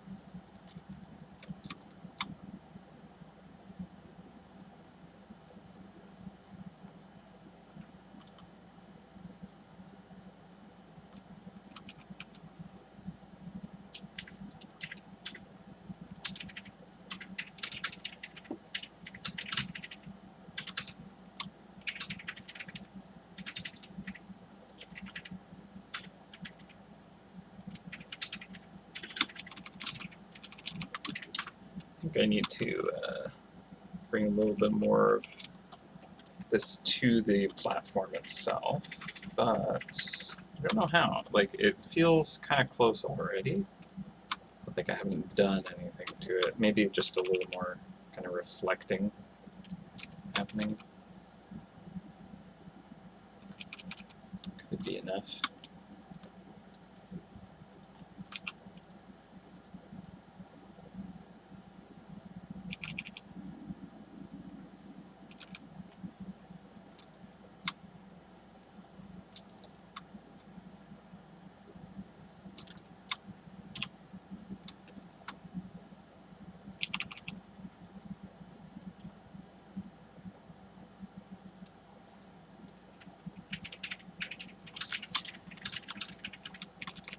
It does kind of pull it in, but yeah. Let's see.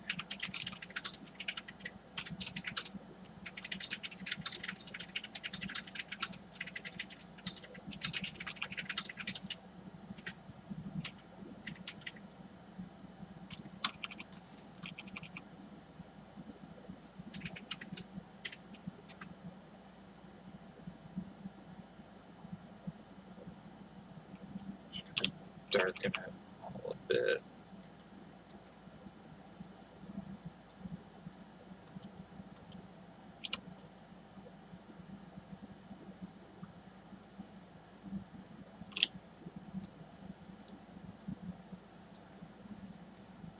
Yeah, that's kind of neat. Let's see.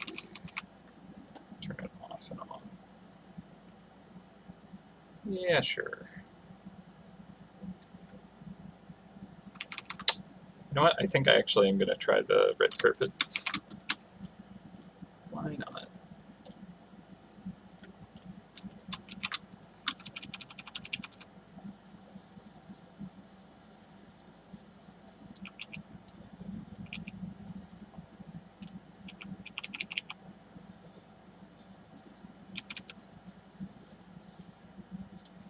I'm going to pull up the Paragon as well. Yeah. I think that this works for the Paragon. She's got that, like, kind of flaming, billowing smoke around her, much like the Queso characters. So this kind of heat in this location feels like it does definitely work for that aesthetic, which is good. So the challenge here is to make it line up where I want it, because I can't place this in system. So like maybe the trick is to have it fade a bit.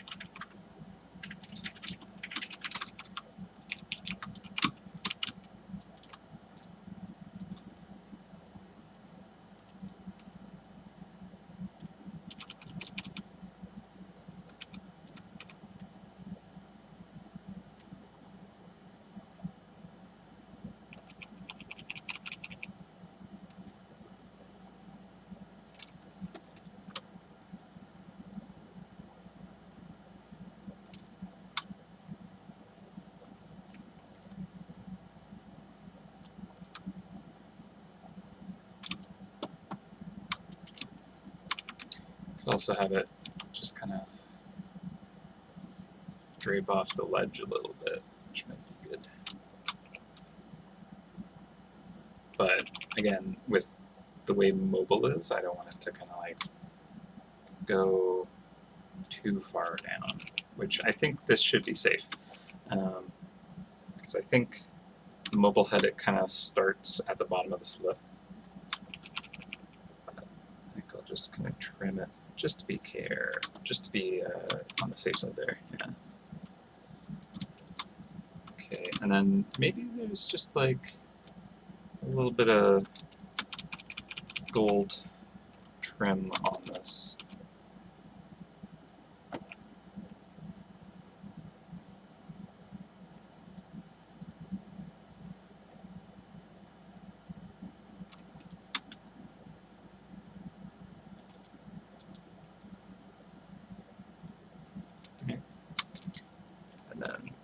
that very edge there. Catching a bunch of light.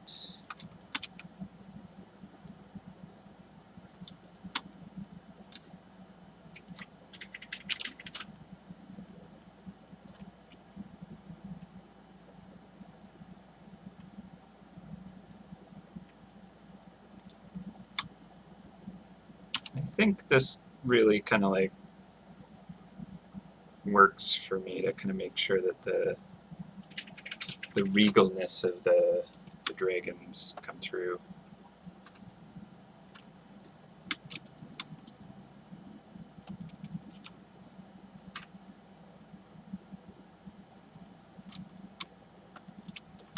Actually gold threaded.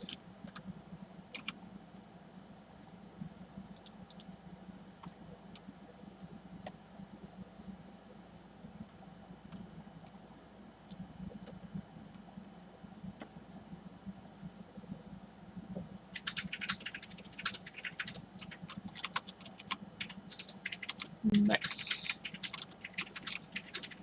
Okay.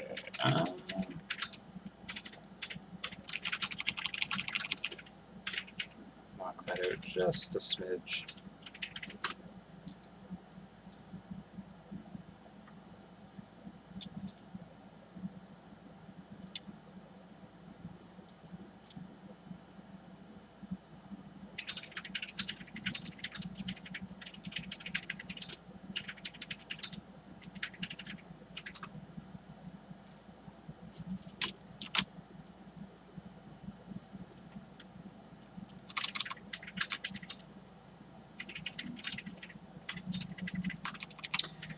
The bottom of this feels like it's coming forward more than the door frame here, so I do want to address that.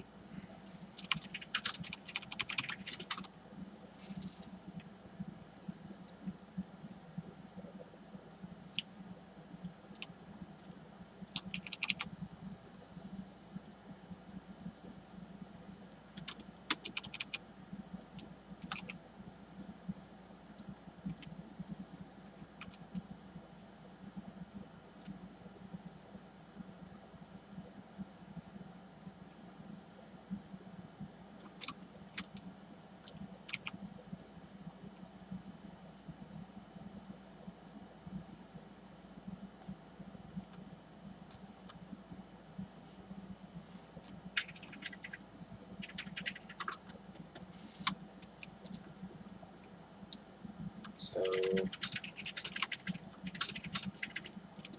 I want these reflections to start until merge all this.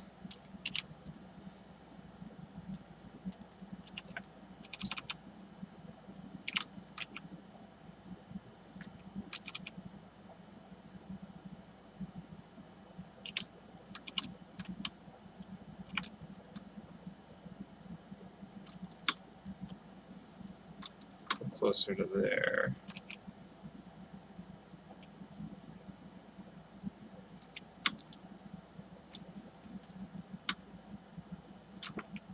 There we go.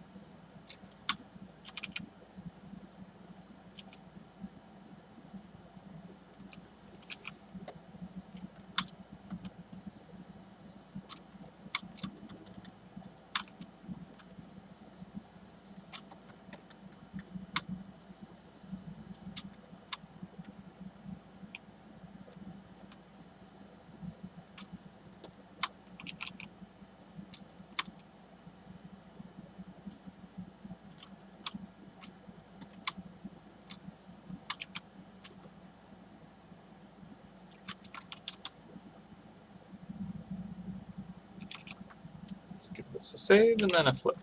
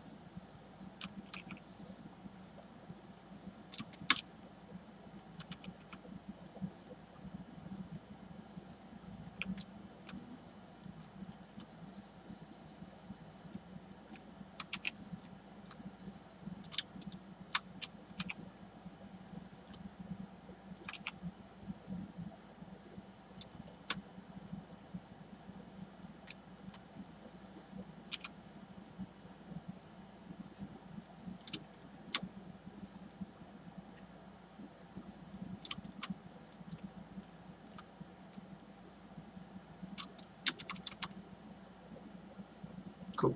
I like that.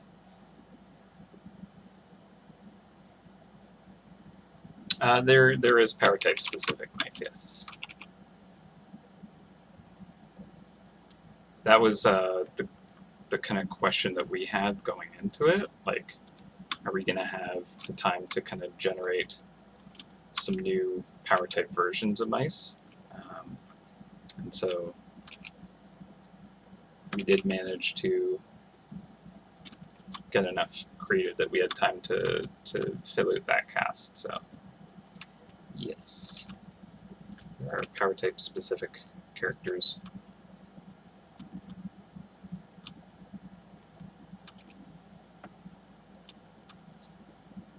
Which with that alone kind of creates some nice replayability for this.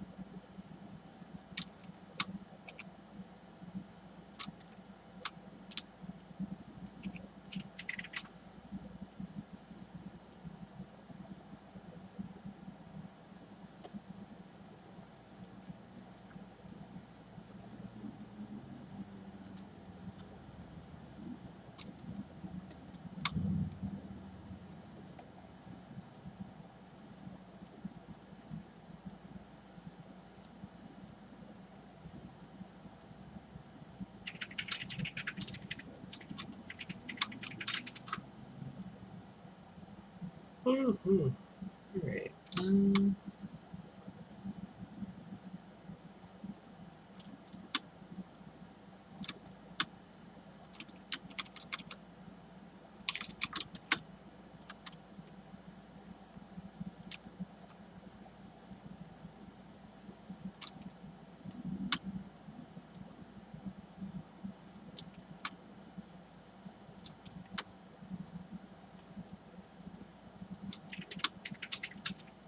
Oh, thank you.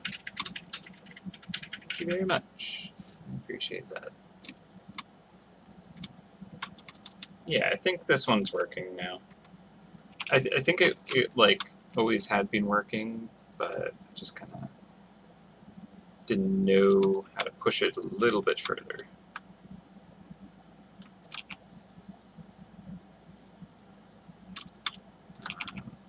But yeah, I'm thinking I'm pretty content with this now. You know, could definitely use a lot more work, but I don't think I have time for.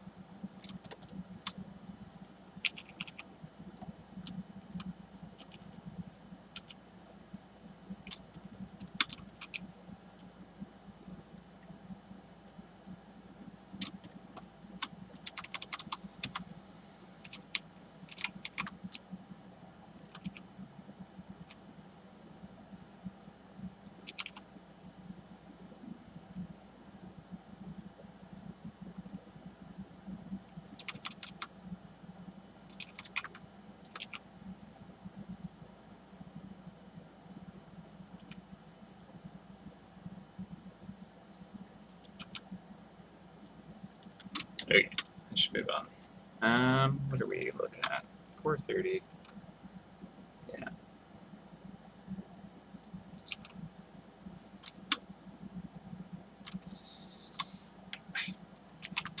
I think this window needs to be a little bit more narrow. Tuba. Oh, come on, Peter. Figure it out. Here we go. Wow.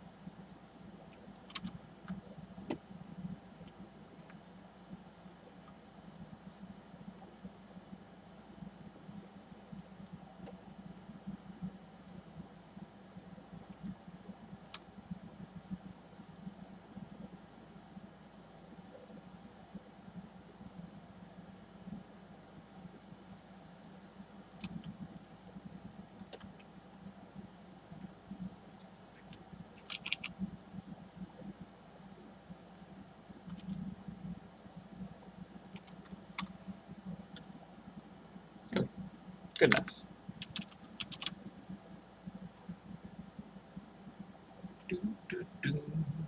Alright, we're gonna flip it back.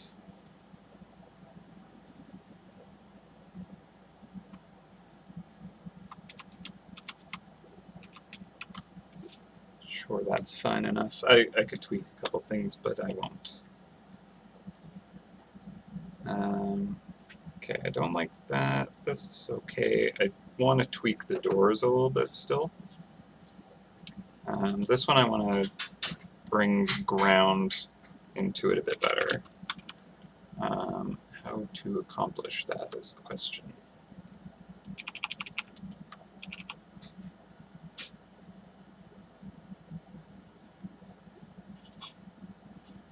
lighten that.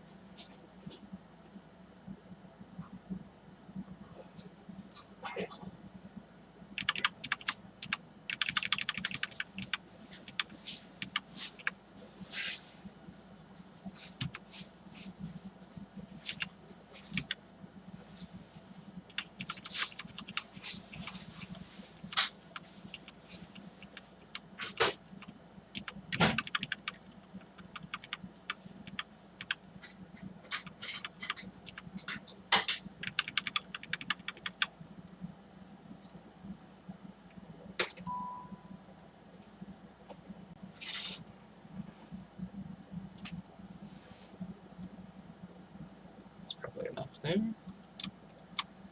And I think I can just kind of get away with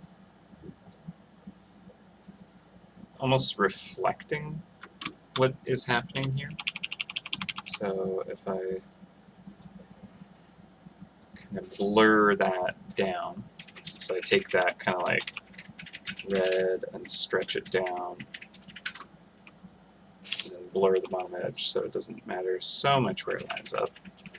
Probably erase a bunch of that away. But then we kind of like bring in this teal and let that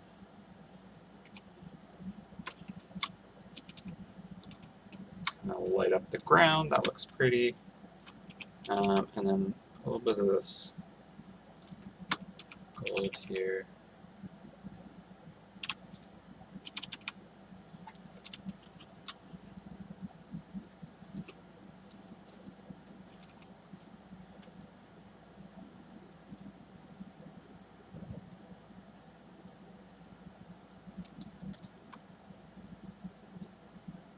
Might be enough to kind of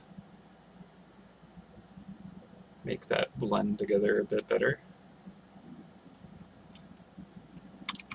And then I think just want to touch up the bottom here. So it really kind of seems like I didn't even try to figure out what the heck that shape is.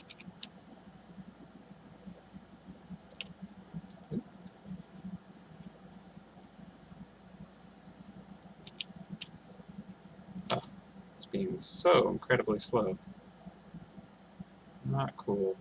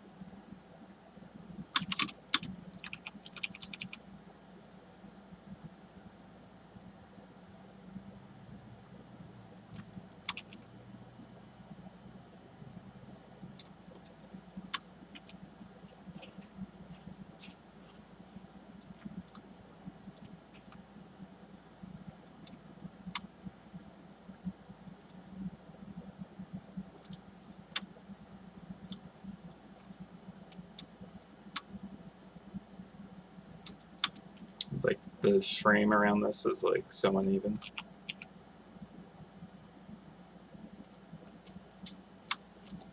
It's a little sloppy. I was trying to save time, but kind of bad.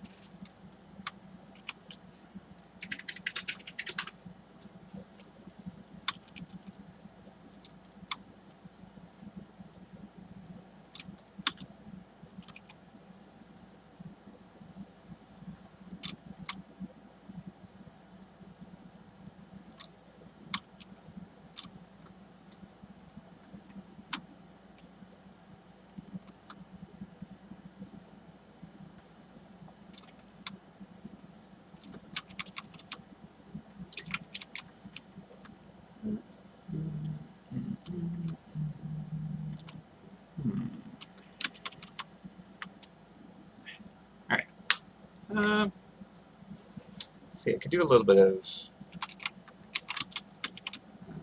like a rim light on that rock.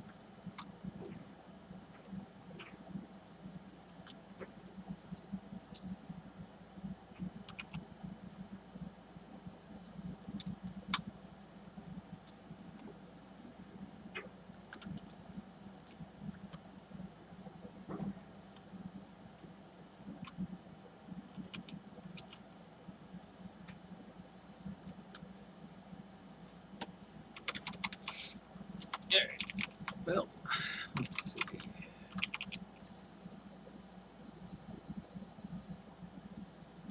Suppose we should give this one a flip.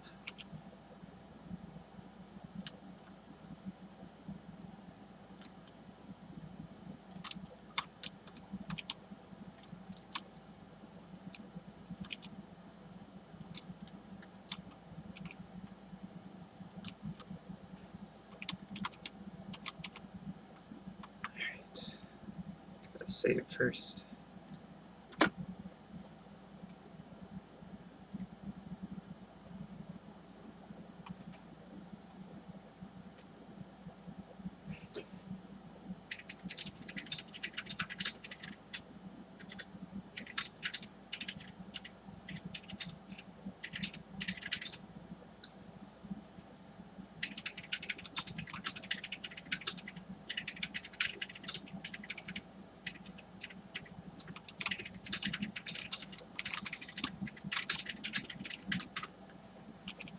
Perhaps it's just mysterious and strange enough for the arcane.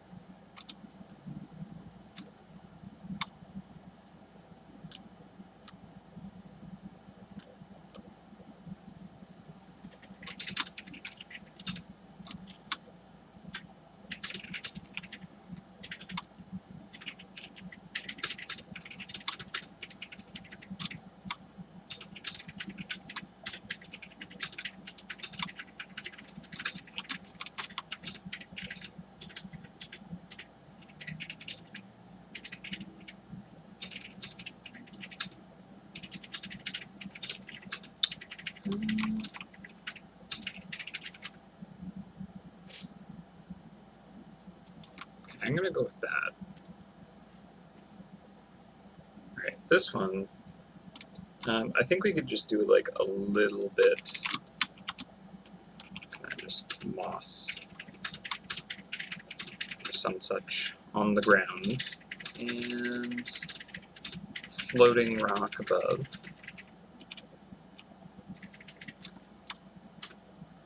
Probably pull it off with just that.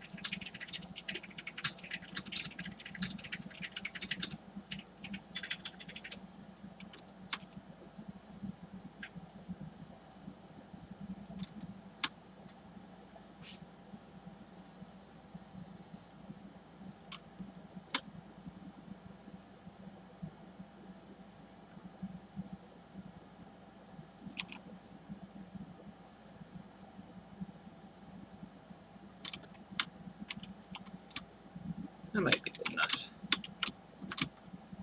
Okay, and then think what we would want to do is kind of create a general. It's so slow, computer below. Gosh, bad. That is bad.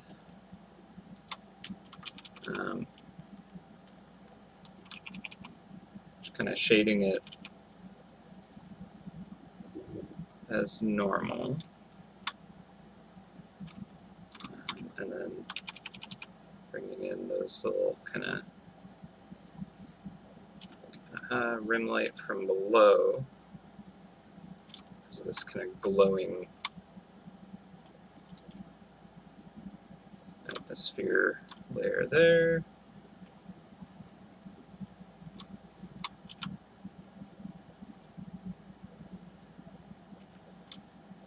Then there's this kind of like internal glow. And I think what I'm probably going to try is the same thing we did for the law, where there's that, or tactical rather, where there's that kind of like light kind of filtering out. But for this glow, I think I'll have it fall off a bit.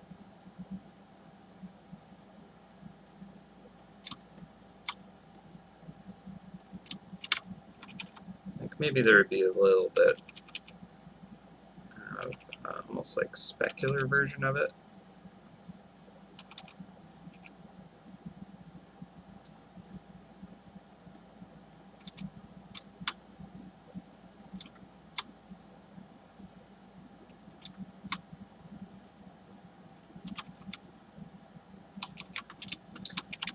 Then I want some plant growth off the top of that.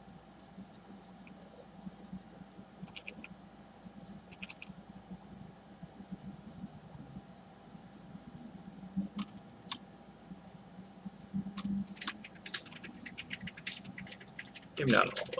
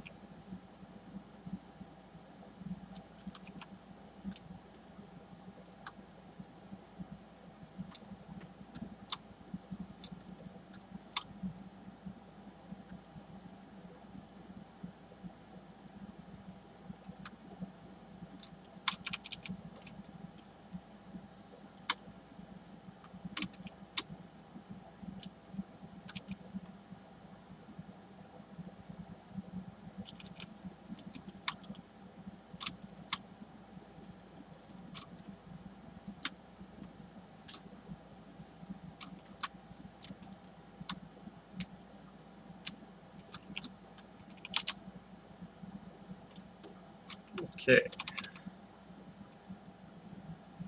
So now let's see if we can get that kind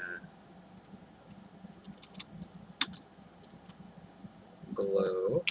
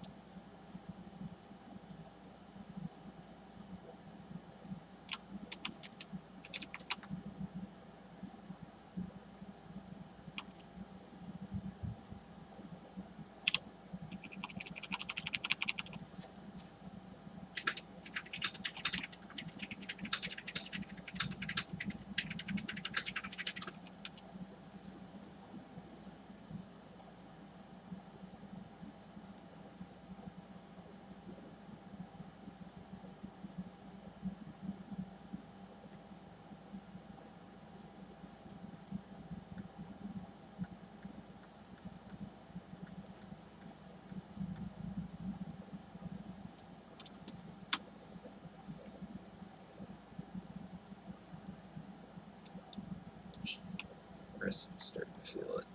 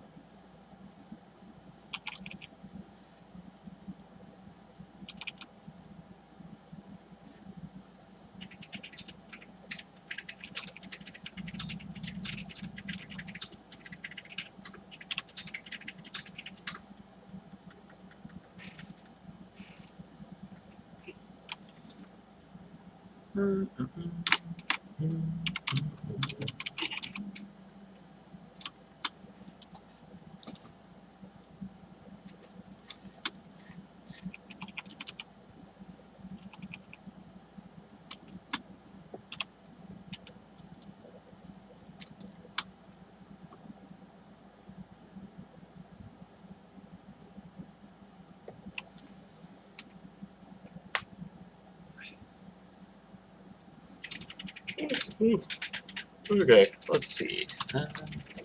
Still have some coffee. Nice. I'm really taking my time with this.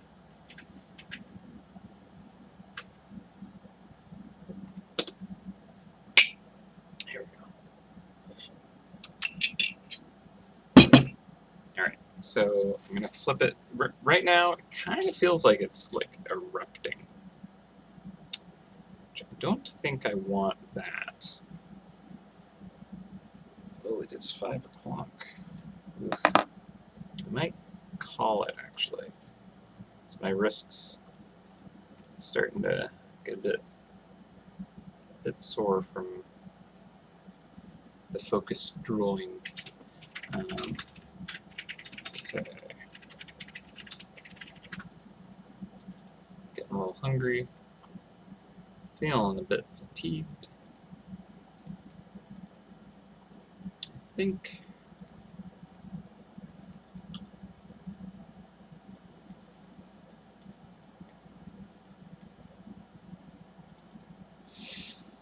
it looks neat. Okay, I think toning it back a bit was good. Let's do a little save and flip.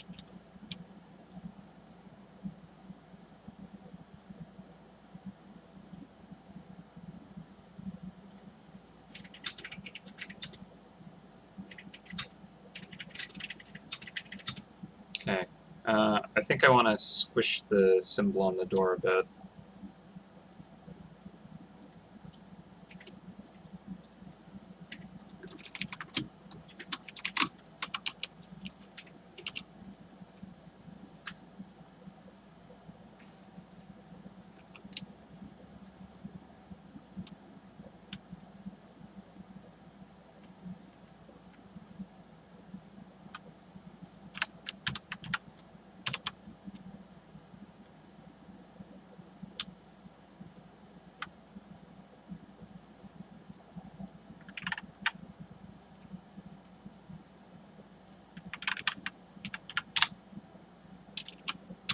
That.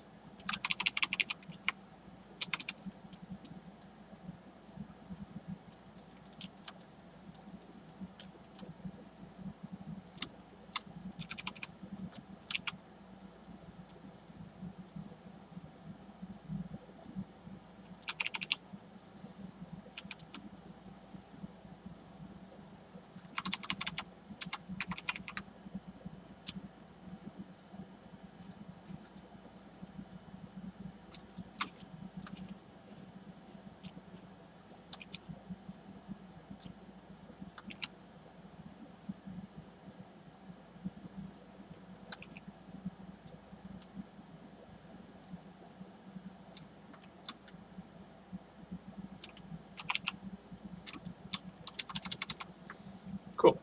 There, saved. And then let's see. I think Hydra is really the only one that I'm kind of not the most pleased with. But I think, yeah, I think I'm gonna call it.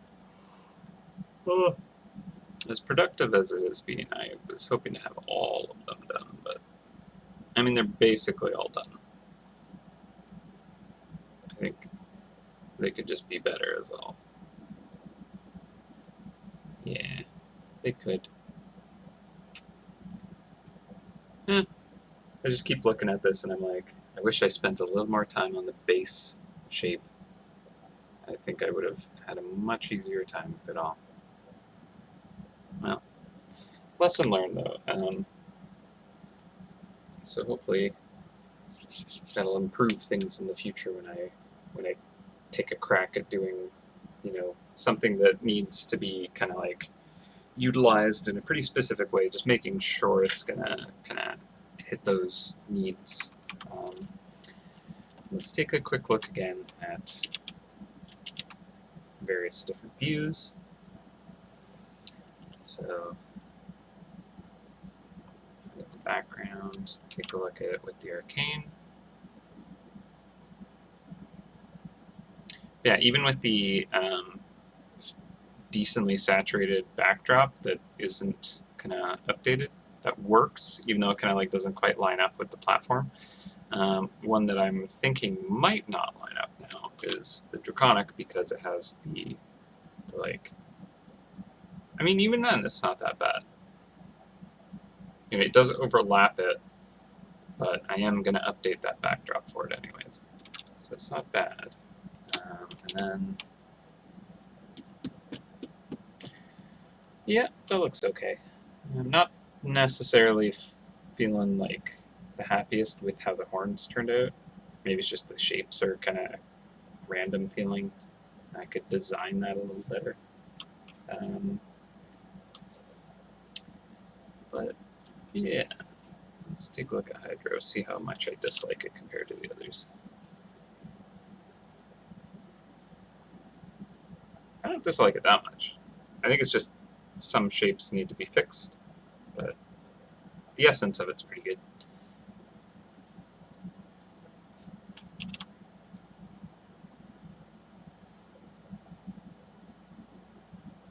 It does feel more magical and powerful with those pieces of it floating. The fingers of light kind of maybe make it feel like they're shooting out, which I might not want that. So I might pull that back even further.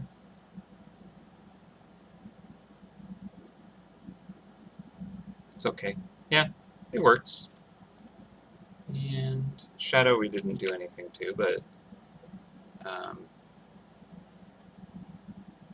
I think it's pretty good. I would probably like tweak an angle here and there. Like the way the bottom of this window works compared to that one is like pretty inconsistent. So I just try and create a better relationship between them all, where they feel like they all work together. And law. Yeah, I think that works. Maybe the front of the steps could be cleaned up and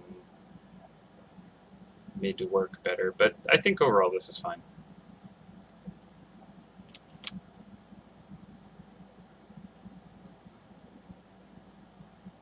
Not bad. I think just the banner coming out front of the rock here is what throws me off a bit. I would probably tweak it so that the rock is out in front of the banners. Maybe bump that banner over a bit so that there's not really any issue of them overlapping. Maybe like squeeze it together a bit. But I'm pretty happy with how that turned out. So that's nice.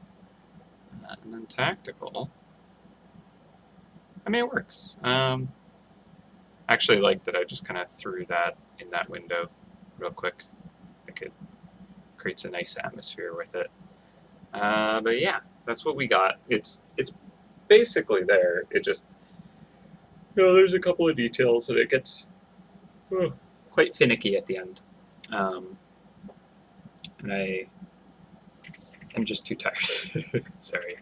But yeah, I do want to kind of touch up a little bit of the backdrop. It's not much because it's kind of more just like the edges of things, and like, you know, these windows being a bit kind of like not, you know, thought out compared to each other. And just the shapes could be just trimmed a little bit, and just kind of these edges, and it's just a little bit sloppy, because I was just trying to create something that produced that atmosphere without like doing a final painting. And then like this silhouette here, I'd probably darken, and then just clean up the brush work down here to be more interesting and less kind of messy feeling. Yeah. So not going to do that today. Dang. But it is what it is. And I think we got some really cool stuff out of this. So I hope you all appreciate how it looks. I think it turned out pretty cool. I'd maybe put like a little bit of the like etching into some of these big flats, but we'll see how I feel about that on Tuesday when I look at it again and do everything I need to submit it to the actual system. But yeah, all right. Well, I'm gonna sign off. But I hope you all have had a good time on stream with me. Hope you enjoyed the art we created together. I know that I was just kind of rambling to myself for the most part, so apologies if I didn't address anything in the chat. But yeah, I hope you all enjoyed, and I shall see you next time. Take care. I'm kind of like, did I do much? It's fine, but it is what it is. It's just been like an art challenge all month, I think, but I'm nearly done. It's like, it's just this HUD, and this is a part of the HUD. It's just been looming, but we got it. We're getting there. It's all just final polish anyway, so I'm happy with that. But yeah, thank you very much. Thank you. I appreciate that. Ambier. I'm sorry. I'm not good at saying names ever. Alright. Well, I should sign off and maybe nap. But thank you again. Always appreciate it. I shall see you all later. Happy hunting. Take care. Take care of yourselves and each other. Stay safe out there, and I'll see you next time. Okay. Bye.